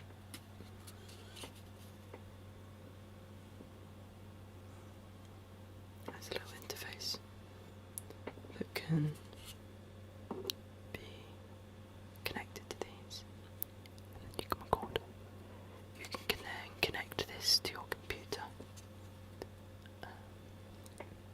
via just an aux cable. And you can have two. You can record these using stereo, so have both microphones, because it comes with the two microphones, one either side. Or you can use them as two mono microphones. These are lapel mics and are just for dialogue. But what you might have seen me use is a little clip in my latest vlog video, my Halloween costume. It's happened quite a while ago, this video. The microphone that I was using while in public was using one of these. It was using this, not one of these, it was using this with a little clip. So that microphone, the white microphone that I pulled out, the smaller device, I then connected it to a little microphone, a little cable microphone, and clipped that onto my collar, and then I talked through that. So we're actually using lots of different microphones, the kind of daisy chaining microphones, to get to your computer or to your phone. It sounds dodgy, but it's the only way to do it, and it works. So, bada bing, bada boom kind of thing, you know. But that is the end of my microphone tour. I do have other microphones. I've got the H2N, which is what I'm using now. I have two of them now because my granddad gave me his. And I have a H1N, which is a more directional but still stereo microphone recorder. They both can be used in public. Handheld recorders can both be used in public, or just wandering around. You can plug a SD card in them. I highly recommend the Zoom microphones, Zoom H2N and H1N. Not too expensive, and just good for all-round microphone usage. Not very good for music, vocal recording though, because they aren't mono microphones. Then, what else do I have? REM, my dummy head, my 3D printed orange head, that just has two lapel microphones in the ears. We bought them from Tommen. I don't think they're a specific brand besides being Tommen, which is like a huge, it's like Gears for Music, it's like a huge music shop. And I also have the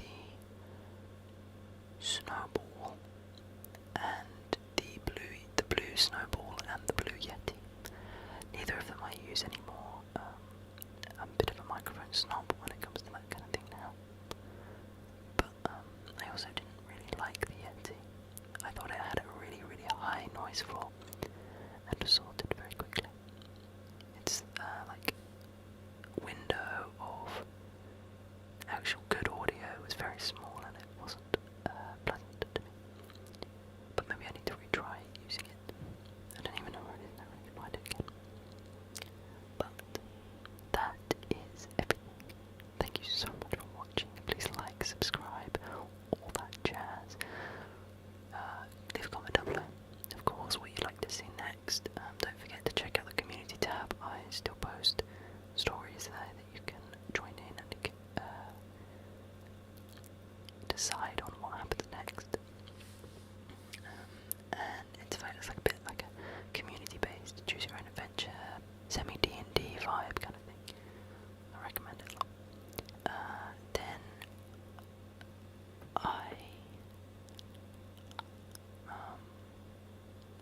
I've released some music soon on my music channel. And other than that, thank you so much. The support has been amazing as always, and we're actually really close to becoming a partner. So I can start doing memberships. Let me know what kind of videos you'd like to see if I did memberships.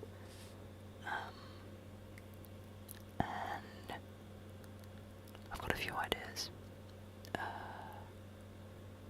And I think other than that, I'll see you in the next video. Yeah, I will. I better see you in the next video. Okay, sleep well. Good night, good night, good night.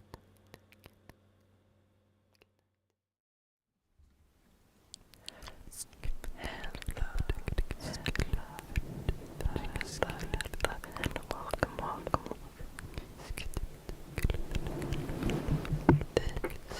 This is a layered ASMR video. You get what I'm doing now, but there'll be other sounds.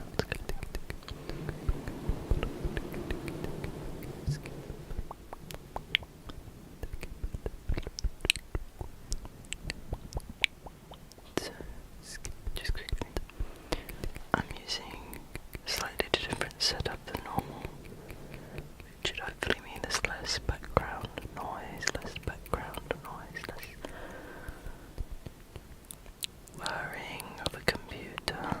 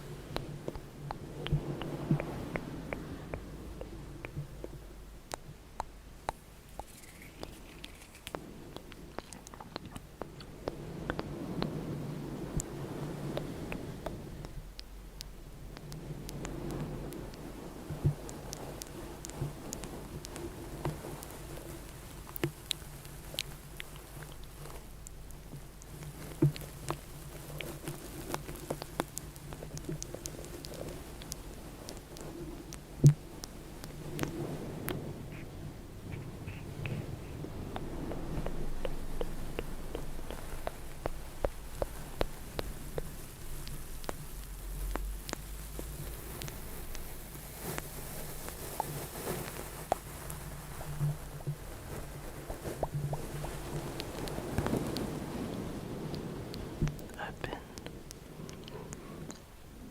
listening to June recently. I realised I had the audiobook from when I used to have Audible, and I'd never listened to it. It was an aspiration at the time, and now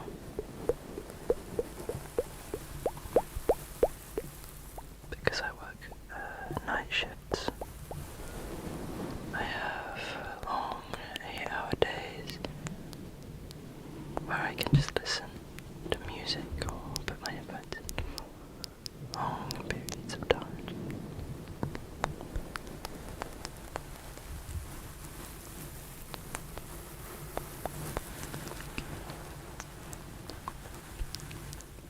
And that means I've been listening to June. About halfway through the first book, the first novel. I'm just started the second book.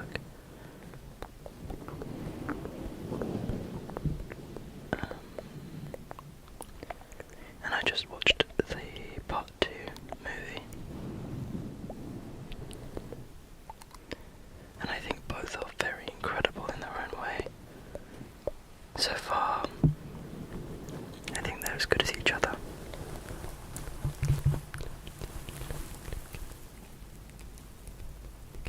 In a weird way. They're like two separate timelines of the same story. And I really, really like both of them.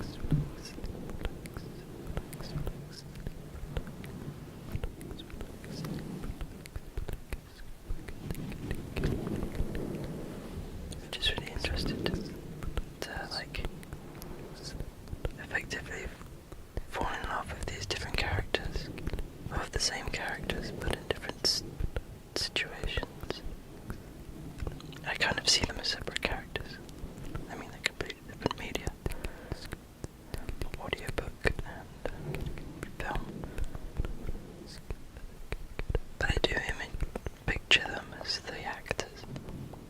I picture Paul Atreides as Timothy Chalamet.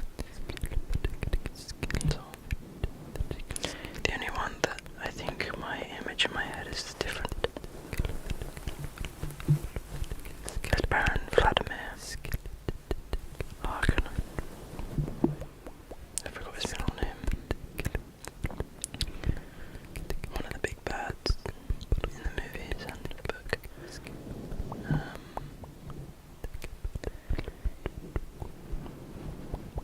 He, in the book, is described as being a lot more grotesque in size. Like the whole point is the fact that he barely moves, like he can't move, and you get that fairly well with the movies. But in my head, I picture it more so, there's actually a good image from the game Dune Spice Wars, which is from my favourite game developer, Shiro Games.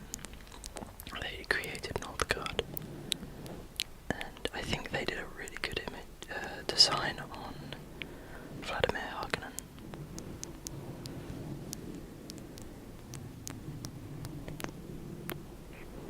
Anyways, I won't ramble about Dune, but I do think it's incredible, and I recommend to anyone to watch it at least.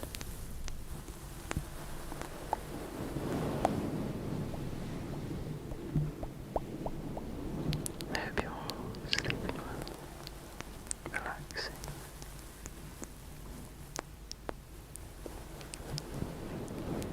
Just chill. It's a chill video today. Nothing specific besides layered sounds. And not really a proper ramble, just the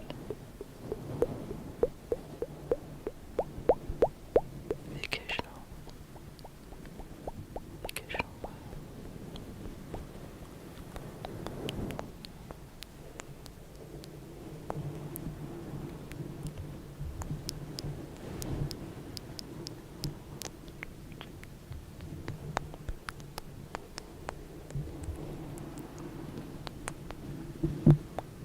Another thing that I've been getting into recently is the played on a book. Do androids dream of electric sheep? I'm into my sci-fi at the moment a lot. I always have been, but particularly at the moment. And I think it's a very relevant book to put in play at the moment with the development of AI.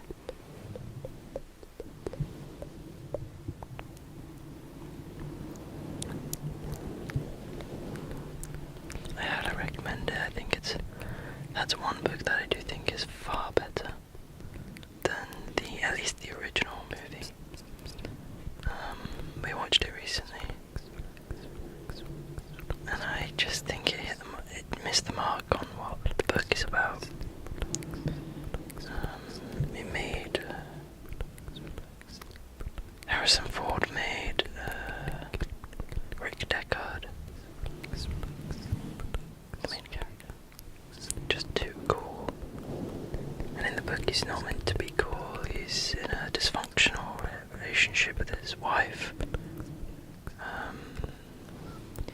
he's ashamed that he's looking after a robot sheep because his real sheep died a few years ago.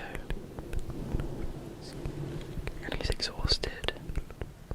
His wife accuses him at the very start of being a murderer because he's a bounty hunter.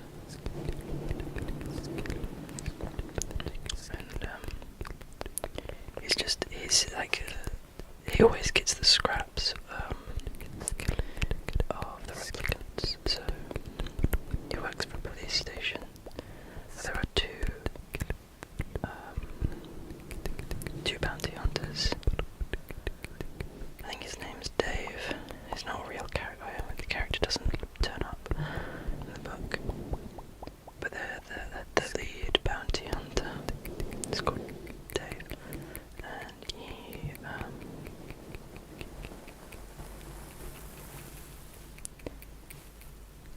at the start of the book he gets injured, and so Rick has to step up and become. But no one really expects him to be able to do it. But he's told to because it's Billy's emergency kind of thing. Billy's business, you have to do what you can.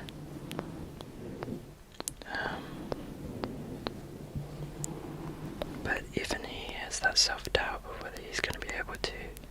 Throughout the movie, he just becomes more and more exhausted.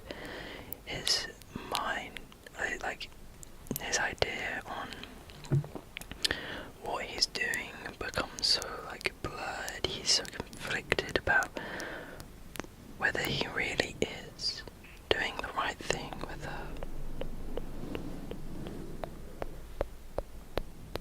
killing these robots is really the right choice. Is really like maybe his wife is right kind of thing. And he becomes depressed. His wife is depressed. His wife chooses to not use a machine that forcefully changes your emotions, which everyone uses. It's like a normal thing for people to use. And he doesn't use it. Or he uses it because he needs to, because when he's not using it, it's complete despair. And he's poor and lives in a dystopia, and he can barely afford rent. He's just a down bad, average Joe. Harrison Ford makes him a cool badass, you know.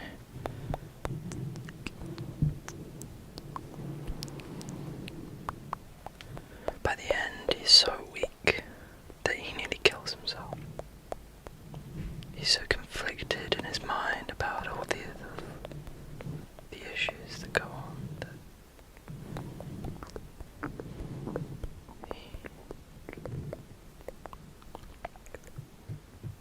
and it's incredible. Like, I can't describe it. Genuinely.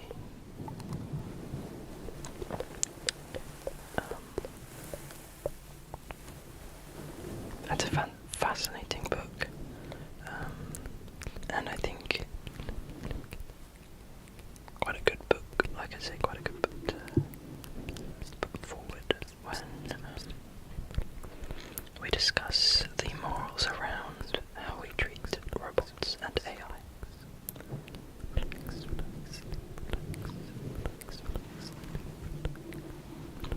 And at what level do we start to give them rights?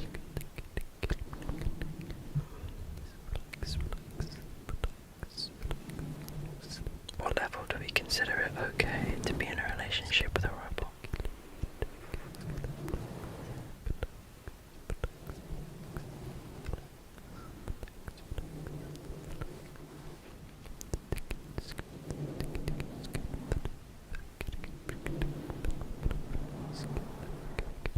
Do we pay robots? Robots are a part of the company, and so are we paying the company to use robots?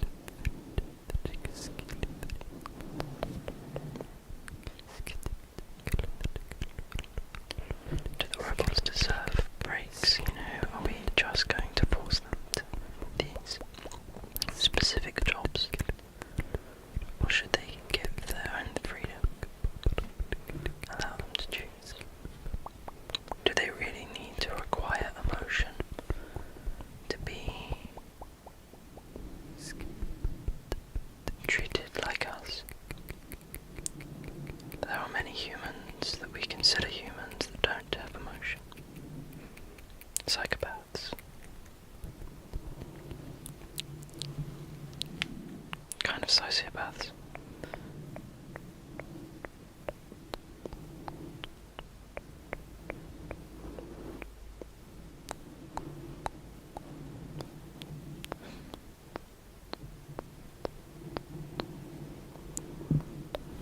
Even people that aren't on that spectrum, you can think of some symptoms of like autism can cause you to struggle to express emotion in the same way.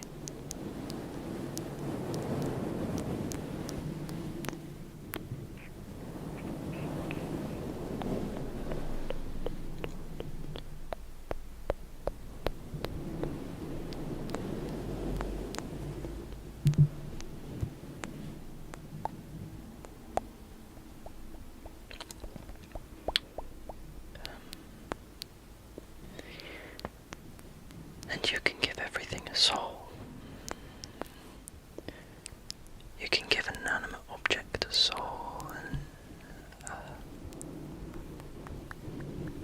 a sentimental value.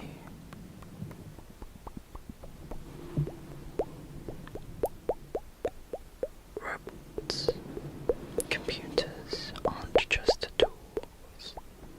They are imitations of humans. They are designed to do the work of a person, not to aid a person.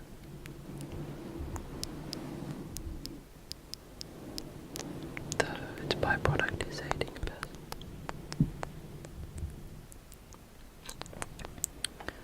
But if that's the case, they should get the human rights.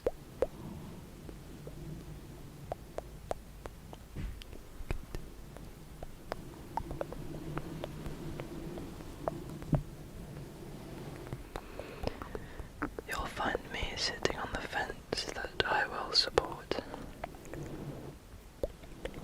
the AI.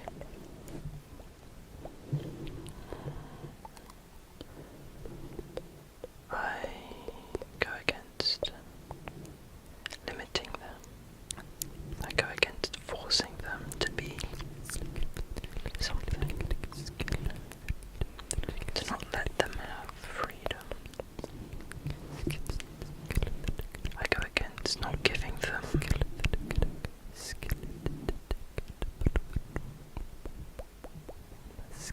rights, if we shouldn't restrict what, if a robot thinks that it wants to do something, it shouldn't be restricted, it should still be applicable to the law, If a robot, by its own volition, decides it wants to, I don't know, start up a business, I'm trying to think of something that isn't physical, it should be allowed to do so. Imagine that. Imagine a completely robot-run business that has no person at all. The founder is a robot. That'd be fascinating. I wonder what they would build, what business they would make. Because then that business, if we base it on the fact that we are not paying builders or paying robots to build to do anything, because in reality they don't really need money, but that's the point. If a robot has these rights, then it should also have the same restrictions. It shouldn't be able to allow it the ability to connect to every computer. That's both a positive, that's a powerful superpower for them. Robots can have some insane superpowers, and almost all of them are based on the internet. They can have all knowledge instantly.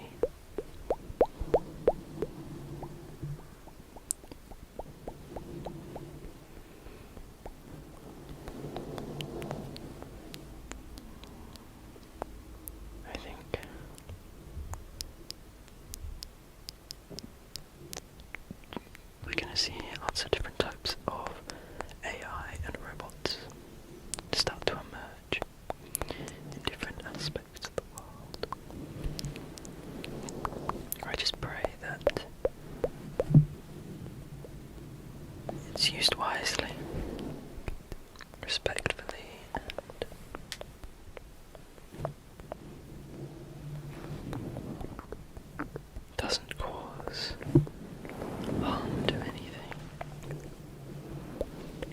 machine or organic alike.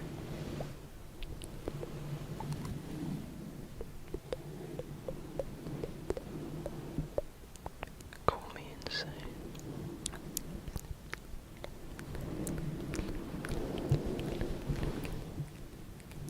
Anyways, politics, yeah, fucking talk about politics.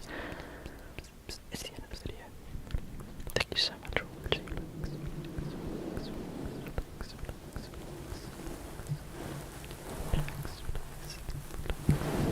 Please like and subscribe.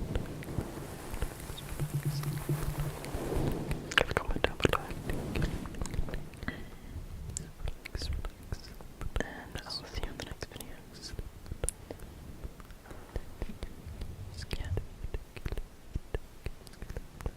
Let me know what you think about robots. You excited? Are you scared? Why? I wanna know. See you later. Good night.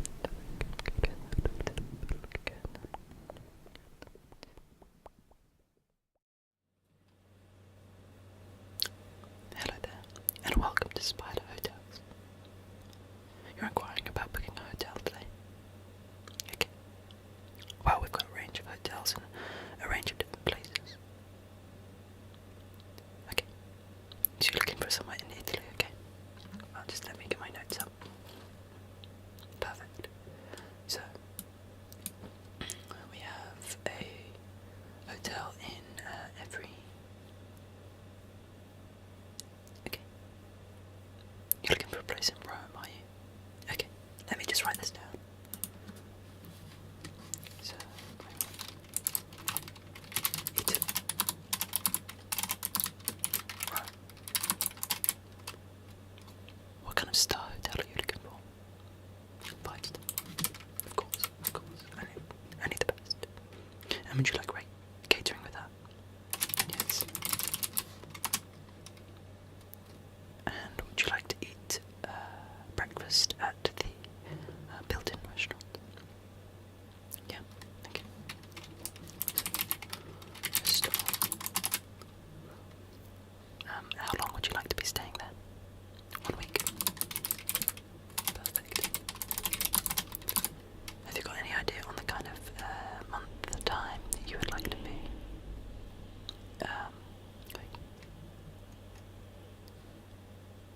Okay. June? I heard it's quite hot in Rome at this kind of time. Okay.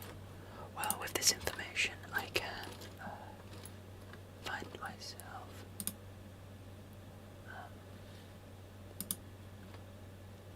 a place. Let me just search up.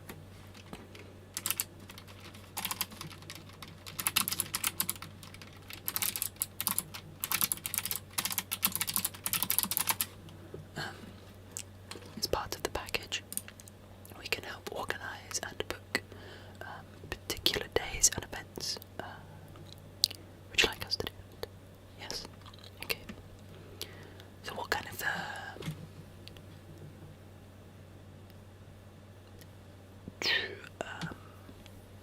are you looking for? That's right. Forgot the word there. What kind of day are you looking for? Would you rather a culture, history kind of thing, or would you rather food and drinks? Maybe you're thinking like walking tours. We've got a section about day trips, sightseeing, family-friendly activities, some hidden gems. You like to look at the hidden gems? Okay. Yeah, one for my heart, one for my heart. I am all about looking for the obscure stuff.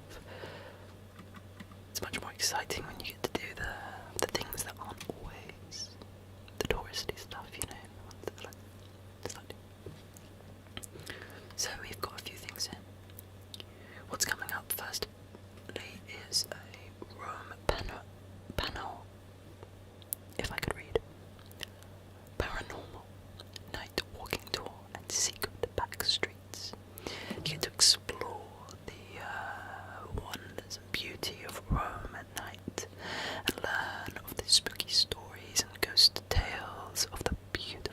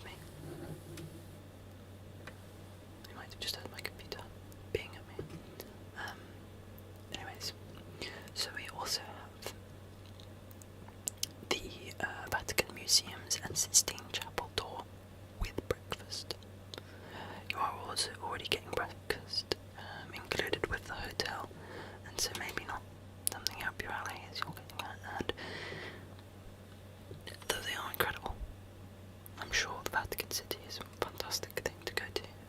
My Vatican museums, and the Sistine Chapel is breathtaking. But you're looking for something a bit more out of the way, a bit more less tourist attractive. Right? You're looking for the nitty and gritty. You want to get inside and see what Rome is really like. Not you only want to see what you're told it's like. Well, we have Secrets Beneath Castle St. Angelo guided tour. It's the secrets. It's what really happened in the castle. Would that be of interest? Your banana, maybe. Okay then.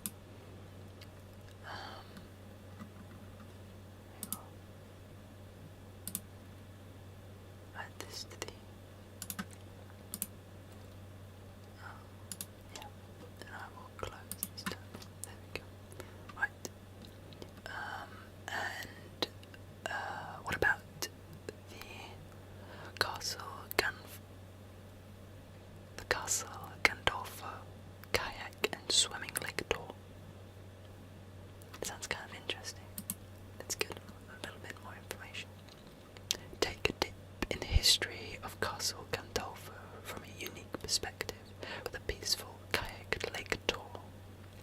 Enjoy interesting stops with an informative guide who will help you with your kayaking technique and tell you all about the lake along the way. Does that sound interesting to you? No? That makes sense. It's a very unique idea.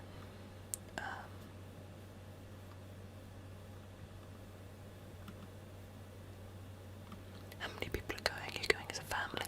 Are you going with 2 people? Just by yourself? Friends? Partner? Okay. Well then, I'm then thinking that maybe we've got the Moonlight Evening Walking Tour.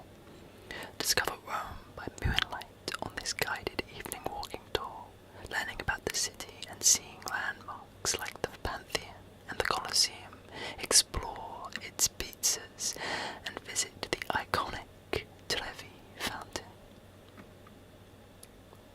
Well, what a night. Sounds like an incredible romantic thing. But I will say, from looking at the pictures, it's crowded.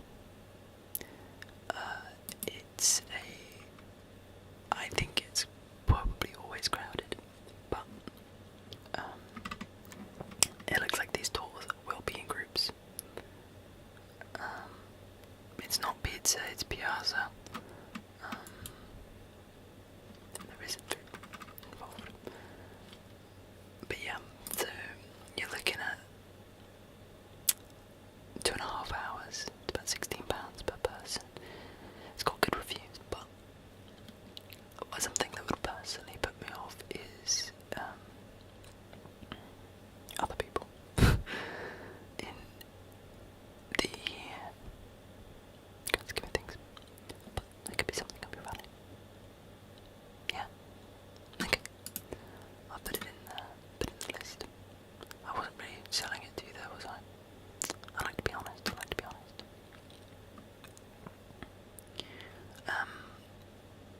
Would you like to visit the Vatican City at all? Yeah. Okay then. Well, I'll put that down as something as well. Is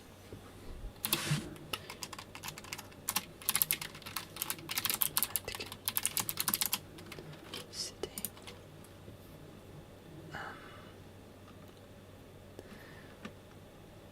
Are you into the food? I mean, everyone's into pasta and pizza, right? Would you like to learn how to make pasta? We've got here a 3-hour small group, 5 shapes of pasta cooking class with a meal. Would that be something of interest? We look into it a bit more. Make 5 pasta types from scratch in Rome during this bars at an Antica Austera, founded in the late 1800s, and converted into a cooking school. Enjoy an appetizer and a full Italian meal. This looks lovely. This looks like a lovely place. Beautiful. Beautiful building. Incredible architecture. Looks fantastically clean, and I can't quite describe it. It's just so Italian and so beautiful. And you get to cook pasta, and I mean, who doesn't love pasta? So you're in. I thought I'd get you. Not much of a foodie, but why not?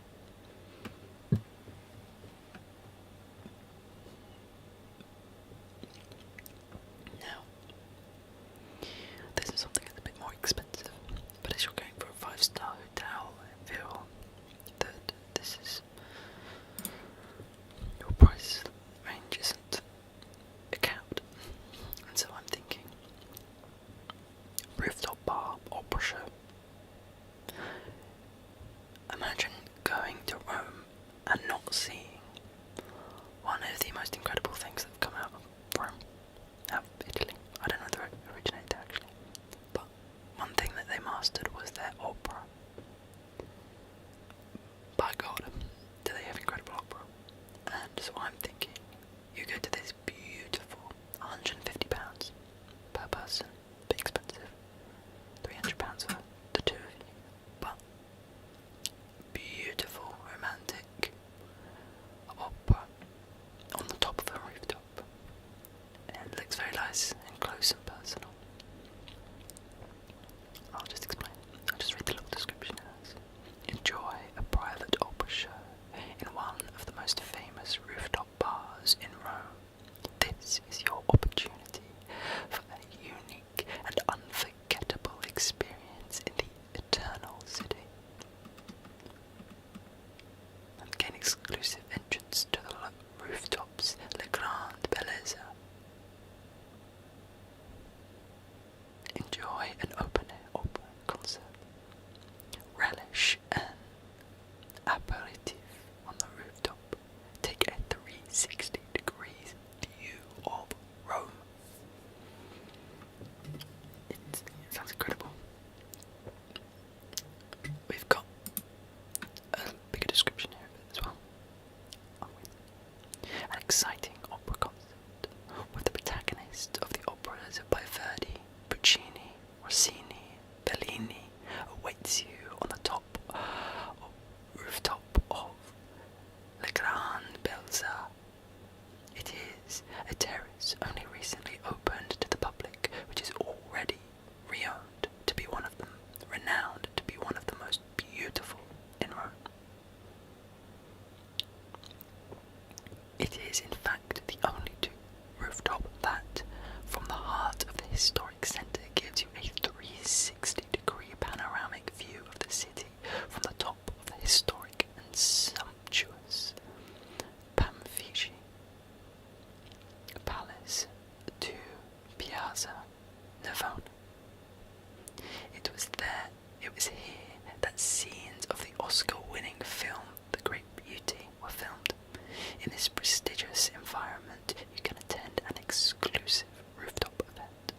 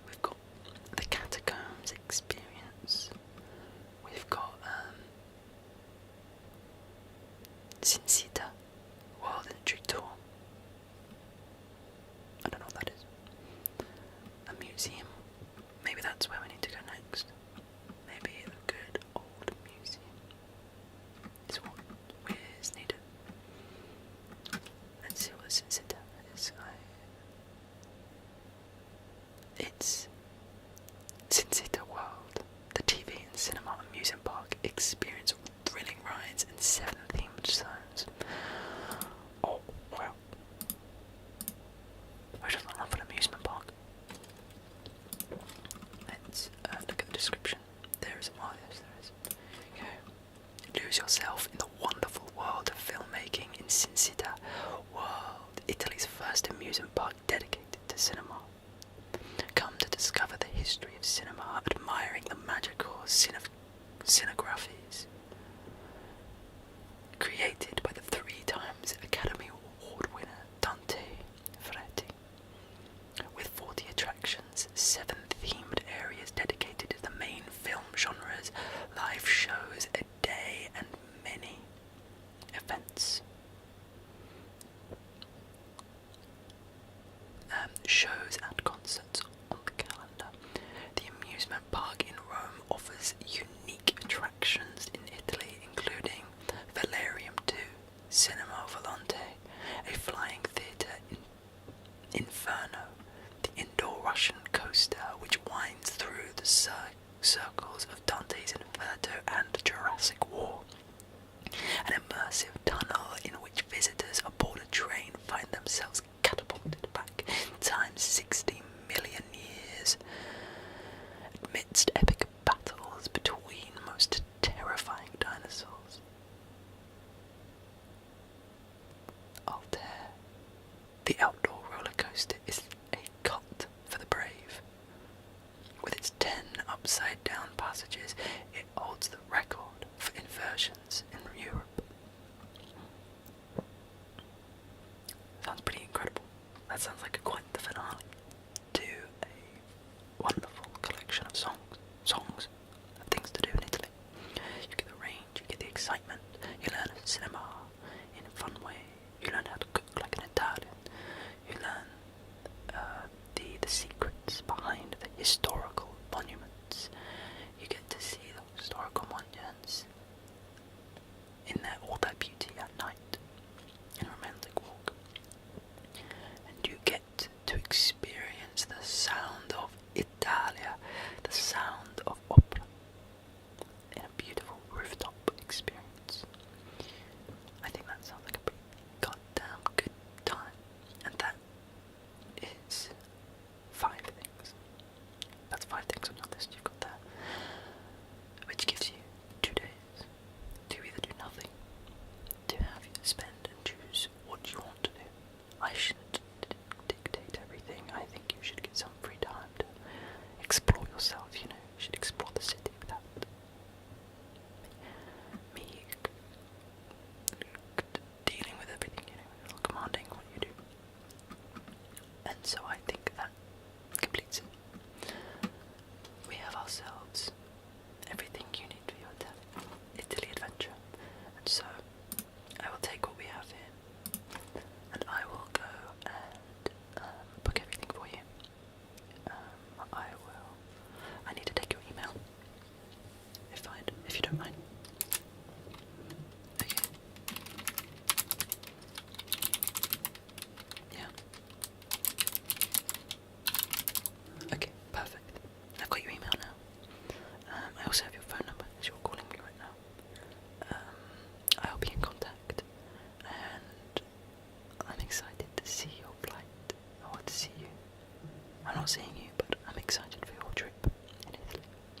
Thank you so much. And I'll hear from you soon. Good night. Good night. Good night. Hey. You had a rough day? Yeah, same. Yeah, just everything keeps going wrong, You try something and it's just, oh my god. Something else happens and it's just like, I don't have the energy to deal with this. Some things can be just needlessly exhausting. So much easier if we just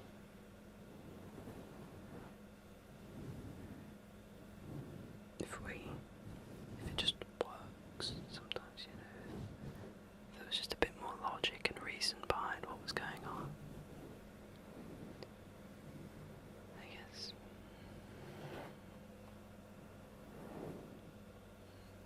I guess it's just how things are sometimes. Anyways,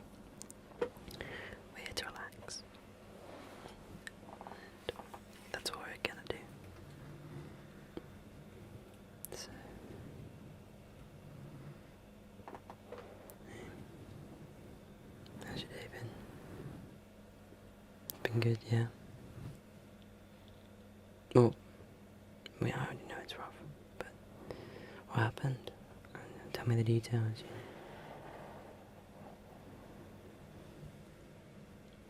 Yeah, I understand. Alright then. Oh, that's rough, yeah. Hopefully that's the end of it, though, you know. Hopefully the rest of the week can go a bit easier, a bit less stress. Yeah.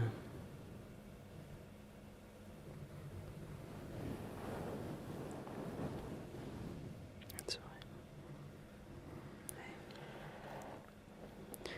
We can fall asleep and relax together right now.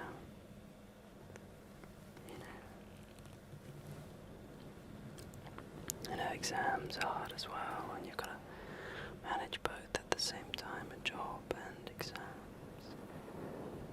Oh, it's so much work, so tiring.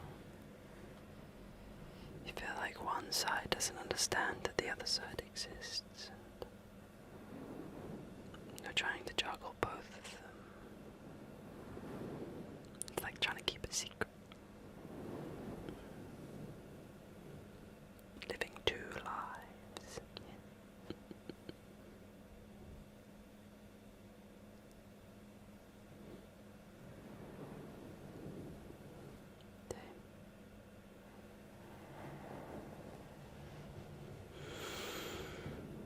In these situations, you just gotta breathe, you know? Just gotta breathe in and breathe out.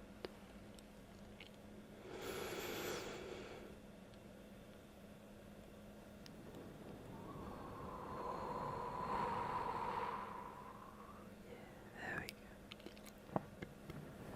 It's always good.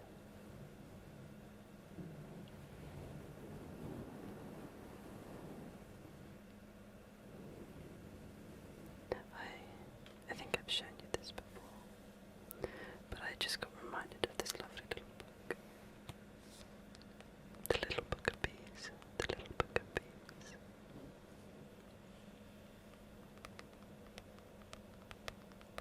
And it's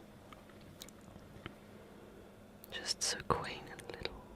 I don't like there's a bit of a thick one.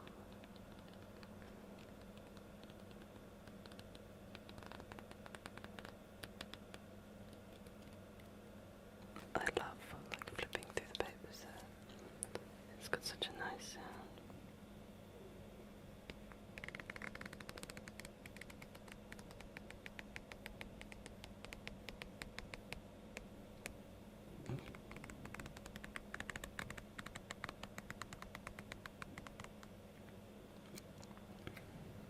And I love the blurb. Discover the fascinating story of these marvels of nature. Learn about the behaviors, why they are under threat, and how they are essential to our existence. From bee habitats and folklore to tips to help identify different species, this is the ideal companion for any bee lover looking to protect the future of our furry little friends. Because we need bees, and they need us. I'm just in love with this book. And with a title like The Little Book of Bees, The Little Book of Bees, The Little Book of Bees, The Little Book of Bees. It's a great name, isn't it? Face. Getting hair on it and getting itchy.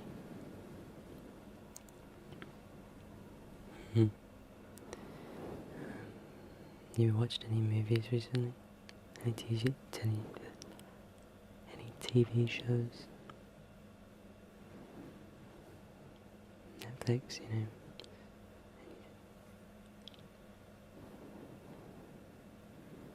That's cool.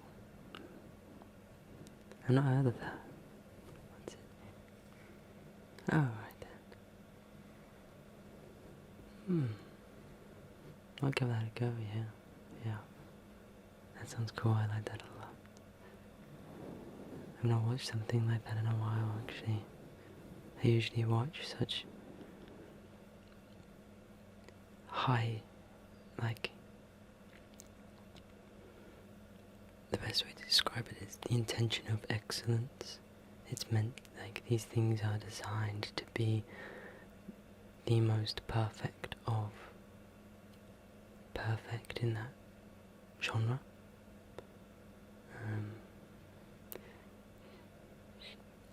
I'm talking like A24 type movies, you know. I watched a lot of them recently. And so I think it's time to just sort of step back and watch other movies, things that aren't meant to be so deep and thought-provoking and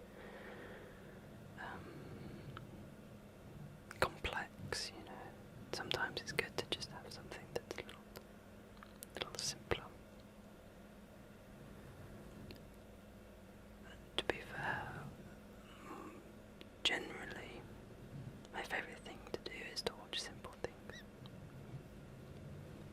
That's why I binged. Recently I've binged all of Family Guy, I've binged all of Modern Family, I've binged all of Community. I'm about halfway through Always Sunny. I've just started Cowboy Bebop, though Cowboy Bebop's actually surprised, like a lot better than I thought. The story, and though I'm not that far in, the story and just the, like, I don't know how else to describe it besides cinematography. The animation is of the 90s, so it's not the animation.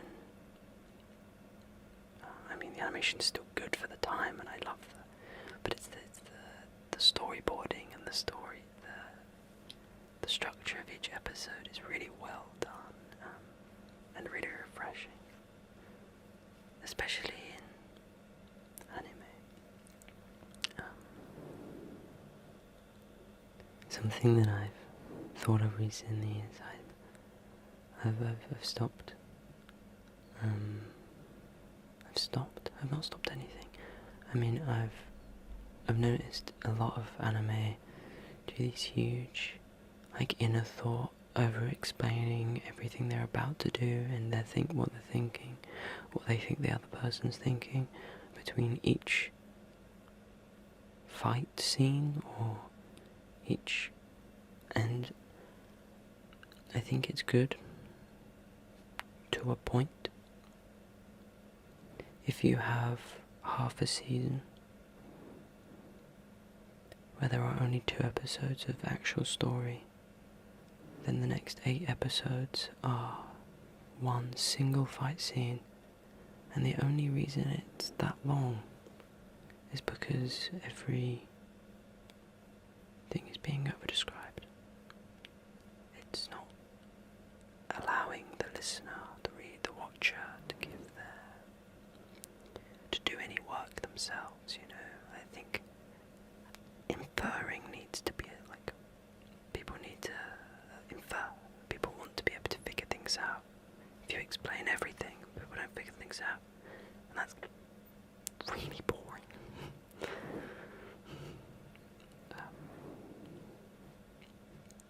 And I like the visual aspects, and I think these shows are incredible visually. And the actual, like, overarching storyline in a lot of these animes that I've watched recently are incredible. Like, I've loved them with so much, and I've been fully invested in the stories and the characters. But I really don't care for the explaining.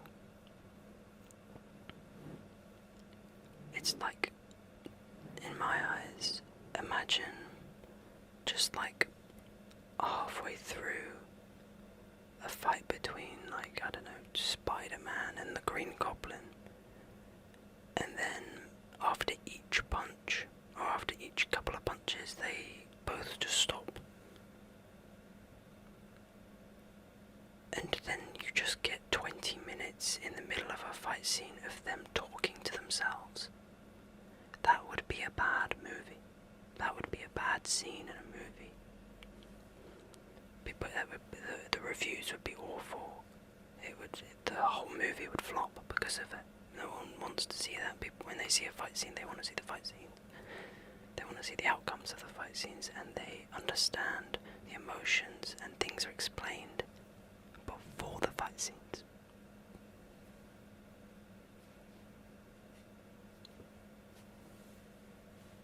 I don't know.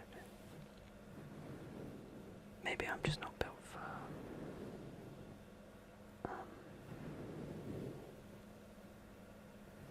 being a fully fledged anime watcher.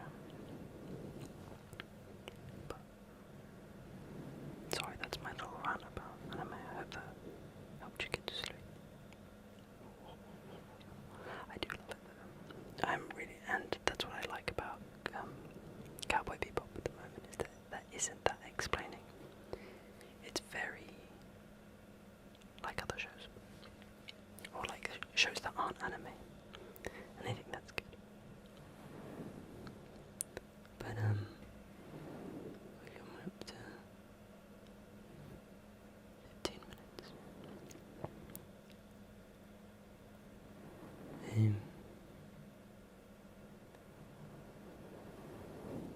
Stroke your hair for a bit, I think.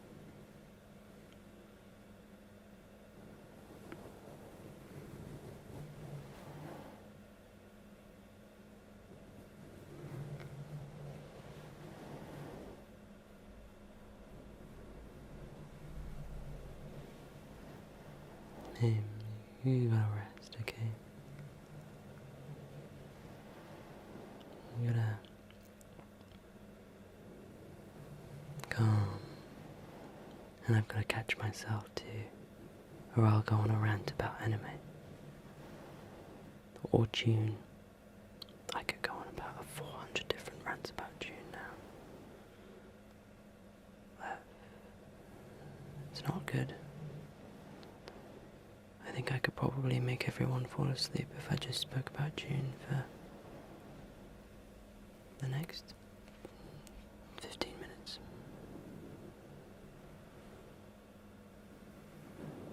The whole world would sleep to my ranting and ravings about the intricacies of different characters in June and all the funny things. It's such a funny, weird series.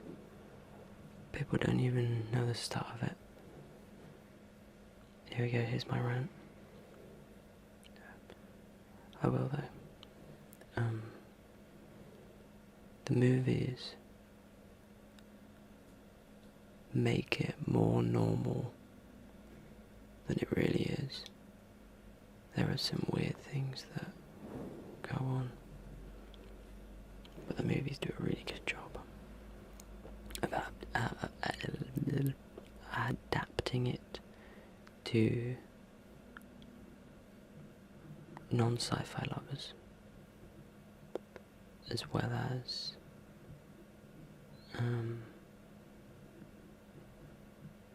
just making it a good version, like a good adaptation. A lot of what happens in the book is inner thoughts, and you just can't do that really. June would be a great anime, because everything is inner thoughts in that, and it works really well. See, look at that, that's a link and a half.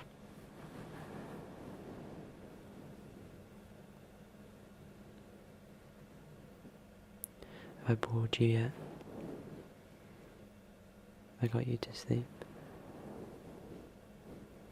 I'm starting to feel sleepy from my own ranting and ravings now.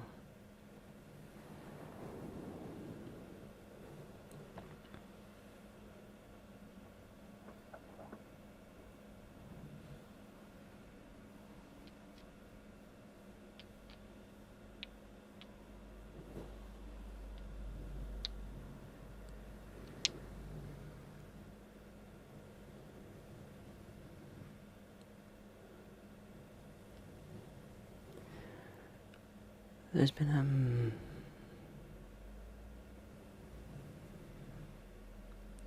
a phrase that's enticed me recently, interested me very recently, the idea of nothing lasts forever. And I think that version, when you first think of it, it's very negative in its connotations. That good things come to an end, kind of thing. All good things come to an end. But it's not just good things that come to an end. I think there's joy in the idea that both good and bad comes to an end. And without one, you don't have the other.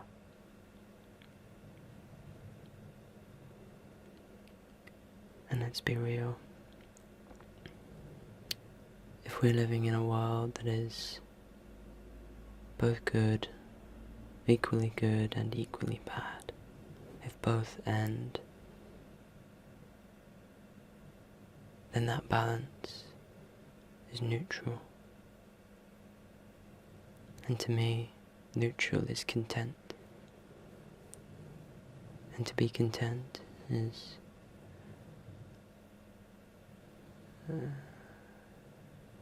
maybe the optimism in me says it, but if I am content, then I am happy.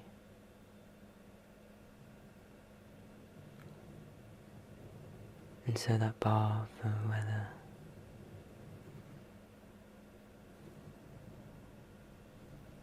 that level is lowered, about where good is. But with that bar lowering, you see there's more to this. With that bar lowering, it needs to balance out again. And so what happens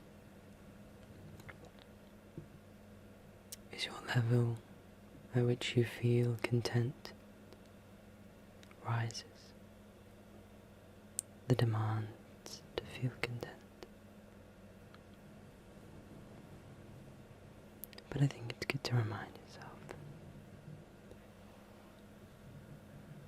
if you're in a place where you have a home, that you're able to pay rent, and you don't,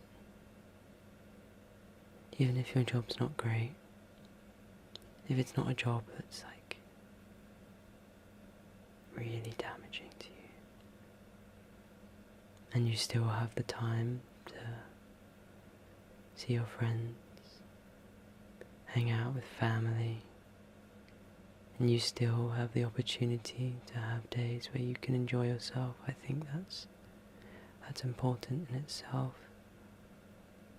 And that's what makes the so-called bad job worth it.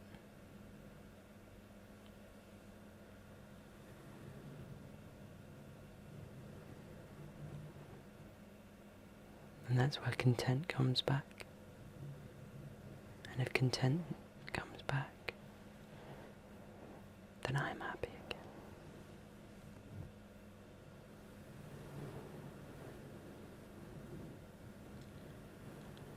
It's not a flawless philosophy and mindset, but it helps. I hope it helps you too. Anyways, I think it's time we get some sleep. Your hair is so soft. I can't stop playing with it.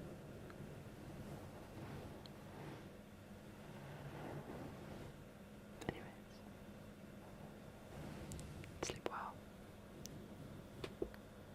Sweet dreams. Good night. Good night. Good night.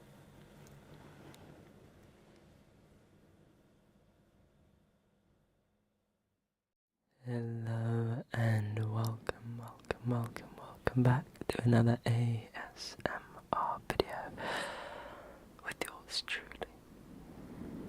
I hope you're all doing well and you're all relaxing wonderfully.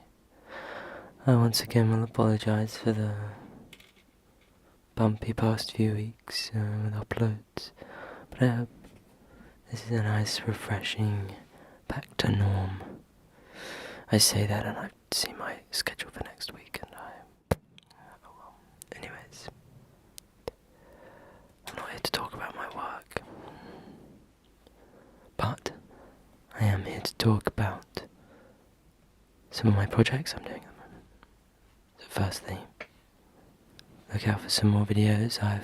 This is a new setup I'm using at the moment. I've got the same microphone and the same camera, but everything is now on camera arms. Everything's on camera arms. It's like a disc arm. It's like a boom arm, but it's just for the camera. It's like cool camera fittings. Anyways, which makes everything a lot more movable. Means I can do some more different types of videos. So hopefully we can start doing some crazy fun things. This whole setup should make some new tech kind of fun. Not new tech, new videos. Make some old videos that I've tried to do before a lot easier. We'll see what happens with everything. But yeah, it should be exciting. There's plans in the next few months. At least definitely by the end of the year I'll be getting a camera. So I won't be using the phones anymore. So hopefully the quality will go up as well. And I've been trying slowly after the past few years to update my quality for videos, and I think they've got pretty good, but it's still phone cameras, so we'll get there. Get DSLR in here and spice things up.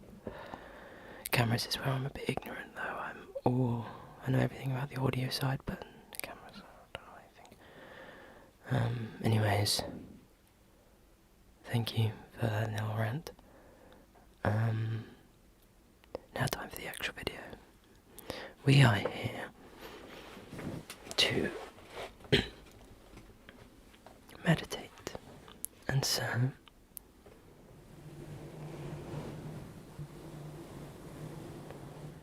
I've done 101 of these types of videos before, and they're absolutely my favourite videos.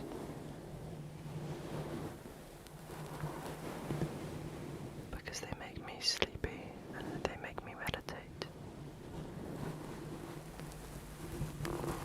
And if there's one thing that I need to do at the moment, it's meditate more often. So, without further ado,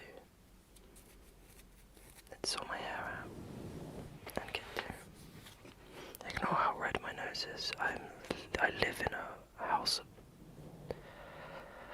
everything. It's spring, it's dust. Oh god. I don't stop sneezing at the moment.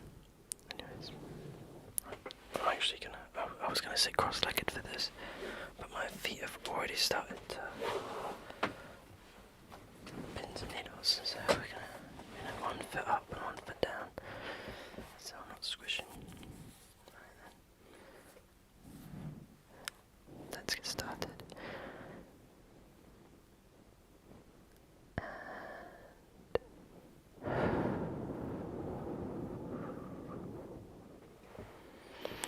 Okay, so I want you to get relaxed.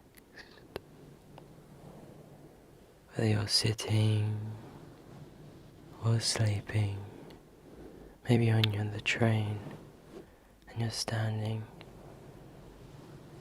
I've noticed sometimes now I'll just listen to ASMR when I go on big journeys. It just helps with the stress and to keep me relaxed as I run across the streets of London to get to another train. But wherever you are, it's time to just take a step back from the world and breathe.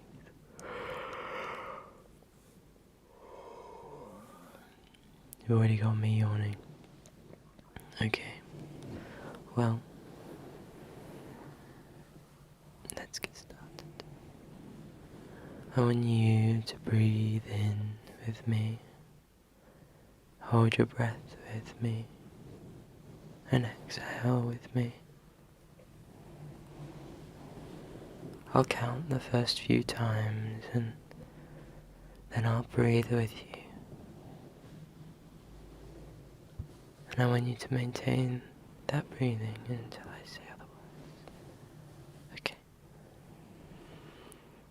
Breathe in for 5 seconds. 3, 4, 5. Hold for 5 seconds. 2, 3, 4, 5. Exhale for 5 seconds. 2, 3, 4, 5. Inhale for 5 seconds. 2, 3, 4, 5. Hold for 5 seconds. 2, 3, 4, 5. And exhale for 5 seconds. 2, 3, 4, 5. That's it. You're getting there now. Right. And again. In, 2, 3, 4, 5. Hold. 2, 3, 4, 5. Exhale. 2, 3, 4, 5. In, 2, 3, 4, 5. Hold. 2, 3, 4, 5. Exhale. 2, 3, 4, 5. I'm going to join you now. You ready?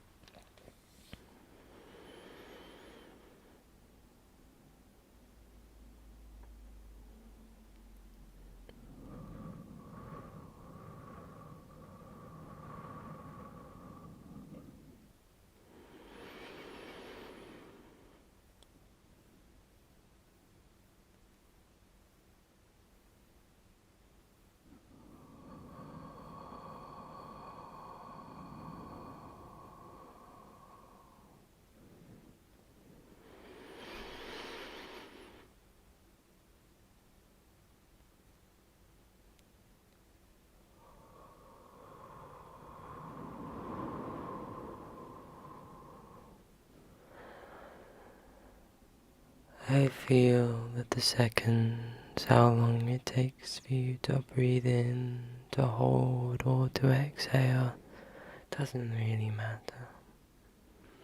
You shouldn't do it quickly, of course. You should do it at a slow, relaxing pace. But it's important to not go so far that you don't feel relaxed. You can hold your breath for so long before you're starting to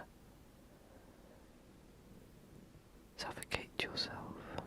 And that's just not what we want. We're here to feel good, not the complete opposite. The same goes for exhaling and inhaling. It's good to make sure that you're breathing properly. You want to fill your lungs. You want to feel your stomach rise when you breathe in as well as your chest. When you're holding your breath, you want to feel the oxygen going around your body, being oxygenating through your lungs. You want to hold for a few seconds just because that's all the oxygen response.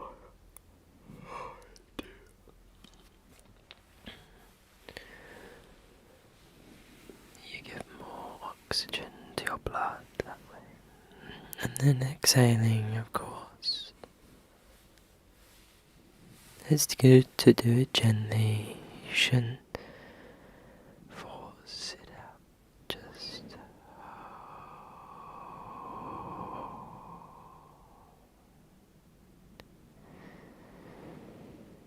at any pace that's not fast.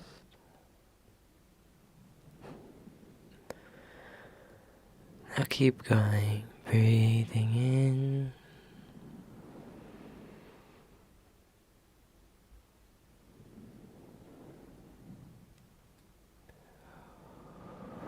and out.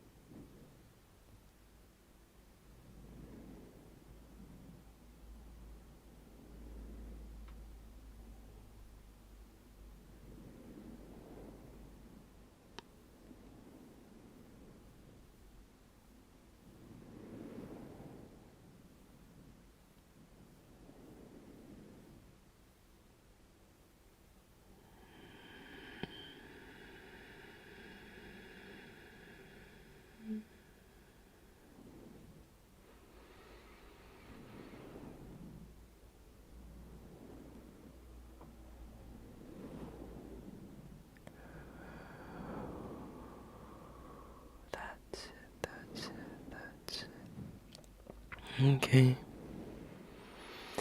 I was gonna do two, but I think I'm just gonna stick to the one meditation technique, and by far my favorite.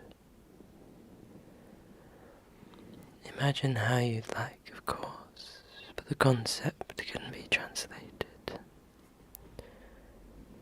The easiest way to understand is you're sitting there by the side of a road.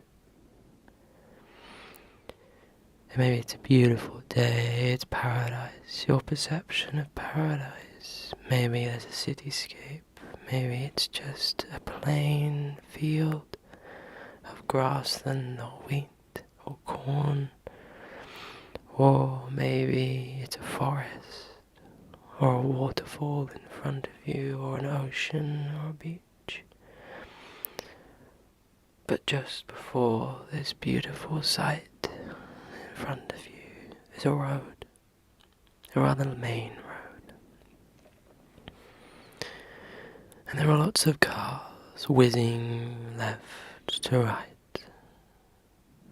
You can't see their destination or where they've come from. All you do is you see these cars drive past. You realize that these cars want to get your attention. They're all asking for your attention. They're all asking for you to hitch a ride with them. And the only way to get them off your back, and so you can embrace the beauty that where you are, is to feel that sense of peace and quiet away from the noise, is by completely ignoring them. Any thought, you can give it a glance, acknowledge it if you'd like. But you're not there to hitch a ride, you're not there to develop that thought any further than its initial existence.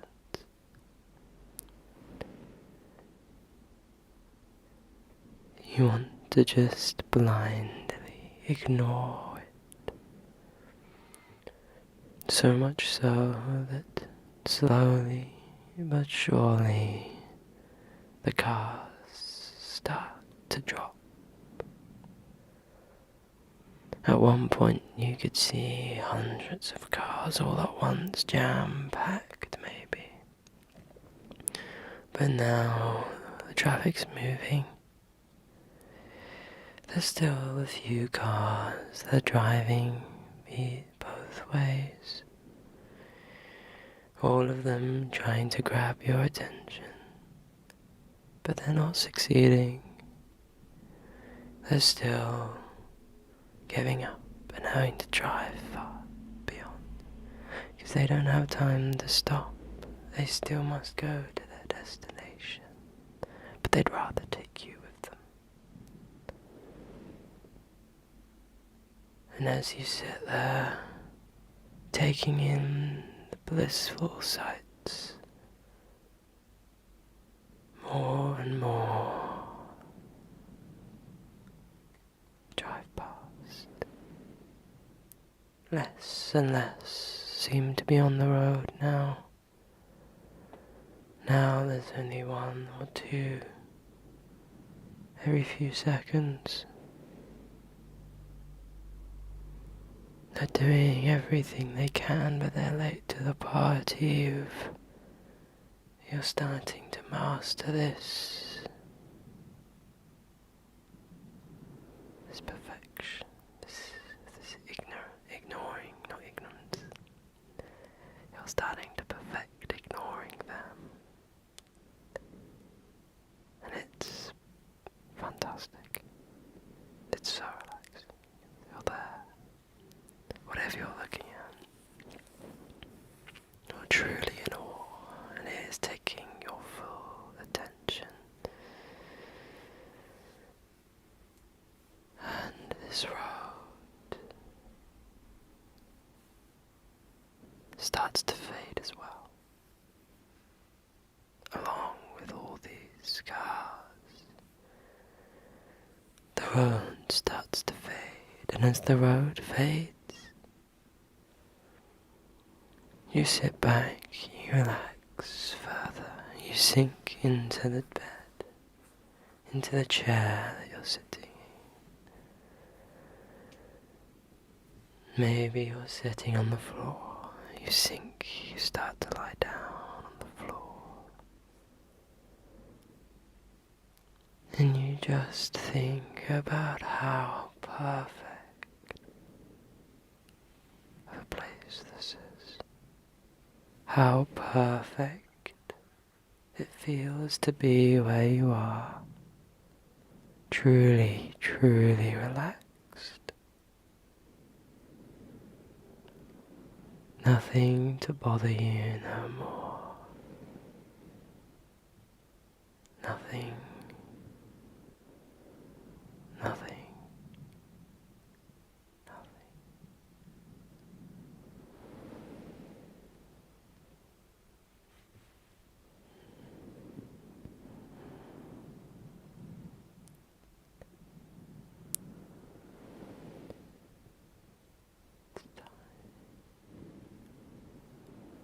It's time to sleep. It's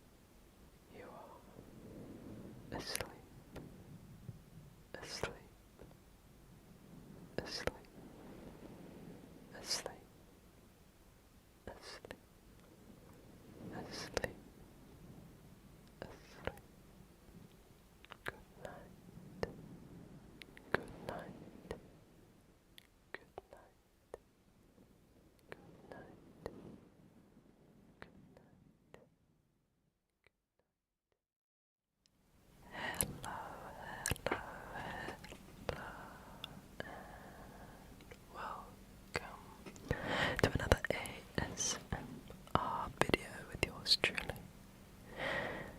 Today's video, we're going to just be doing some face touching mainly, for personal attention.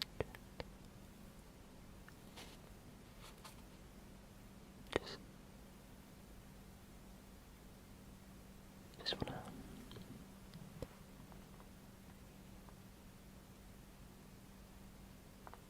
make sure you're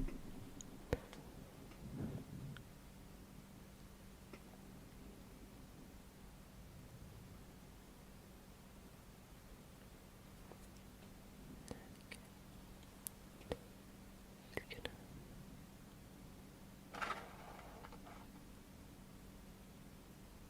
that's it.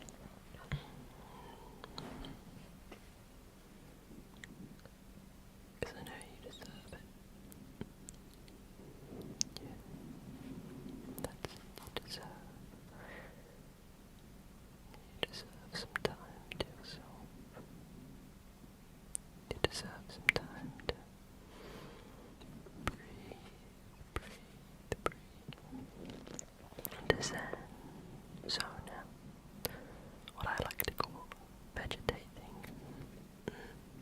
I love a good vegetation. It's my favorite pastime. I have this knack of being able to, and I'm not kidding, sit and do nothing. And I don't mean sit and scroll through TikTok or similar apps.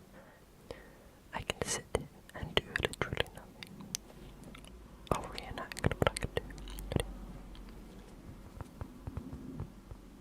Ready? 3, 2, 1. Performance.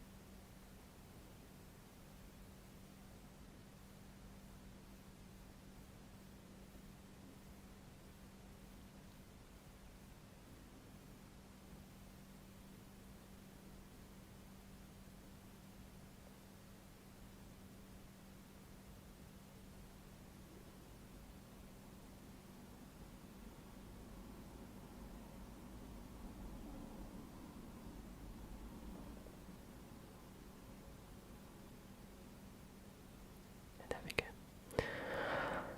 I can do that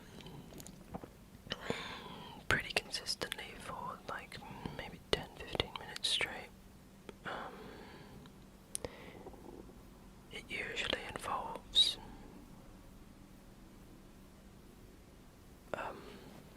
doing something with my hands, maybe. You know how cats make biscuits. There we go.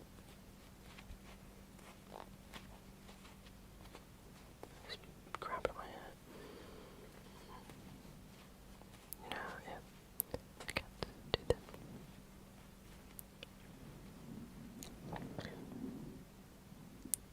I do the exact same thing. And to be honest, if I don't,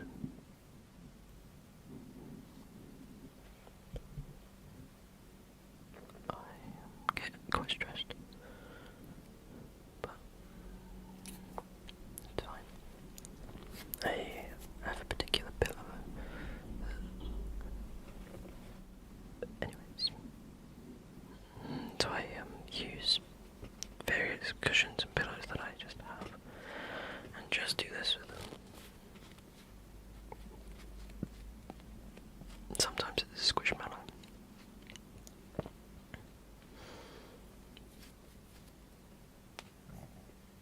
I wouldn't be able to explain why. I don't know whether other people do it. I do it in the solitary of my room with no one around. I don't think I've ever done it in front of anyone. So, and I'm not sure I've seen it done by anyone in front of me, so. Do you do it? Do you make biscuits? On that note,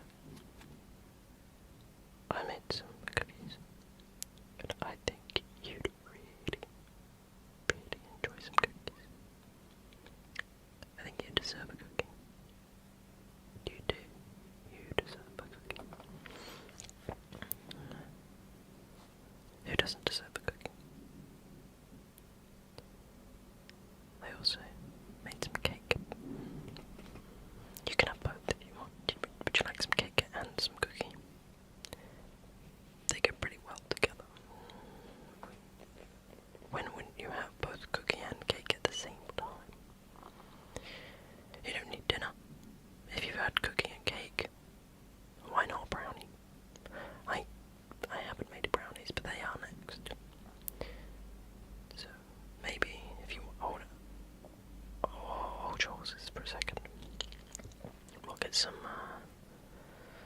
money's involved. Sound good?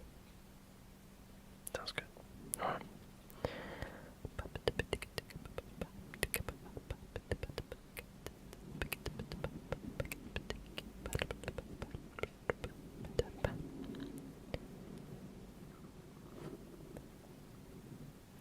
Hope you're enjoying yourself. Hope this is relaxing.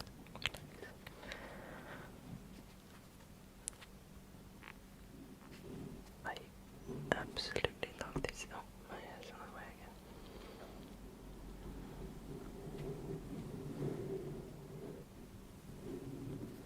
I'm upset that you don't get to experience how these feel. Well, maybe you have your own, but they are some of the nicest feeling things on the planet. Though it does look like they gather hair quite quickly, so maybe they won't look so pretty.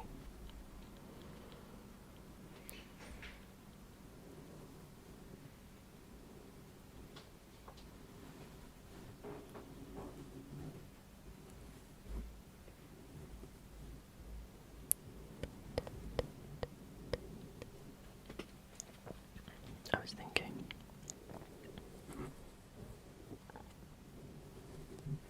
that maybe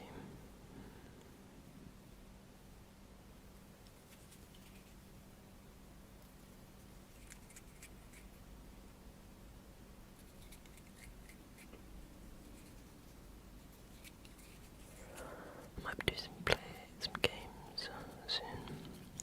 I'm on the fence. I think with you some longer form content.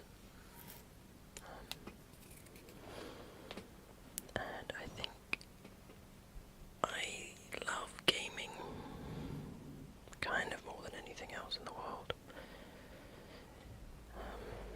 And there's some games that I want to play, and I love the idea of trying to make those games relaxing.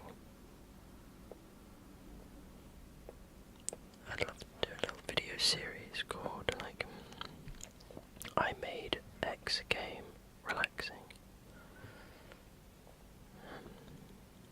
And so then I can put like RimWorld is what I want to do. I think RimWorld, trying to make RimWorld relaxing, sounds kind of funny.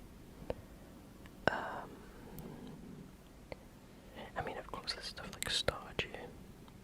I'm not very good at Stardew though. What other games? I want to play the first Assassin's Creed game again. Maybe that would be a weird one to try and make not only an ASMR video out, but also to play an old game like that. The weird game to replay. I literally have 600 games on Steam. I want to play most of them at the moment. I do and don't want to play most of them at the moment. So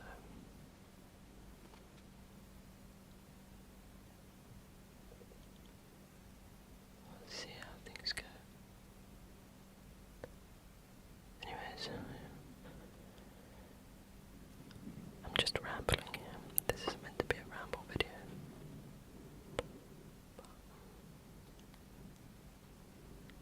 It's just a little bit of there we go. Just antimatter. Just a bit of naughty matter. Just really getting in the way.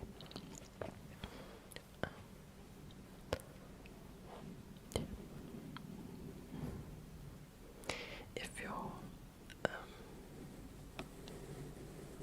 interested in fantasy stuff,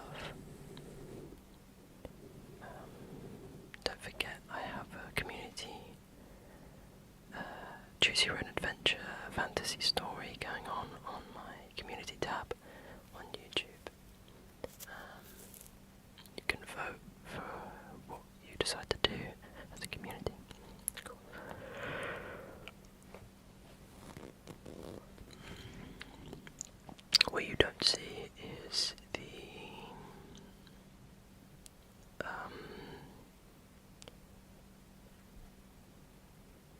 is how far I've gone with this story.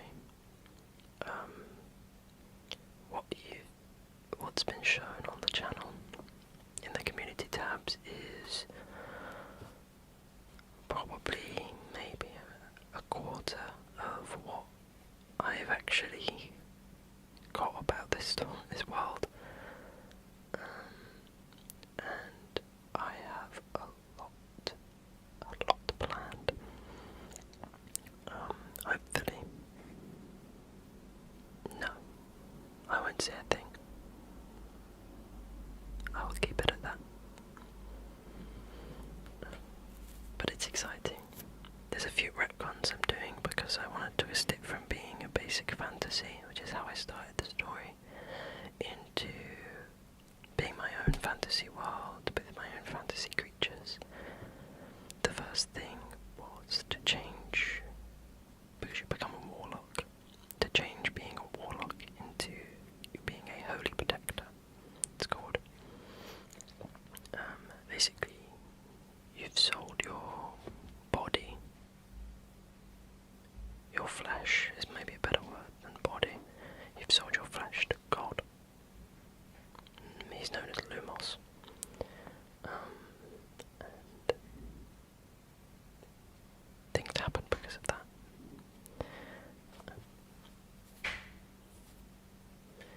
It's all about evolution and the environment.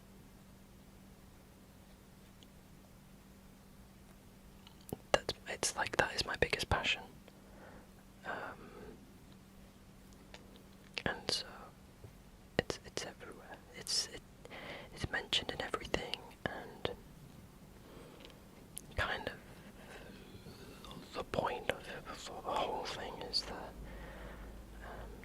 there's a discussion on that.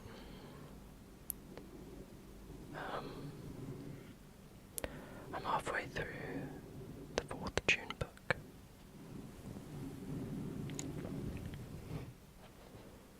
And the God Emperor, the 4th June book. Oh my god, I love it. It's taken until the 4th June book for me to realise that it is the best sci-fi story out there, I think. I don't think the first book is great, but you can't stop at the first book. You can't read the first book and go, right, I'm done now. Because the first book is the preamble, it's the setup. It's like watching the first Star Wars movie. There's not really a resolve. It's like, I mean, you see it in the movies. The movies is the first book. There's loads of things like, oh yeah, it's like watching like the first episode of a story.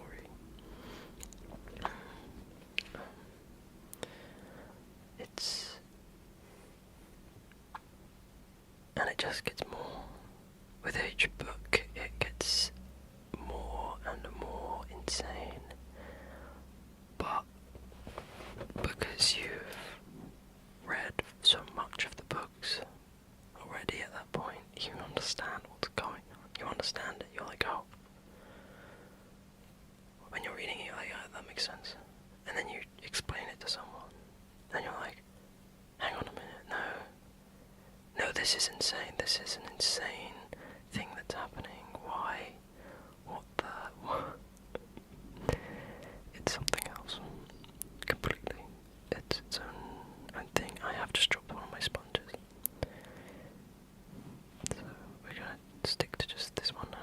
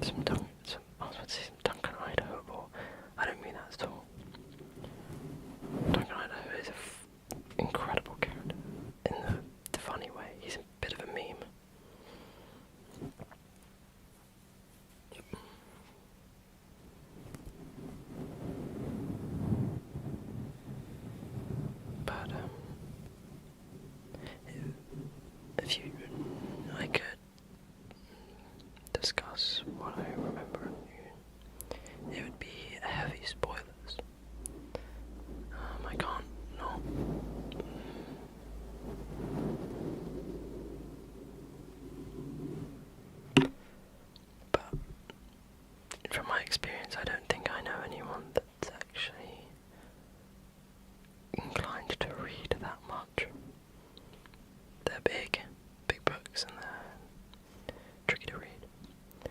Hence why I'm embarrassed to say this, but I'm an audiobook guy. I work where I can listen to music while I work. I'm listening to audiobooks, man.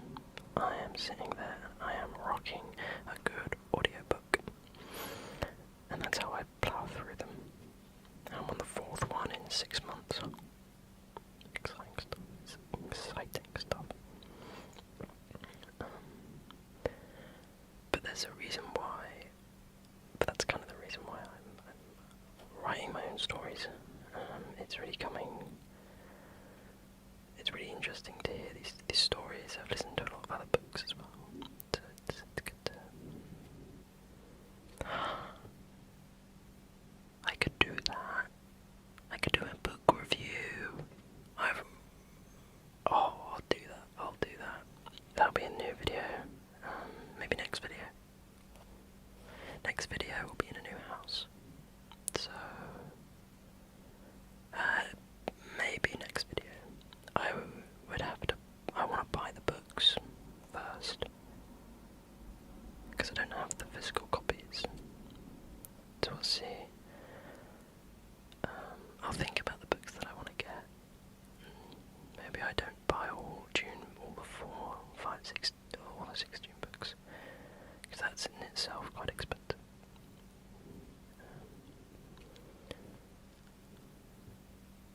But yeah.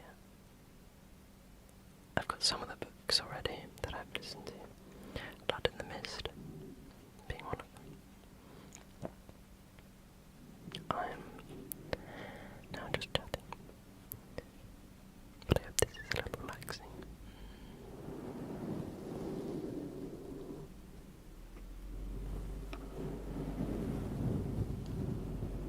I'm trying to think of a book that I read recently, listened to recently that I really enjoyed.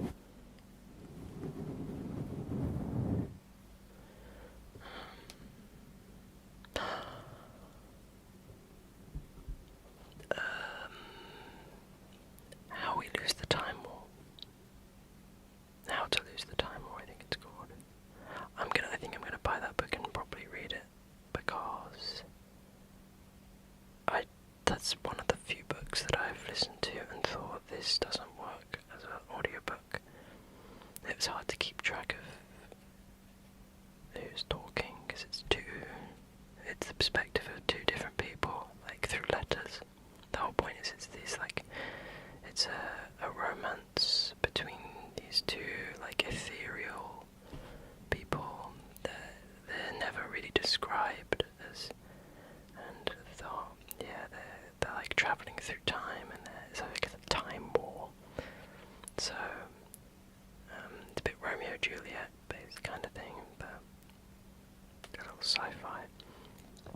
And I think it would work a lot better as a book than audiobook, to be able to see the indication of when chapters end and start and who's speaking. But it was so good. It's so poetic. It's a poem. There's no other way to describe it. It is just a beautiful poem. Yeah, I loved it. This is how we lose the time. It's something like that. Anyways, I'll see you in the next video. Please like, subscribe, comment down below. Tell me what video you'd like to see. Would you like to see a book review thing? If so, yeah, like I say, comment.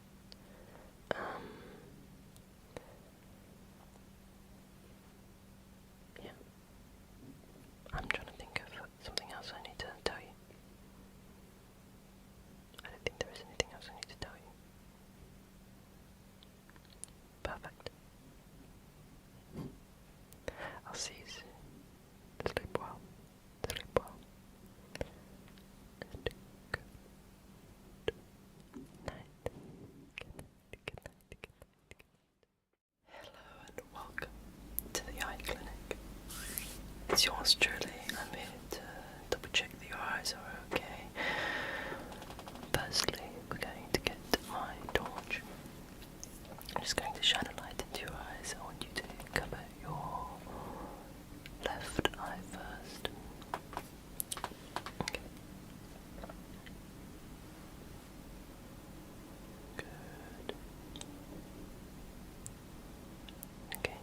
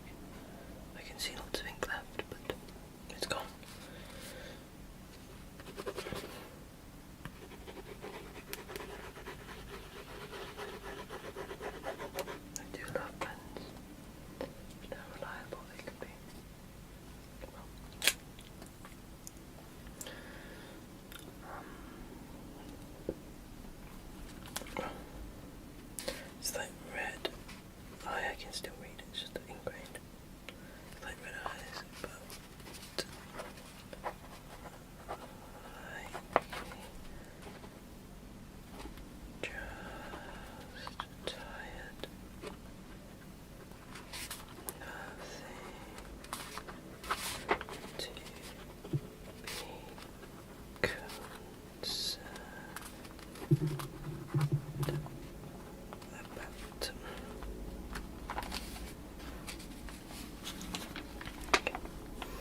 The pen's come back now.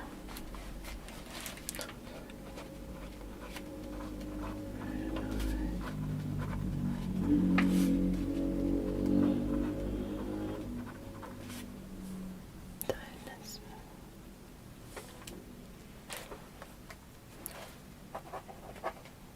Nothing.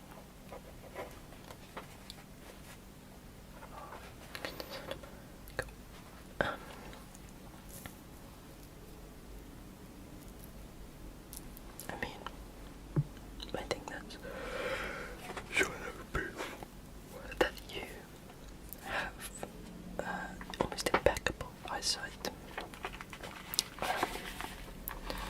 to a near superhuman degree. But I'm just going to do one little thing, and this is a test that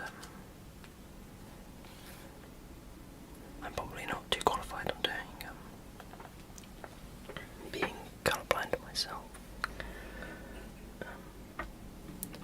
But I'm just going to do a basic test to see that you're not just seeing it in black and white on the various colours that you can see on my thing.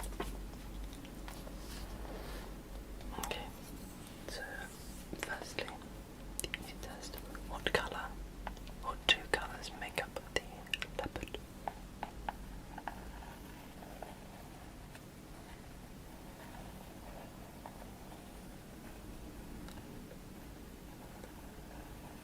Black and white. Perfect. Okay. What two colours or what colour makes up the ice cream? We've already declared white. So what's the second colour? Pink. Perfect. Okay. Now, this is where it gets tricky for me. What colour is this? Green. Perfect. This one. Yellow. I'd hope so.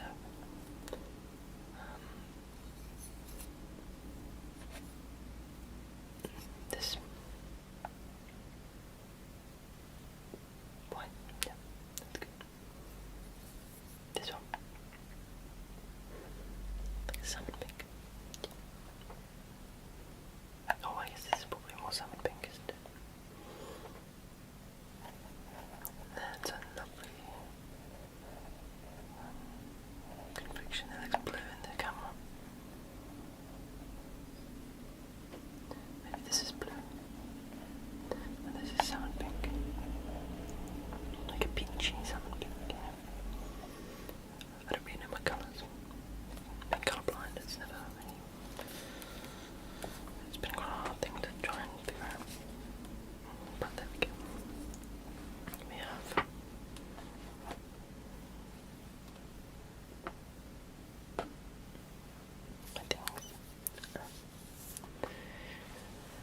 have you just going to ask a big question? And I'll write them down actually. I shouldn't have closed my notebook. So, have you had any concerns about your eyesight? Or just eyes in general? Have they hurt a lot? Does that say anything?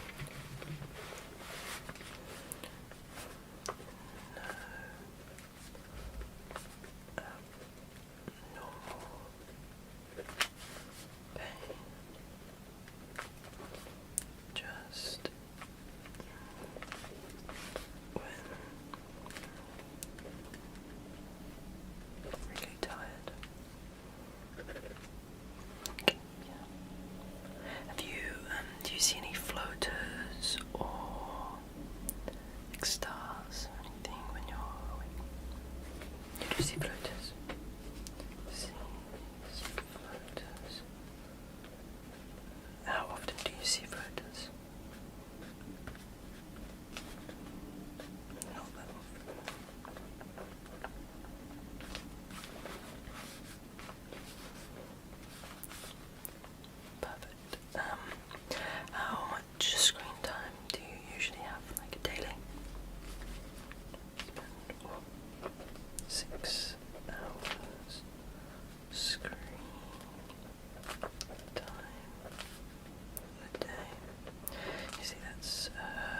concerning amount.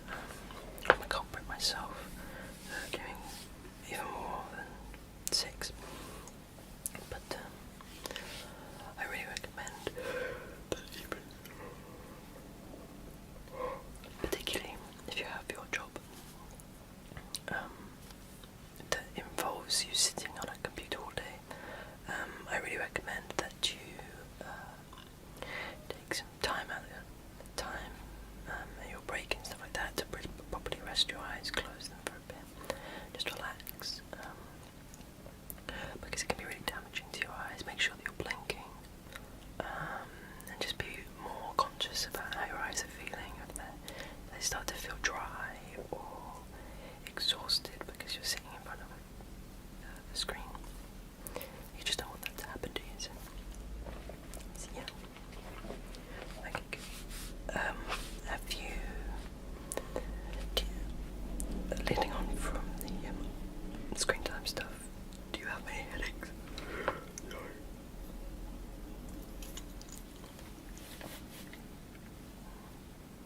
Do you get many headaches or migraines? Occasionally.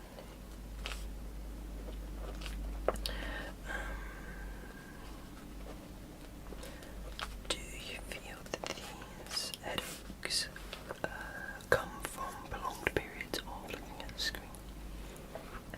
Does it happen after a long day of work and you're like, oh, you know? Yeah. Okay.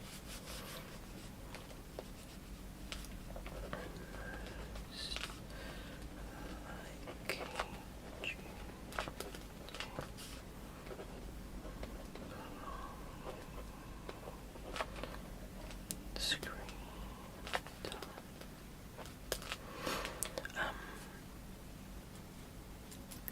Though you don't need glasses. I can't stop yawning today. Though you don't need glasses, I do recommend either using night light filters on your computers. Both Mac and Windows will have this feature that you can just turn off and it just gets rid of some of the blue light on the screens. Most monitors also have a feature that allows you to do this, and I also recommend maybe getting some anti-glare glasses, because you can use those monitors for all of the blue light features, but it's the glaring that can also cause a lot of issues, and this blue light glasses don't get rid of that glare, so it's much better to have anti-glare glasses. Have you? You don't have any? Well, I recommend getting some anti-glare glasses.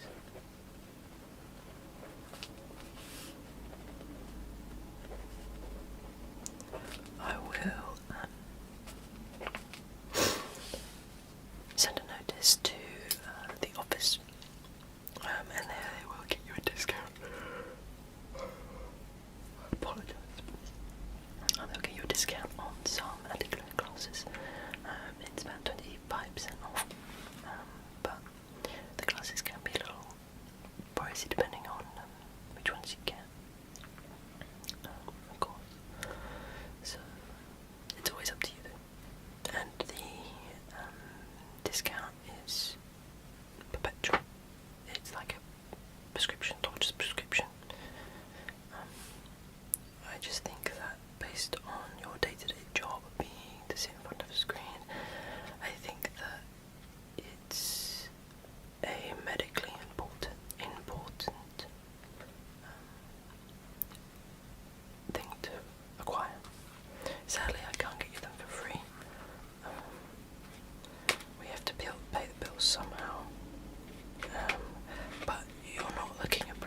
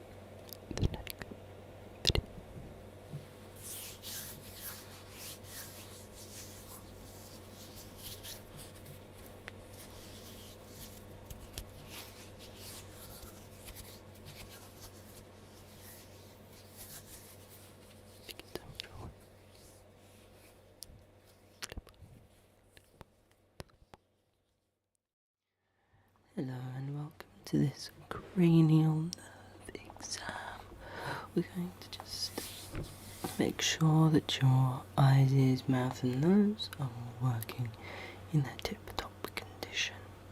And your touch, of course. But we're not going to waste any time, are we? But I hope that you are sitting comfortably and you are resting and you're ready to be tested on. Okay.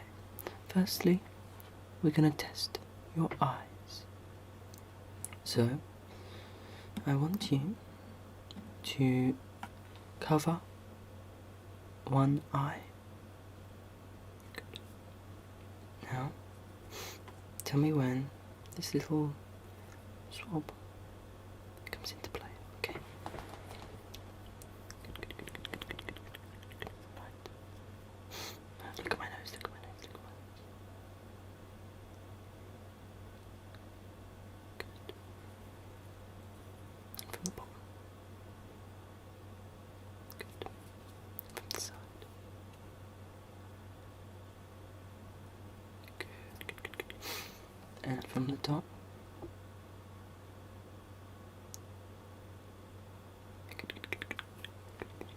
Good. That's it. Right. Now, I want you to cover your other eye. That's it. That's it. From the bottom. That's it. From the side. That's good, that's good. And from the top again. That's good, that's right. Okay. Now, a bit of fluff. Now, do I have any words for you? I don't. So, I'm going to write something on my phone. I just want you to tell me what it says.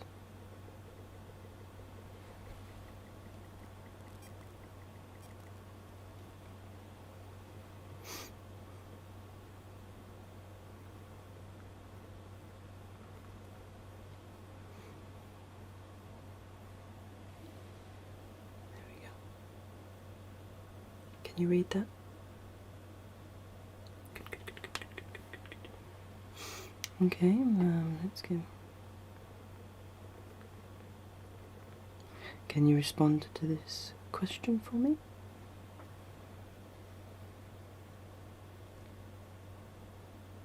Thank you.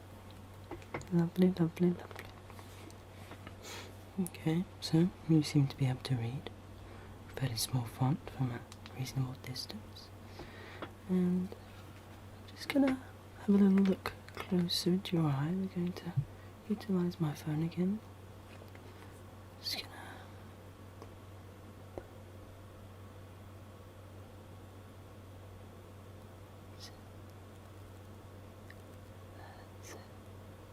okay. Just want to see what's going on deep in that eye of yours.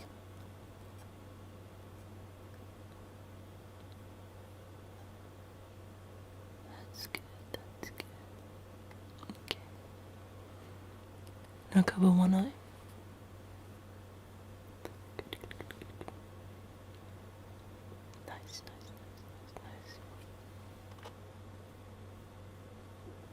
Now the other eye.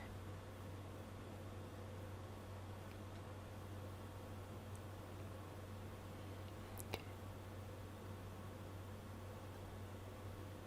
Good. Okay. Should be everything with my phone.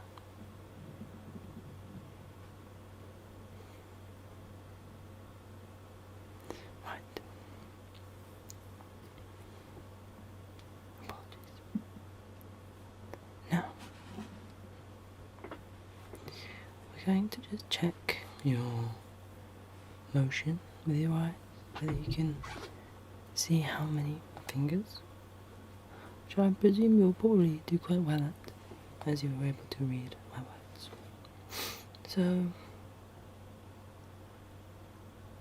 many fingers am I holding? Good. I know. Nice. No?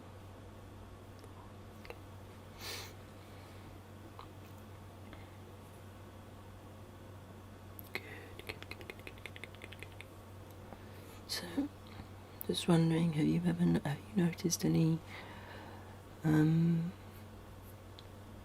deterioration in your eyesight? Have you found things hard to read sometimes? Maybe when you're more tired, or when you're looking at screens, are you squinting a lot?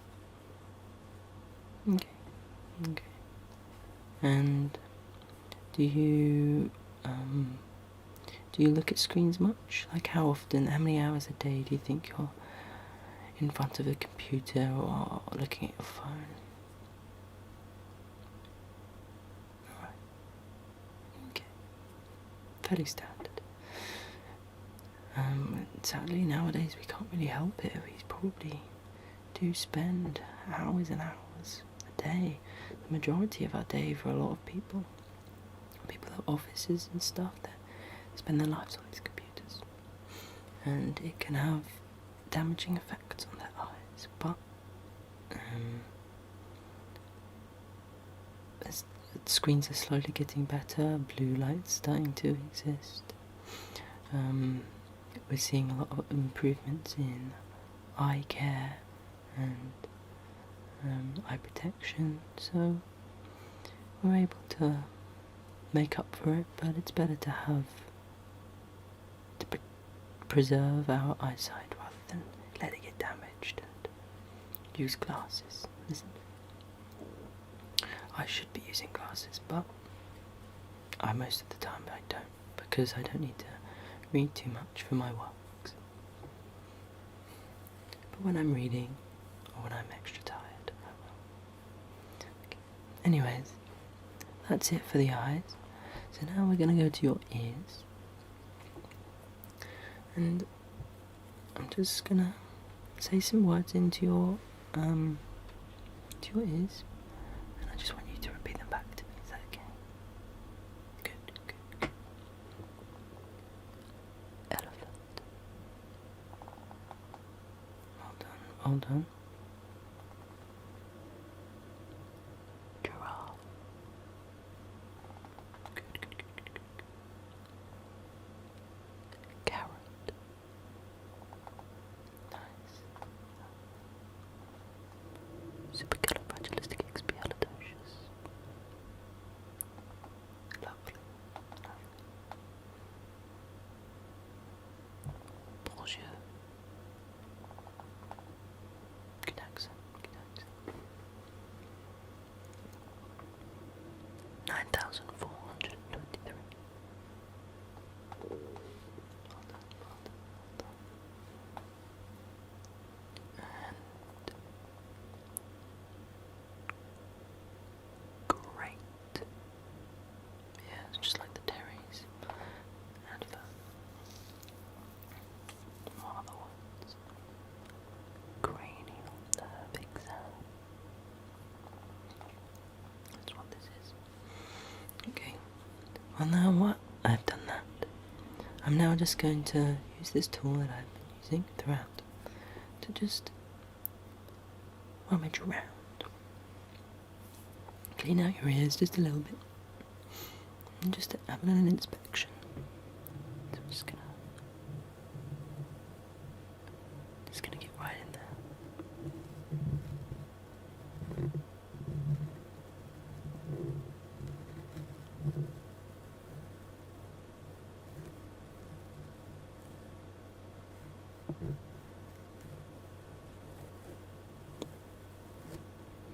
This is looking very good, very healthy. Looks like there's no blockages or anything. No excess wax. And this side, you want to be careful with using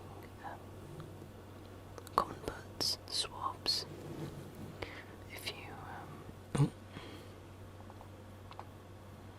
We've gone to a mood lighting. We'll stick with it.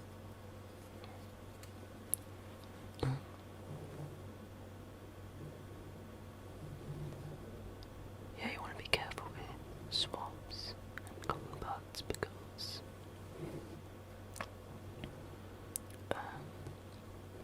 you can over clean your ears, and wax is still very important.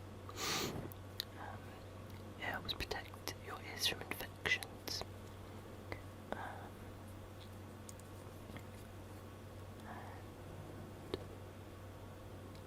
If you are jamming a little stick into your ear, you can jam your wax back into your ear as well, and that can also cause issues. So you just want to be very gentle, very careful when you're cleaning out your ears. They are looking absolutely dandy, aren't they? They are looking quite splendid. You must have tip-top hearing.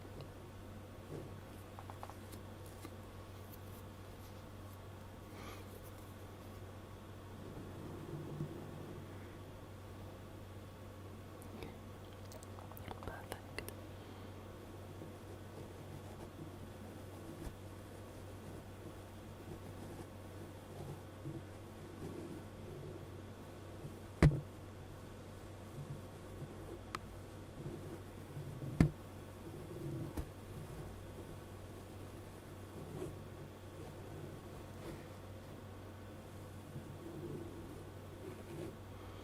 There we go then.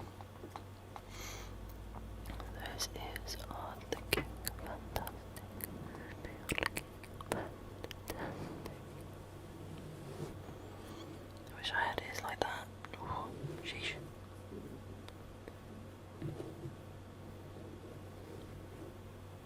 Ears are fascinating creatures. You need to make sure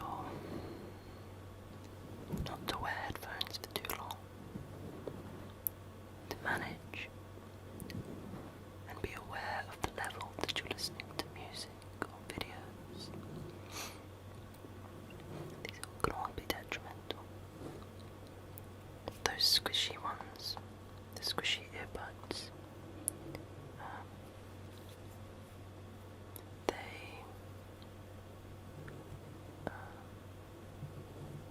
can block your ears because you really push them into your ears.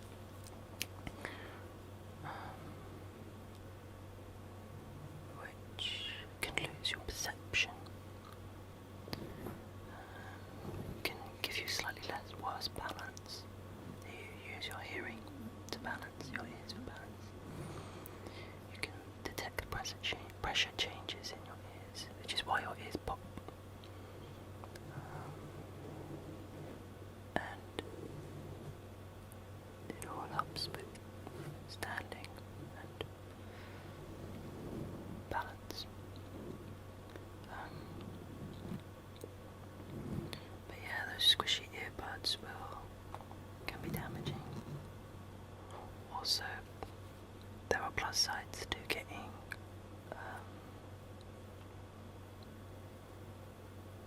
sound cancelling headphones, noise cancelling headphones, because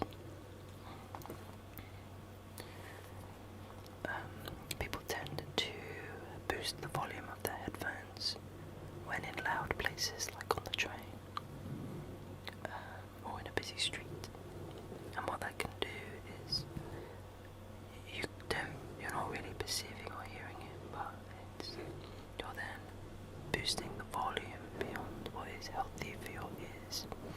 And if at a volume for prolonged periods of time, they can cause permanent damage. Anything above 80 decibels, if listened to for more than an hour, consistently,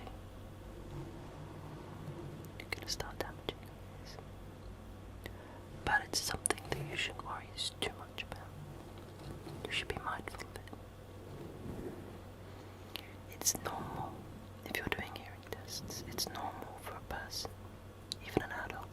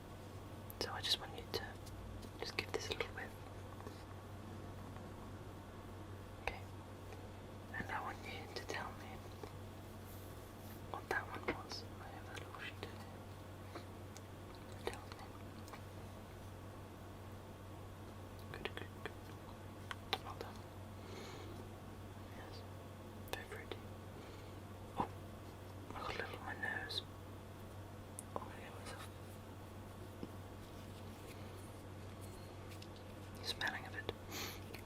Okay. And again, I've got a meat nugget. I can't let you cheat, they're all gonna look the same. But what's the smell of that one? Does it smell any different? It smells a bit sour. Okay.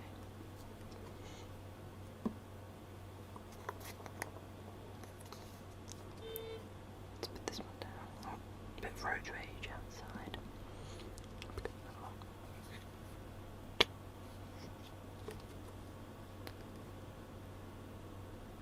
Good.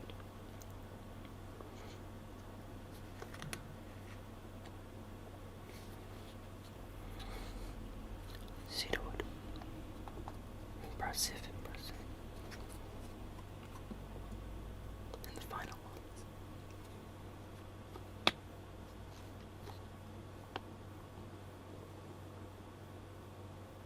Good. That one. Yeah, vanilla. I'm good at this. Far better than me. Many a day, many a year ago, I broke this little nose of mine. And my sense of smell is still there, but not as good. Right. Well, I don't actually have any science facts about noses. I'm a doctor. Noses aren't my thing. But you have taste buds in your nose. If you didn't know that, that's an air up thing though. Tells you that. Noses are a bit of a mystery for me as well. But we're gonna swiftly move on. I'm gonna go to touch. This. Oh. And for this, we're going to use my stick again. So we've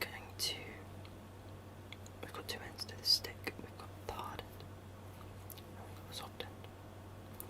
So you're going to close your eyes and you're going to tell me whether I touch you with the soft end or the hard end, okay?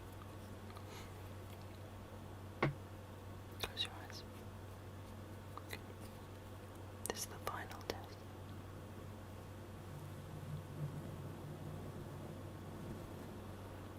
Is that the soft or hard end? Okay.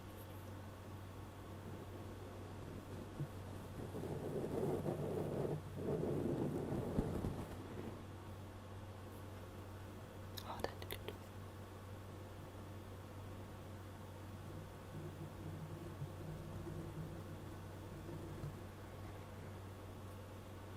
Good.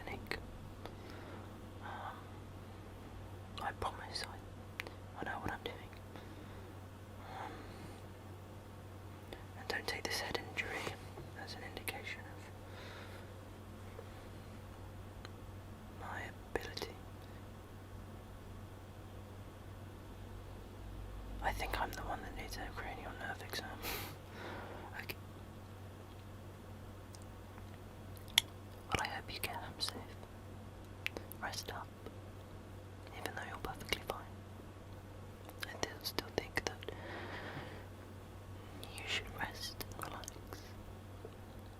And as it's late, sleep well. Good night. Good night.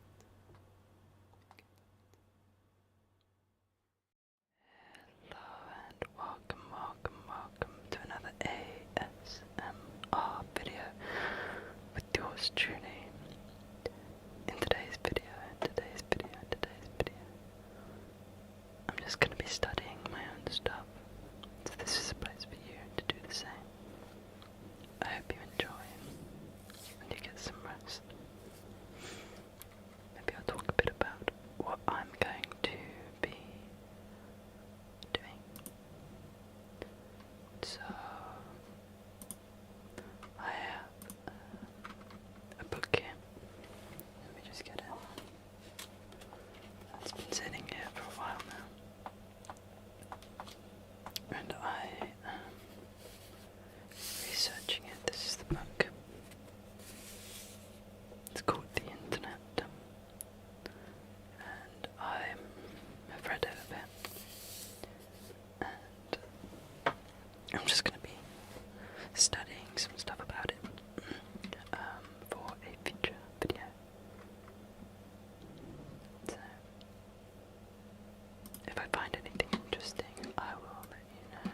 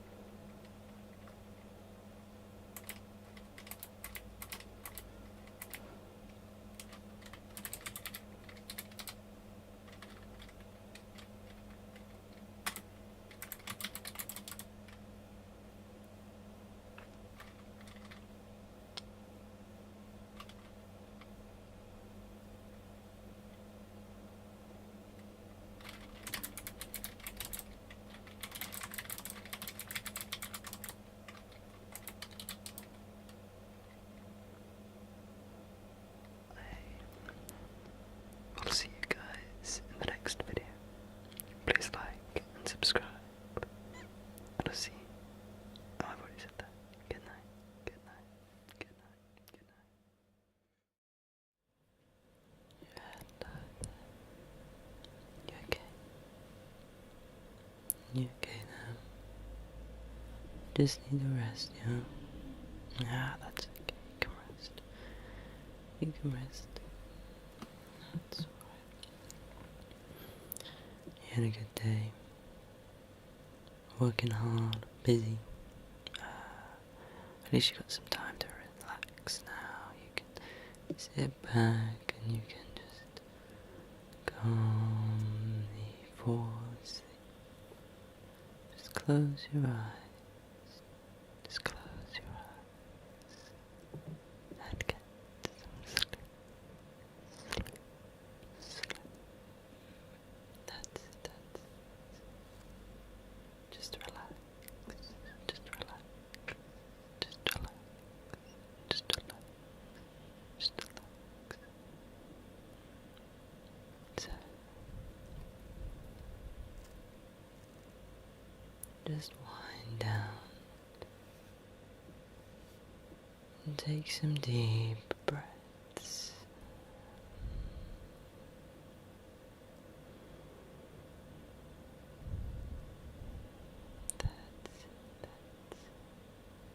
So, you've been up to much? Yeah? That's okay.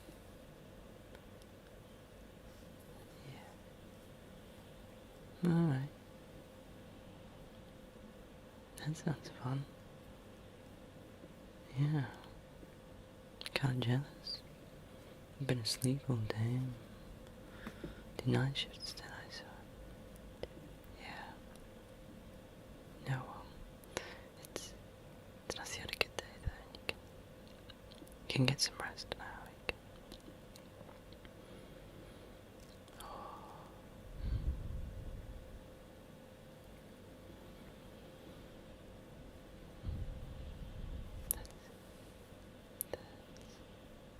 Just relax.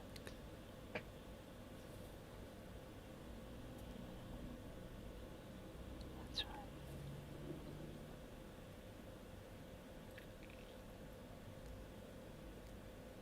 Been a busy week too. Yeah. Well, you got a day off tomorrow, right? So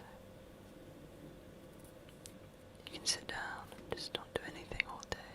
Just take some time for yourself. Yeah. That's the best thing to do, isn't it? Sometimes the best days are just the ones where you do nothing. You don't think about anything. You don't talk to anyone. You can just vegetate in bed. Just relax. I'm still a little sleepy. I woke up an hour ago. Yeah. But, yeah. Any interesting things you plan to do on your day off? You're gonna play some games, just gonna watch a movie, maybe a TV show. Yeah, I wanna watch that. I've just started watching Community. I just finished all of Modern Family as well. Grinding my way through all the American sitcoms at the moment. Shamefully, I've never finished or never watched all of American Office. I'm about halfway through Always Sunny in Philadelphia.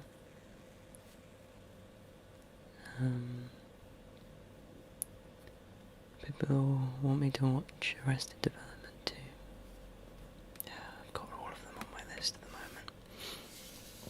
I'm gonna slowly get my way through them all. On top of that, there's loads of movies that I want to watch, that I'm told to watch too. I've been interested in the new movie on Disney Plus, The Creator. Looks cool. It's all about the questions about, it's a bit Blade Runner-y, and it's like AI and how we should, at what level of AI do we treat them as human? Do we always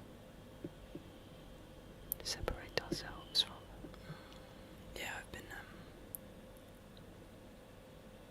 I've been interested in that movie at the moment. I saw that it got nominated for an award. I forgot which one. Academy Award. But yeah, that's kind of mine. I also really want to watch the Blade Runner movies again. I've definitely watched the newest one, the Blade Runner 2049, or 2047, one of the two. But I don't know whether I've watched the original Blade Runner. And now that I've listened to the book, an audiobook, I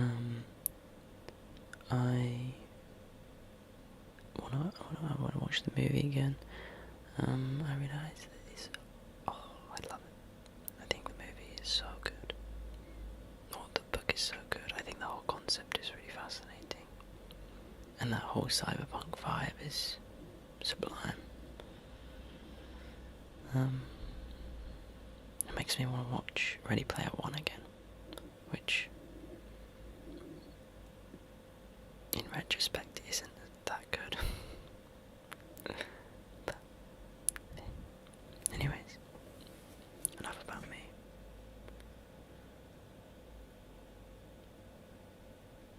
What you been?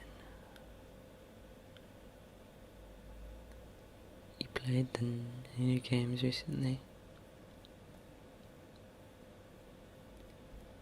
You seen Enshrouded?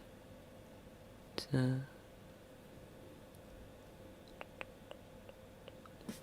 called a survival game at the moment. Yeah. Anyway, let's get you to sleep. Come on, close your eyes, close your eyes. Breathe, breathe.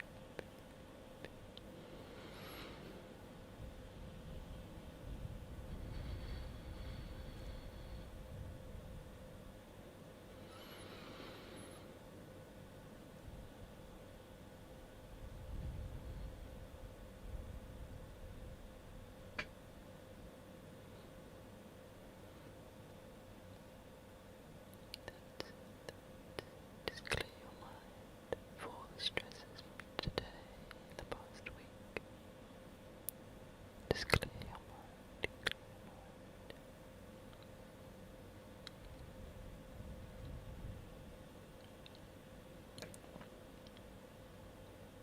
You listened to any new songs recently? I always love to hear what people are listening to them. Every now and then, I think it's good. Everyone's a little passionate about their little taste of music, and I love seeing that excitement in people's eyes. Yeah. It's a good icebreaker as well, to ask about someone's music taste.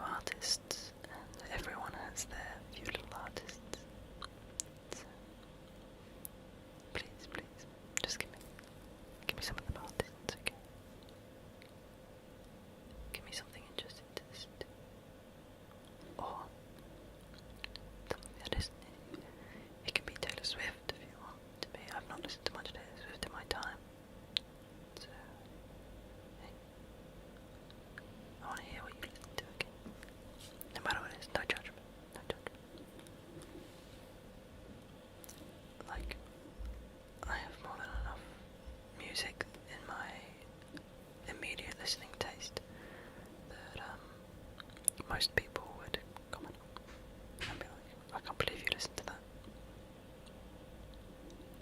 And I will stand my ground. I think you should. Yeah.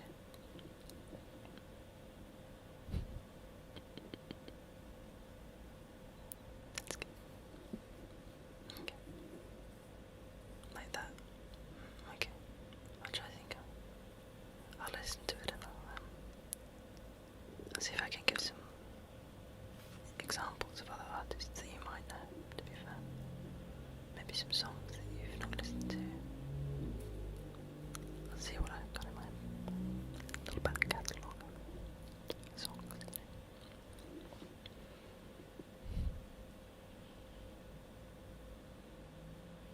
Would you like a tea? I always think that to really, really relax yourself and wind down, a good jasmine tea with some honey, oh, that is the way. Doesn't matter if you're ill or not. Jasmine tea and honey. It's hard. No matter the time, no matter the day, no matter the feeling, you know. Some jasmine tea. I've got some lemon flavoured honey next to me here. Do you want some of that with it? Yeah. Okay. The lemon's not very apparent, but it's a slight like citrusy aftertaste. Yeah. Okay. Okay. Hmm.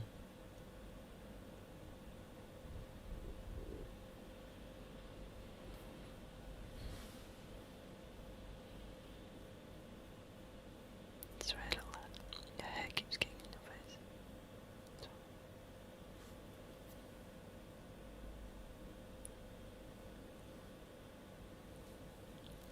To get itchy.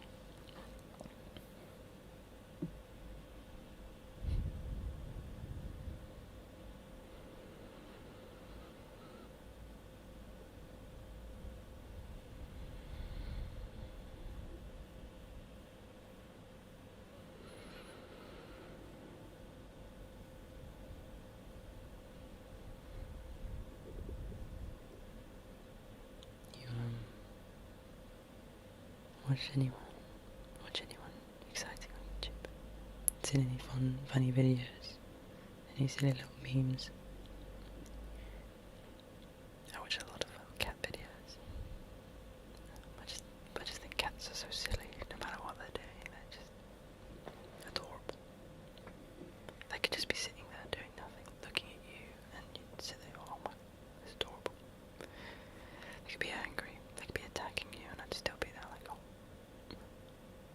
little guy. You know? I love the guys. So if I'm feeling down, I'll scroll Twitter. And luckily my Twitter feed isn't bad.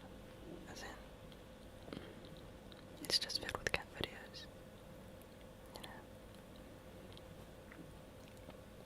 I saw one that I retweeted ages, like about 6 months ago recently. And it was one of the grabber vending, like apologies.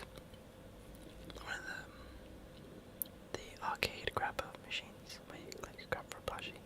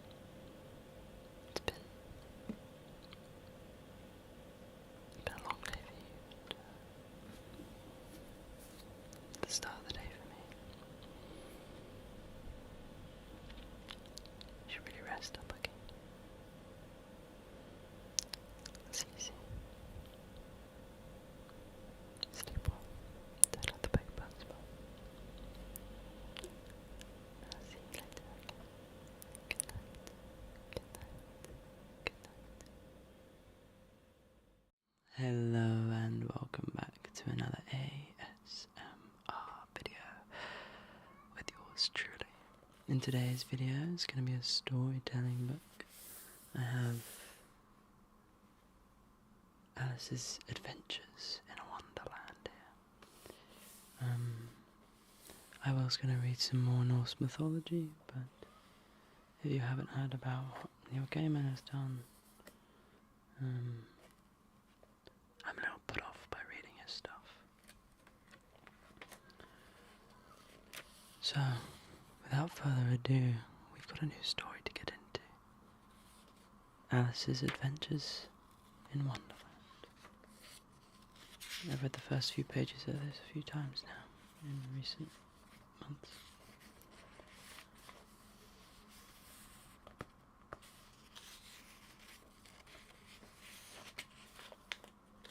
Chapter 1, Down the Rabbit Hole. Alice was beginning to get very tired of sitting by her sister on the bank, and of having nothing to do. Once or twice she had peeped into the book her sister was reading, but it had no pictures or conversations in it. What was the use of a book, thought Alice, without pictures or conversations? So she was considering in her own mind, as well as she could, for the hot day made her feel very sleepy and stupid, whether the pleasure of making a daisy chain would be worth the trouble of getting up and picking the daisies. When suddenly a white rabbit with pink eyes ran close by her. There was nothing so very remarkable in that, nor did Alice think it so very much out of the way to hear the rabbit say to itself, oh dear, I shall be too late." When she thought it over afterwards, it occurred to her that she ought to have wondered at this, but at the time it all seemed quite natural. But when the rabbit actually took a watch out of his waistcoat pocket and looked at it, and then hurried on, Alice started to her feet, for it flashed across her mind that she had never before seen a rabbit with either a waistcoat pocket or a watch to take out of it. And burning with curiosity, she ran across the field after it, and was just in time to see it pop down a large rabbit hole under the hedge.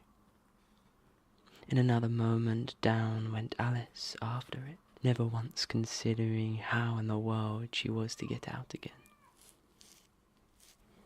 The rabbit hole went straight down on like a tunnel for some way, and then dipped suddenly down, so suddenly that Alice had not a moment to think about stopping herself, before she found herself falling down what seemed to be a very deep well.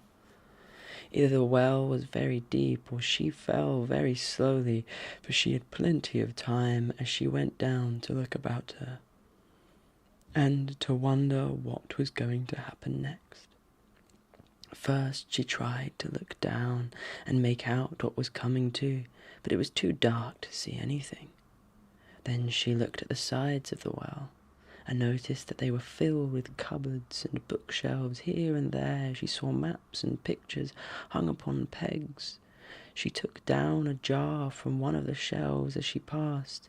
It was labelled Orange Marmalade. But to her great disappointment it was empty. She did not like to drop the jar for fear of killing somebody underneath, so managed to put it onto one of the cupboards as she fell past it. Well, thought Alice to herself, after such a fall as this, I shall think nothing of tumbling downstairs. How brave they'll all think me at home. Why, I wouldn't say anything about it, even if I fell off the top of the house. Which was very likely true. Down, down, down, would the fall never come to an end? I wonder how many miles I've fallen by this time. She said aloud, I must be getting somewhere near the centre of the earth. Let me see. That would be 4,000 miles down, I think. For, you see, Alice had learned several things of this sort in her lessons in the schoolroom, and though this was not a very good opportunity for showing off her knowledge, as there was no one to listen to her, still it was good practice to say it over. Yes, that's about the right distance. But then I wonder what latitude or longitude I've got to. Alice had not the slightest idea what latitude was, or longitude either, but she thought they were nice, grand words to say. Presently, she began again. I wonder if I shall fall right through the earth. How funny it all seemed to come out among the people that walk with their heads downwards. The antipathies, I think. She was rather glad there was no one listening this time, as it didn't sound at all the right word. But I shall have to ask them what the name of the country is, you know. Please, ma'am, is this New Zealand? Australia? And she tried to curtsy as she spoke. Fancy curtsying as you're falling through the air. Do you think you could manage it? And what an ignorant little girl she'll think of me for asking. No, it'll never do to ask. Perhaps I shall see it written up somewhere. Down, down, down. There was nothing else to do, so Alice soon began talking again. Dinah'll miss me very much tonight, I should think. Dinah was the cat. I hope they'll remember her saucer of milk at tea time. Dinah, my dear, I wish you were down here with me. There are no mice in the air, I'm afraid, but you might catch a bat, and that's very like a mouse, you know. But do cats eat bats, I wonder? And here Alison began to get rather sleepy, and went on saying to herself, in a dreamy sort of way, do cats eat bats? Do cats eat bats? And sometimes, do bats eat cats? For you see, as she couldn't answer either question, it didn't much matter which way she put it. She felt that she was dozing off, and had just begun to dream that she was walking hand in hand with Dinah, and was saying to her very earnestly, Now, Dinah, tell me the truth. Did you ever eat a bat? When suddenly, thump, thump, down she came upon a heap of sticks and dry leaves, and the fall was over. Alice was not a bit hurt, and she jumped up onto her feet in a moment she looked upon. But it was all dark overhead. Before her was another long passage, and the white rabbit was still in sight, hurrying down it. There was not a moment to be lost. Away went Alice like the wind, and was just in time to hear it say, as it turned the corner, Oh, my ears and whiskers, how late it's getting. She was close behind it when she turned the corner, but the rabbit was no longer to be seen. She found herself in a long, low hall which was lit up by a row of lamps hanging from the roof. There were doors all around the hall, but they were all locked. And when Alice had been all the way down one side and up the other, trying every door, she walked sadly down the middle, wondering how she was ever to get out again. Suddenly she came upon a little three-legged table, all made of solid glass. There was nothing on it but a tiny golden key, and Alice's first idea was that this might belong to one of the doors of the hall. But alas, either the locks were too large or the key was too small, but at any rate it would not open any of them. However, on the second time round, she came upon a low curtain she had not noticed before, and behind it was a little door about 15 inches high. She tried the little golden key in the lock, and to her great delight, it fit.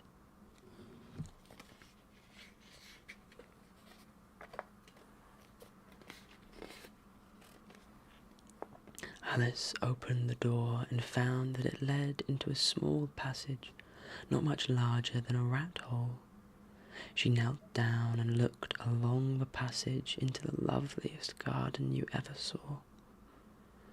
how she longed to get out of that dark hall and wander about among those beds of bright flowers and those cool fountains, but she could not even get her head through the doorway. And even if my head would go through, thought poor Alice, it would be of very little use without my shoulders.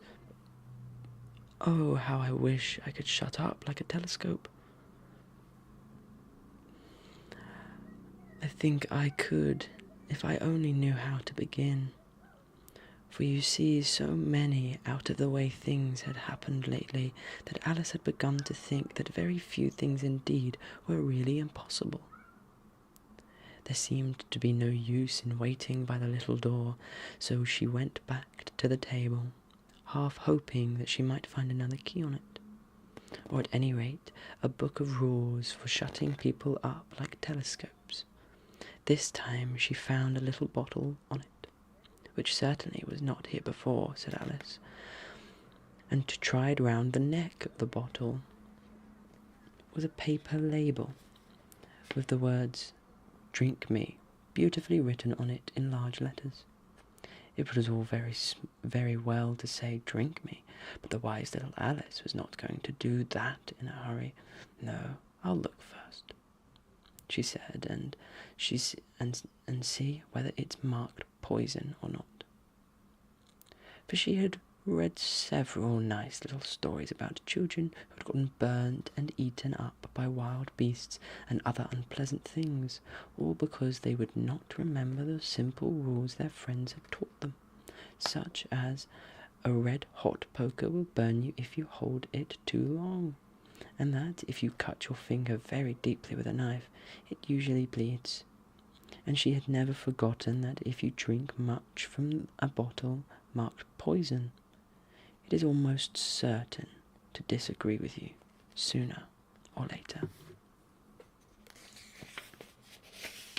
However, this bottle was not marked poison, so Alice ventured to taste it, and finding it very nice, it had, in fact, a sort of mixed flavour of cherry tart, custard, pineapple, roast turkey, toffee, and hot buttered toast. She very soon finished it off. "What a curious feeling," said Alice. "I must be shutting up like a telescope." And so it was indeed. She was now only 10 inches high, and her face brightened up at the thought that she was now the right size for going through the little door into that lovely garden. First, however, she waited for a few minutes to see if she was going to shrink any further. She felt a little nervous about this, for it might end, you know, said Alice to herself, in my going out altogether, like a candle. I wonder what I should be like then. And she tried to fancy what the flame of the candle looks like after the candle is blown out, for she could not remember ever seeing such a thing. After a while, finding that nothing more happened, she decided on going into the garden at once. But alas, for poor Alice, when she got to the garden she found she had forgotten the little golden key, and when she went back to the table for it, she found she could not possibly reach it. She could see it quite plainly through the glass, and she tried her best to climb up one of the legs of the table, but it was too slippery.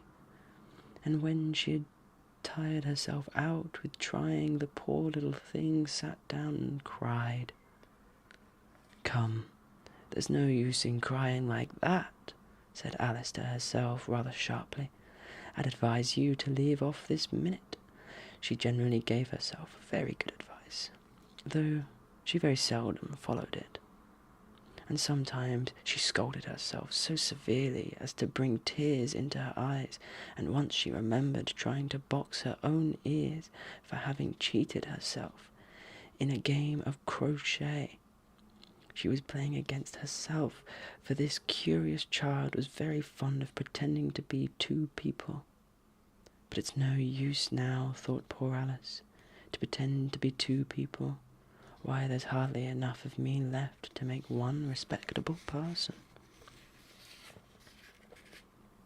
Soon her eye fell on a little glass box that was lying under the table. She opened it and found in it a very small cake on which the words, "Eat me," were beautifully marked in currants.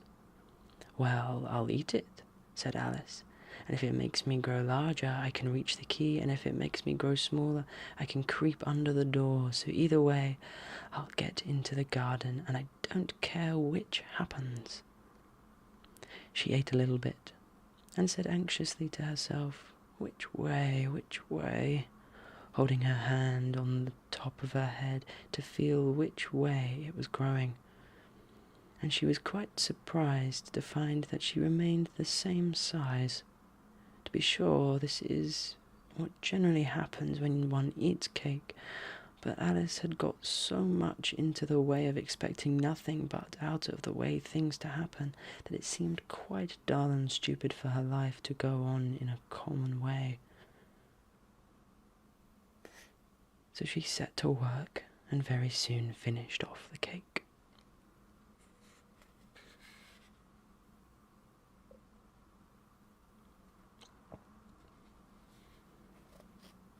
And that is chapter 1 of Alice's Adventures in Wonderland.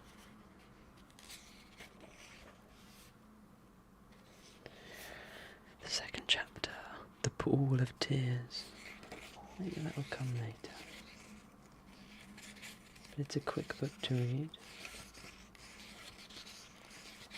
Each chapter is about 15 pages.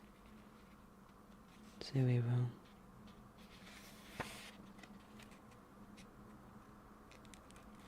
read as such.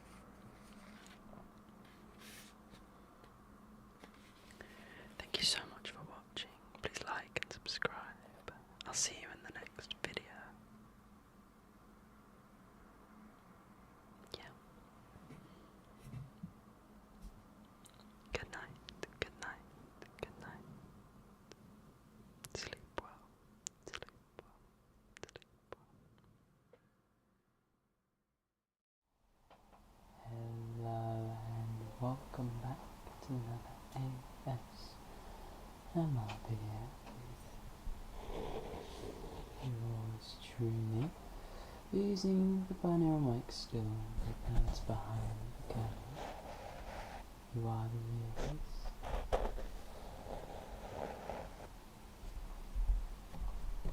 I'm doing everything a little weirdly today, but that's fine.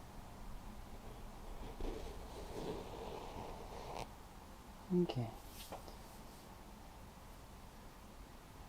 This is a new talking video, isn't it?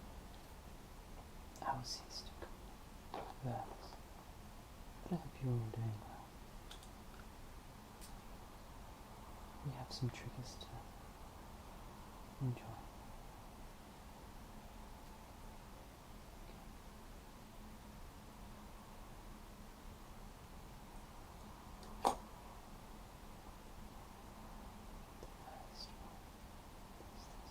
Which does seem to have a huge mark on it now. I'm not sure where that came from. It's just a little.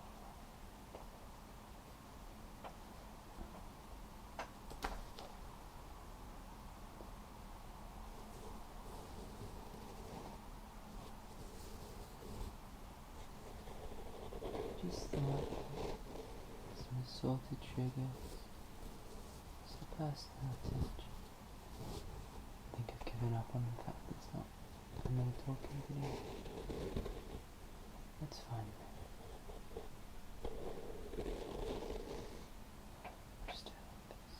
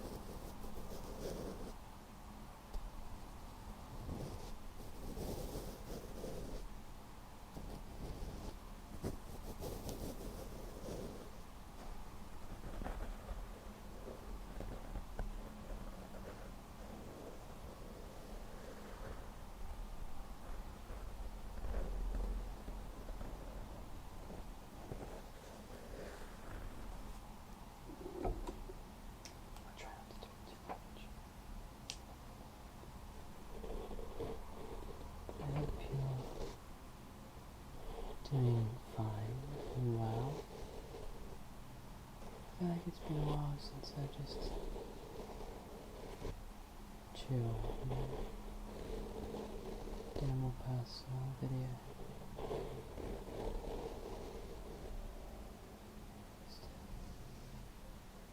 Used to do videos like this all the time, I found. But I could find a bit corporate's the wrong word. Min-maxing with the kind of videos I do. I played a bit of the algorithm game rather than not a very good game, but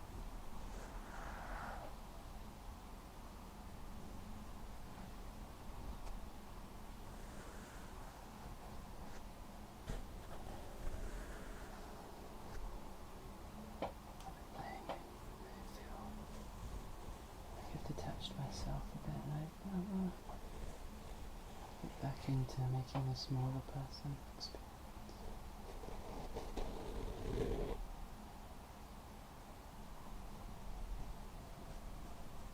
I think where sometimes the channel is doing particularly well, it feels more like a game than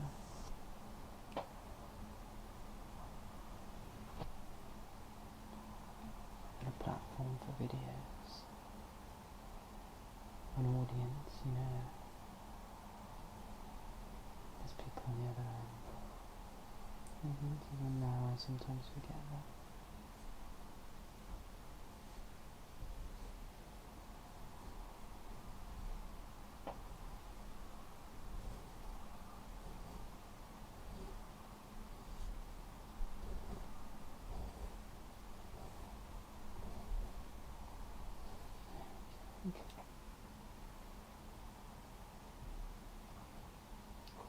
What else? We've got a Wii remote. I feel like I featured a Wii remote recently in a video. Look at these buttons right up in your ear.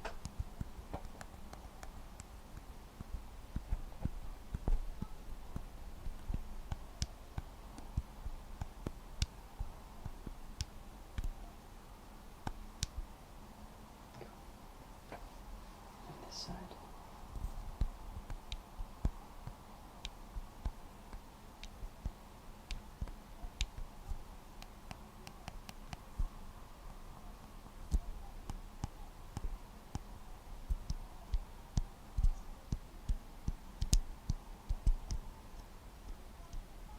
I just realised a Wii remote is a perfect little fidget stick, isn't it?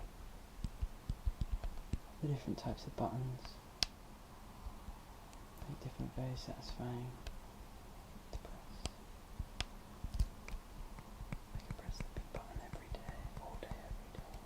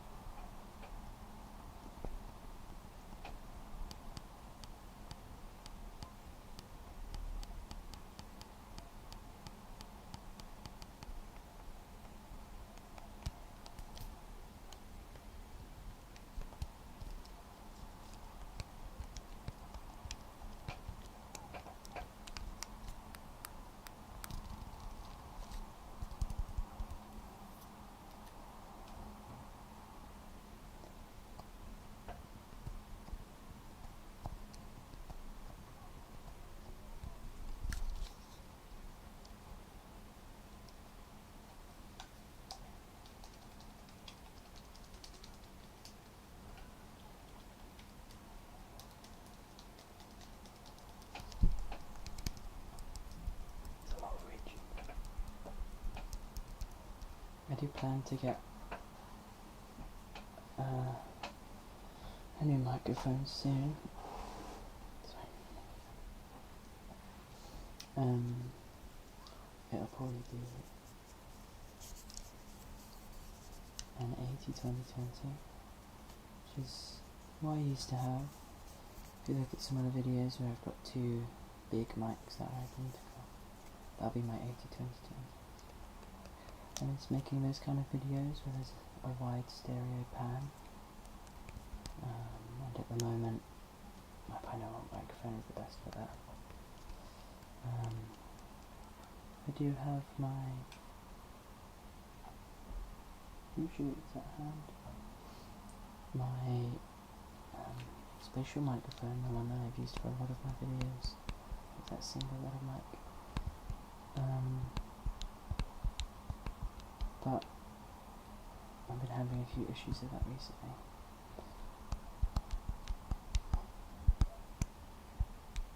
And I think it's just nice to switch it up every now and again.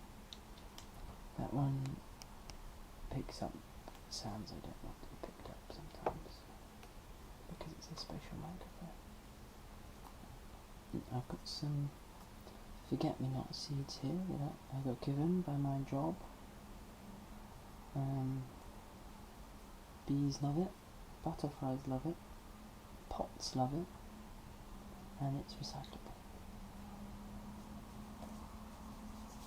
It makes a nice little shuffle sound.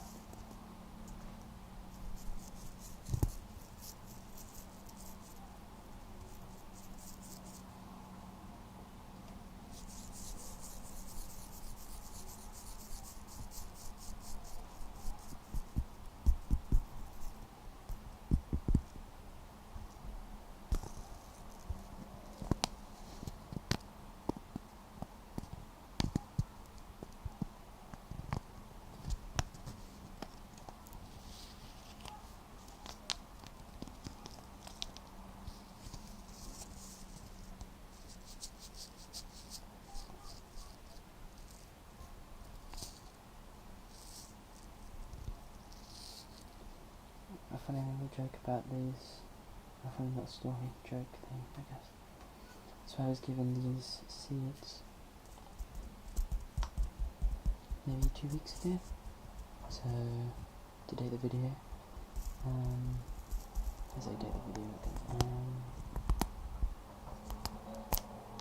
these seeds, should be more on this side, need to be planted in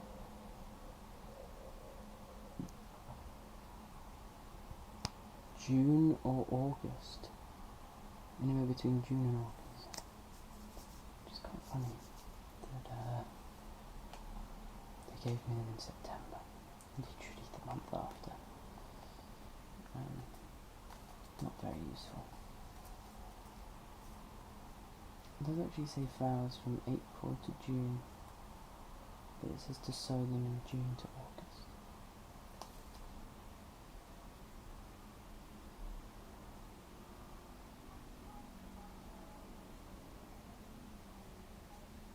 It does just say autumn.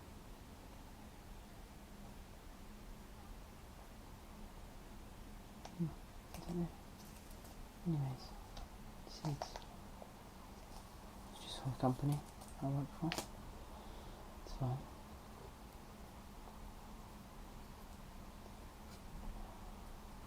This thing, I think, is the best ASMR.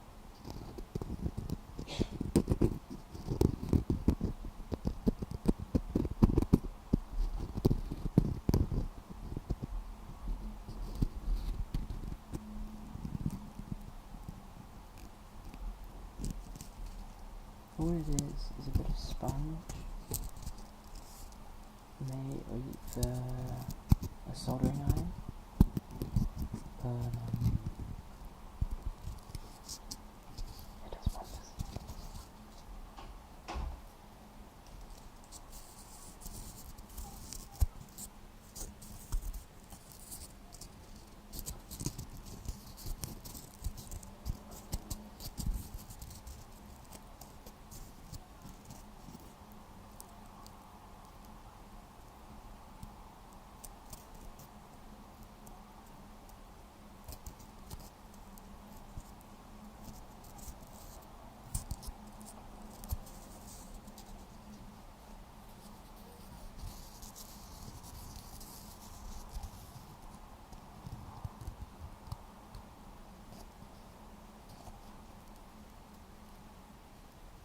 I try not to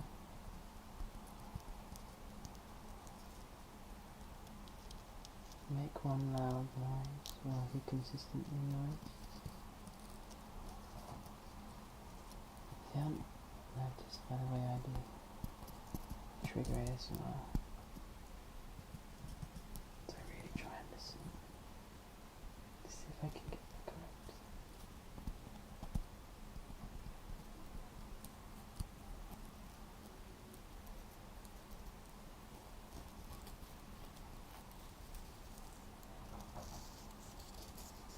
There we go. This side again.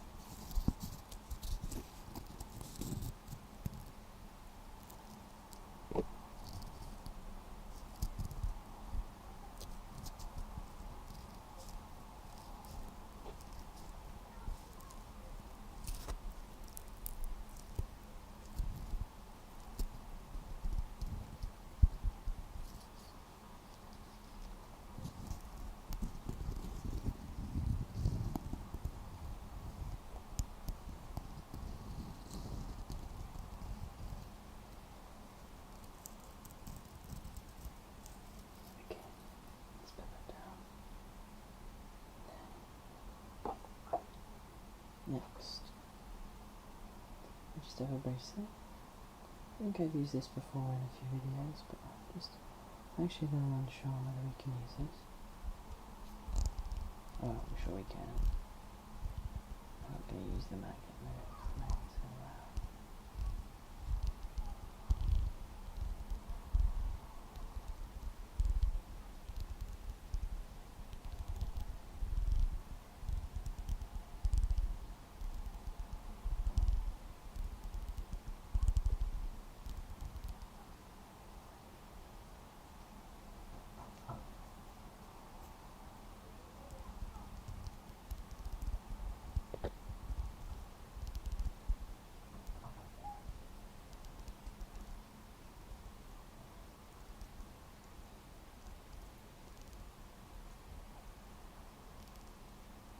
So I hope you're all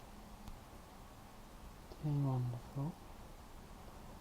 Going on with your day, your night, sleeping, resting, studying, dreaming, chilling. Maybe you're just watching some ASMR for some entertainment. I've sure done that a few times.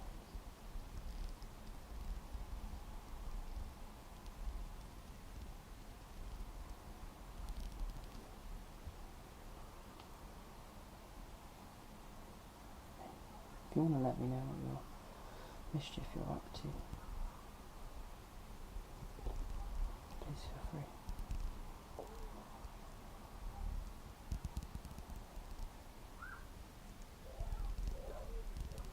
I really like that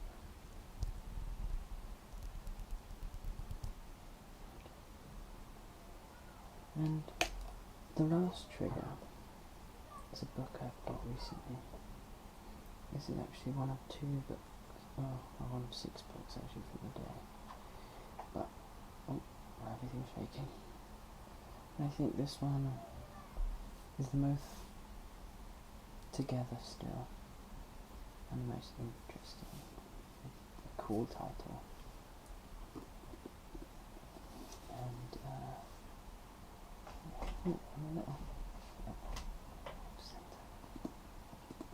So it's The Soul of a Bishop and 3 Short Stories. Can we get that to focus? Oh, there we go. I don't know whether you can read that. It's by H.G. Wells. There we go. It's an old looking book, because it's an old book. But listen to this.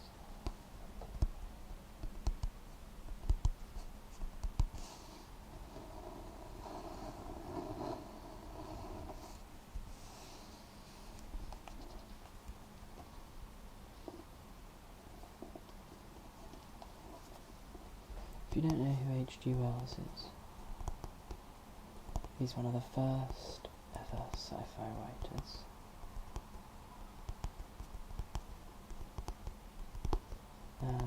He's second to... Oh, I've forgotten her name. Jane something? The author of Frankenstein. Frankenstein is technically the first ever sci-fi book.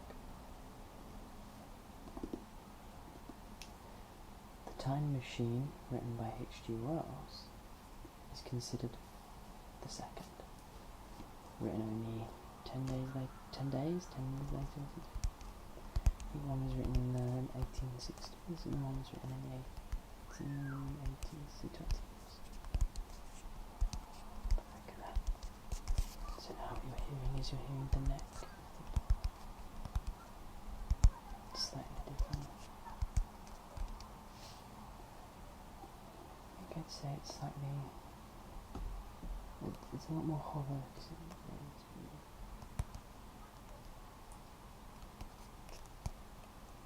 it's like upbeat.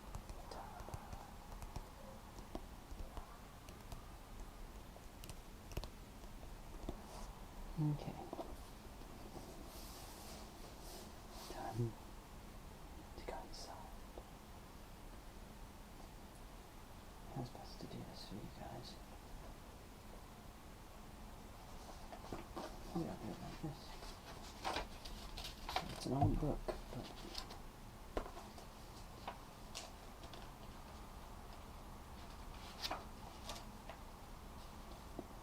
it smells like an old book too.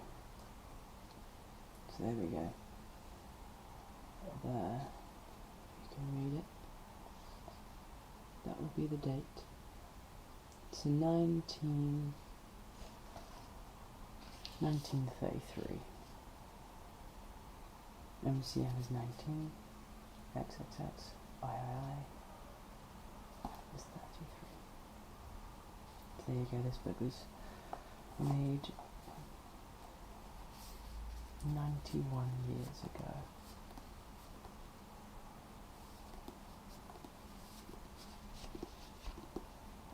And I got it for £3. The first chapter,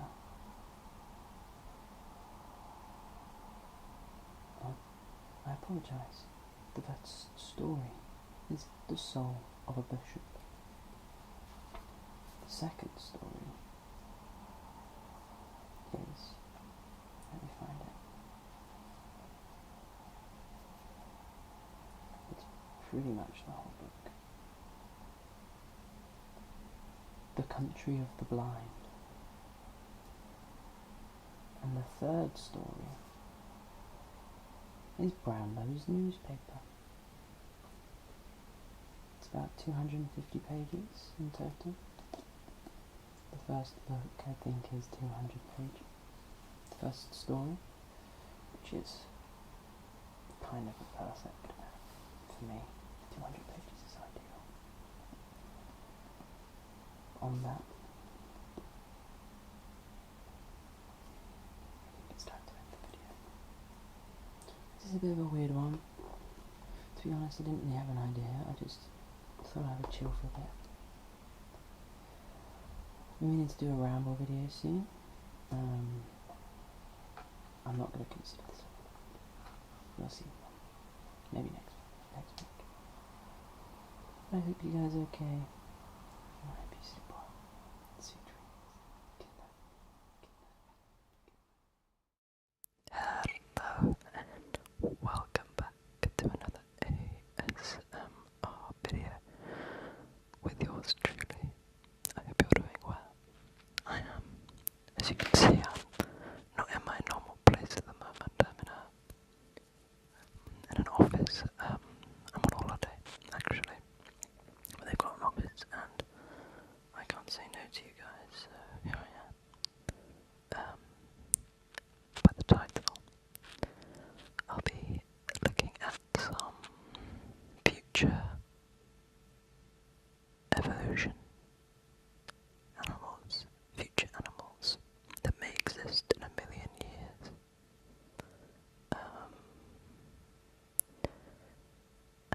And I'm going to be using this microphone that's very sensitive, very sensitive.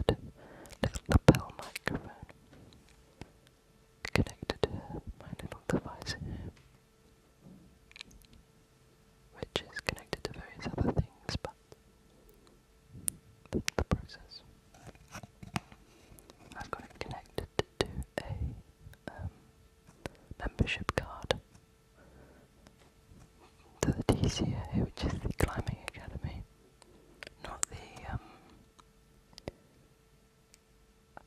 TCA from the Loki show. Time something association, I don't know what. But anyways, let's get started. Animals that might make it. What animals are likely to exist in a few million years? It's a fascinating concept that I love to think about. I love to think about how we're all going to evolve, not just humans, how other animals might evolve. And the first thing that comes to is let's keep scrolling, here we go. We have, oh, this is interesting, okay. Oh.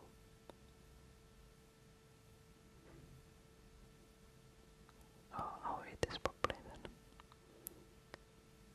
I thought it might be a list, but no.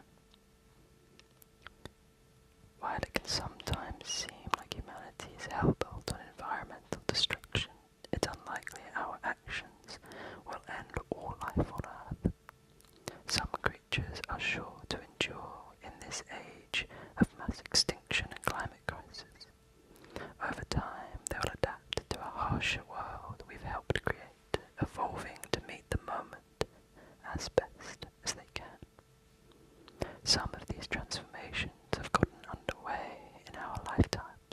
Climate change, some research suggests, is already shape-shifting animals, shrinking certain migratory birds and speeding up the life cycles of amphibians, for example.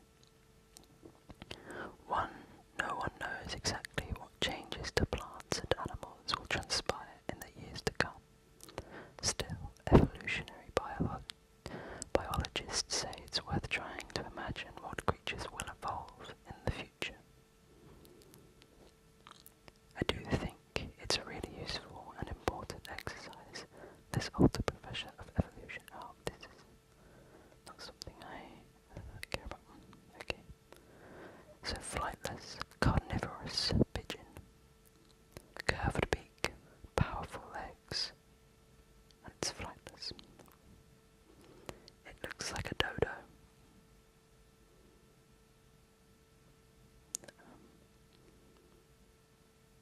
Okay. Animals that might make it. What animals are likely to exist in a million years from now?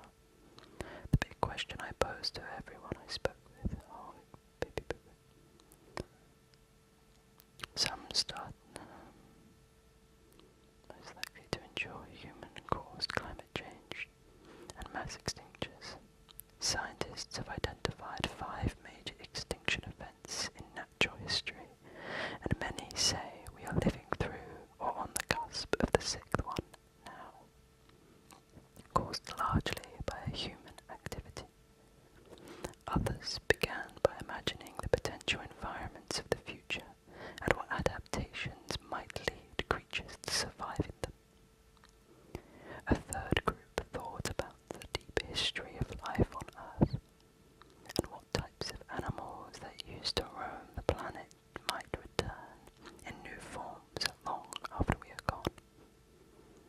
First off, the survivors. These are rats, rodents, and also things like cockroaches and pigeons.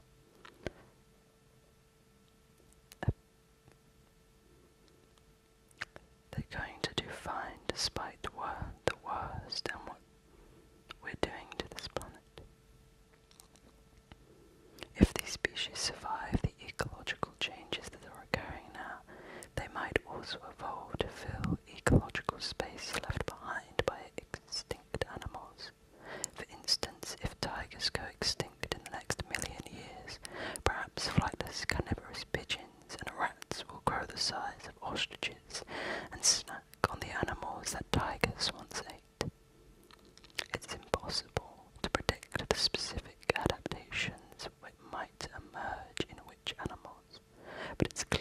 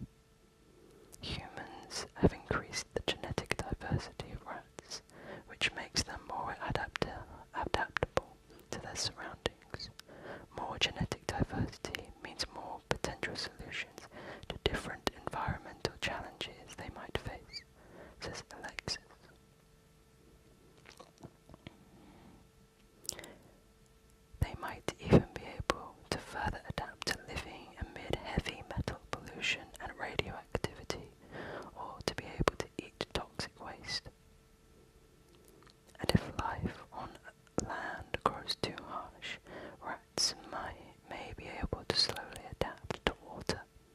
Perhaps their evolutionary descendants will lose their fur or sprout flippers, developing streamlined bodies suited for a fully aquatic existence.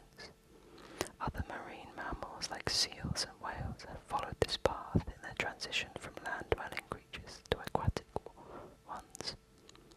Again, these specific evolutionary paths are pure speculation, but experts say they're within the realm of possibility. Fully aquatic whale rat, eel-like tail, flippers for arms, and like a rat's body and head.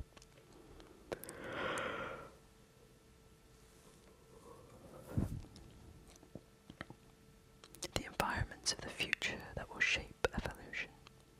The second way to think about animals of the future is by imagining the environments of the future. Environments can drive evolution by exerting select pressure, favouring some traits over others.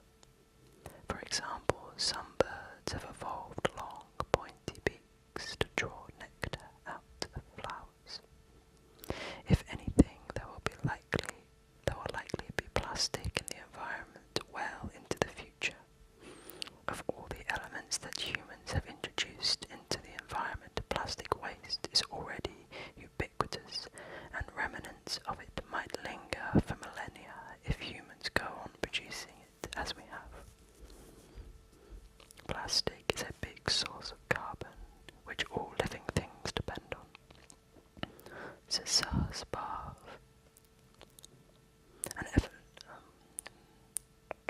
Any animal that can exploit that will be successful. In a way, this development would kind of go full circle. Many plastics are made from petroleum, which is called a fossil fuel precisely because it derives from ancient transmogrified plant and animal remains, so new life forms could learn to eat the leftovers of really, really old ones. Termites could be one such critter. These insects already have a gut microbiome, a collection of microorganisms that help with digestion.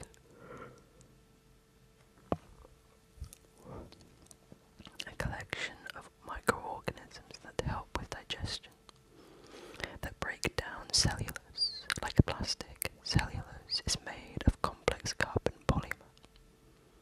So it's not a stretch to imagine termites adapting to break down another polymer like plastic.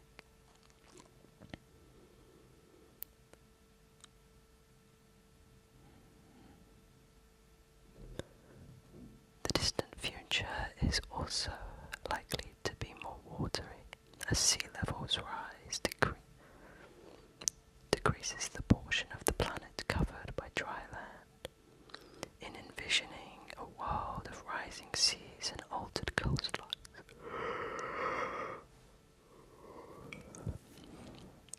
some scientists think about how certain animals might take to living in more marine environments.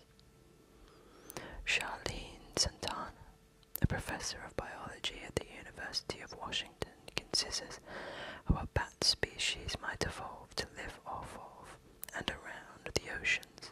She imagines a bat with a 6-foot wingspan taking shape, capable of gliding like an albatross instead of flapping its wings, perhaps covering hundreds of miles in search of food or islands to roost. It might use finely tuned echolocation to sense ripples in the water in order to detect fish. In fact,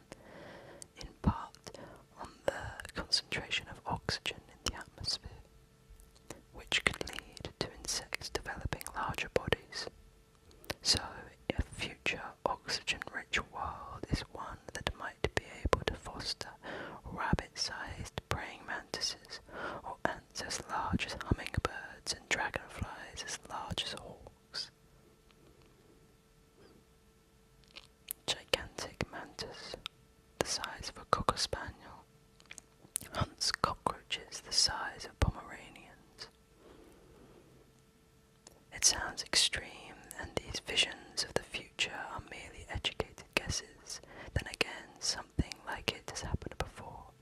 Around 300 million years ago in the Carboniferous era, the atmosphere was more than 30% oxygen, compared to 21% today.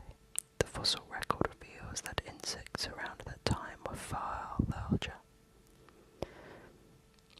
Mayrin Balisi, a paleontologist at the La Brie tar pits in Los Angeles, thinks about what type of apex predators might rise to the top of the food chain if humanity does blink out.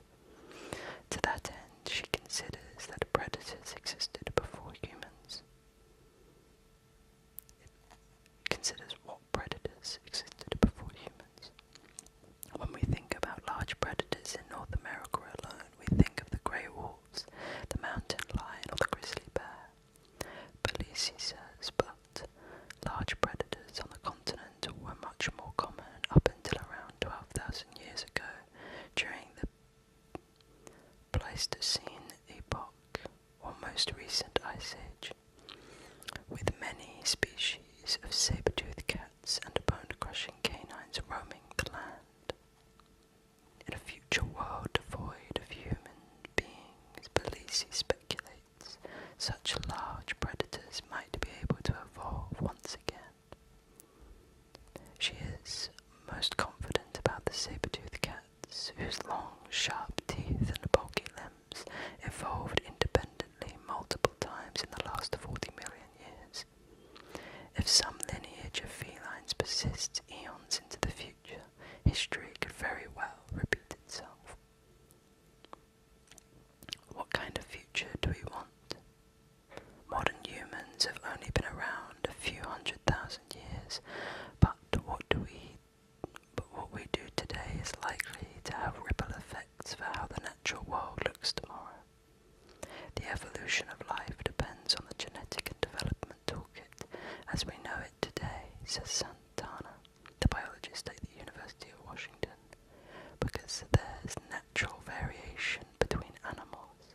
Some are better at competing for resources and surviving with the least helpful traits tending to fizzle out, while others crop up the new adaptations. As species continue to go extinct, whether due to habitat loss, agriculture, poaching, or human-caused climate change, many potential sources of diverse life are extinguished from the future too. Scientists can still imagine a world where animals that are endangered today carry on and start new branches on the evolutionary tree. The future doesn't have to belong to just the rats, pigeons and insects.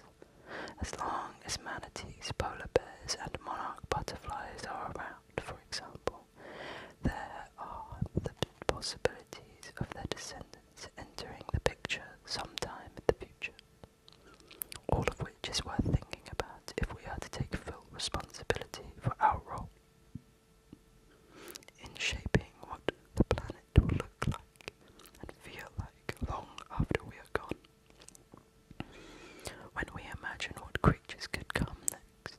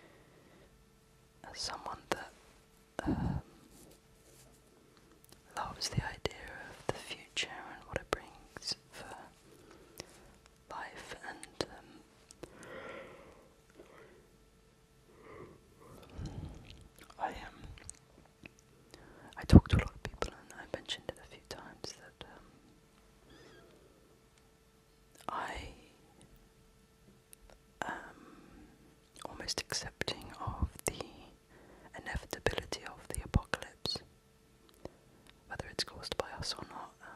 Like it says, we are within or on the brink of the sixth extinction event. I can't recall the exact statistic, but if a specific amount of animal species go extinct by 2030, 2035 kind of time,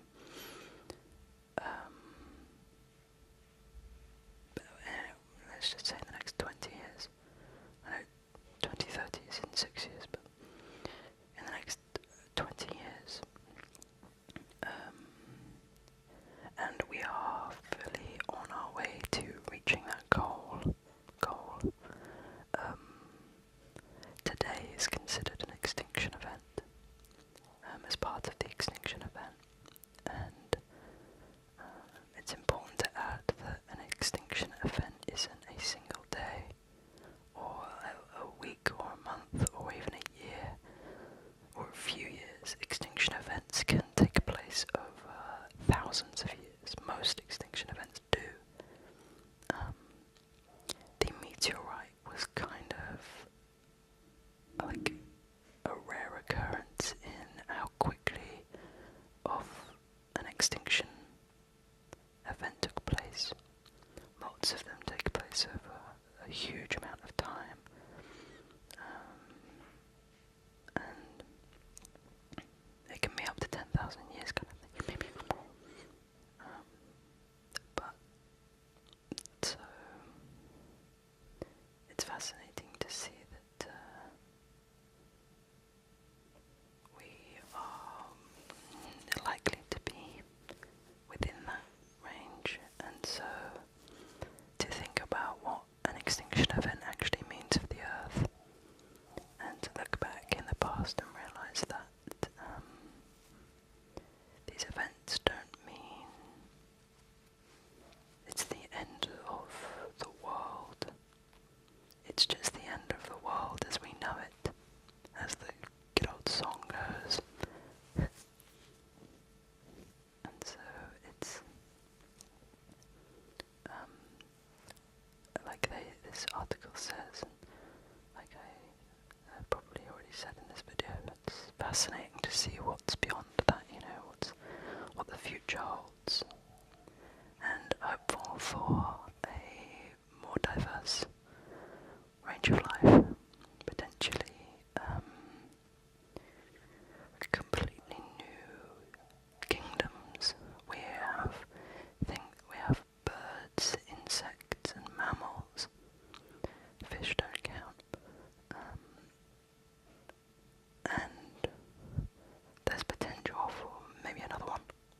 Maybe we develop another species, and something like that is almost unimaginable, and something that I really like thinking about is we talk about the dinosaurs, how the dinosaurs happened 100 million years ago, 67 to 100 or 60 million years ago to like 200 million years ago, and whenever the conversation comes about future life, the world could look complete 100 million years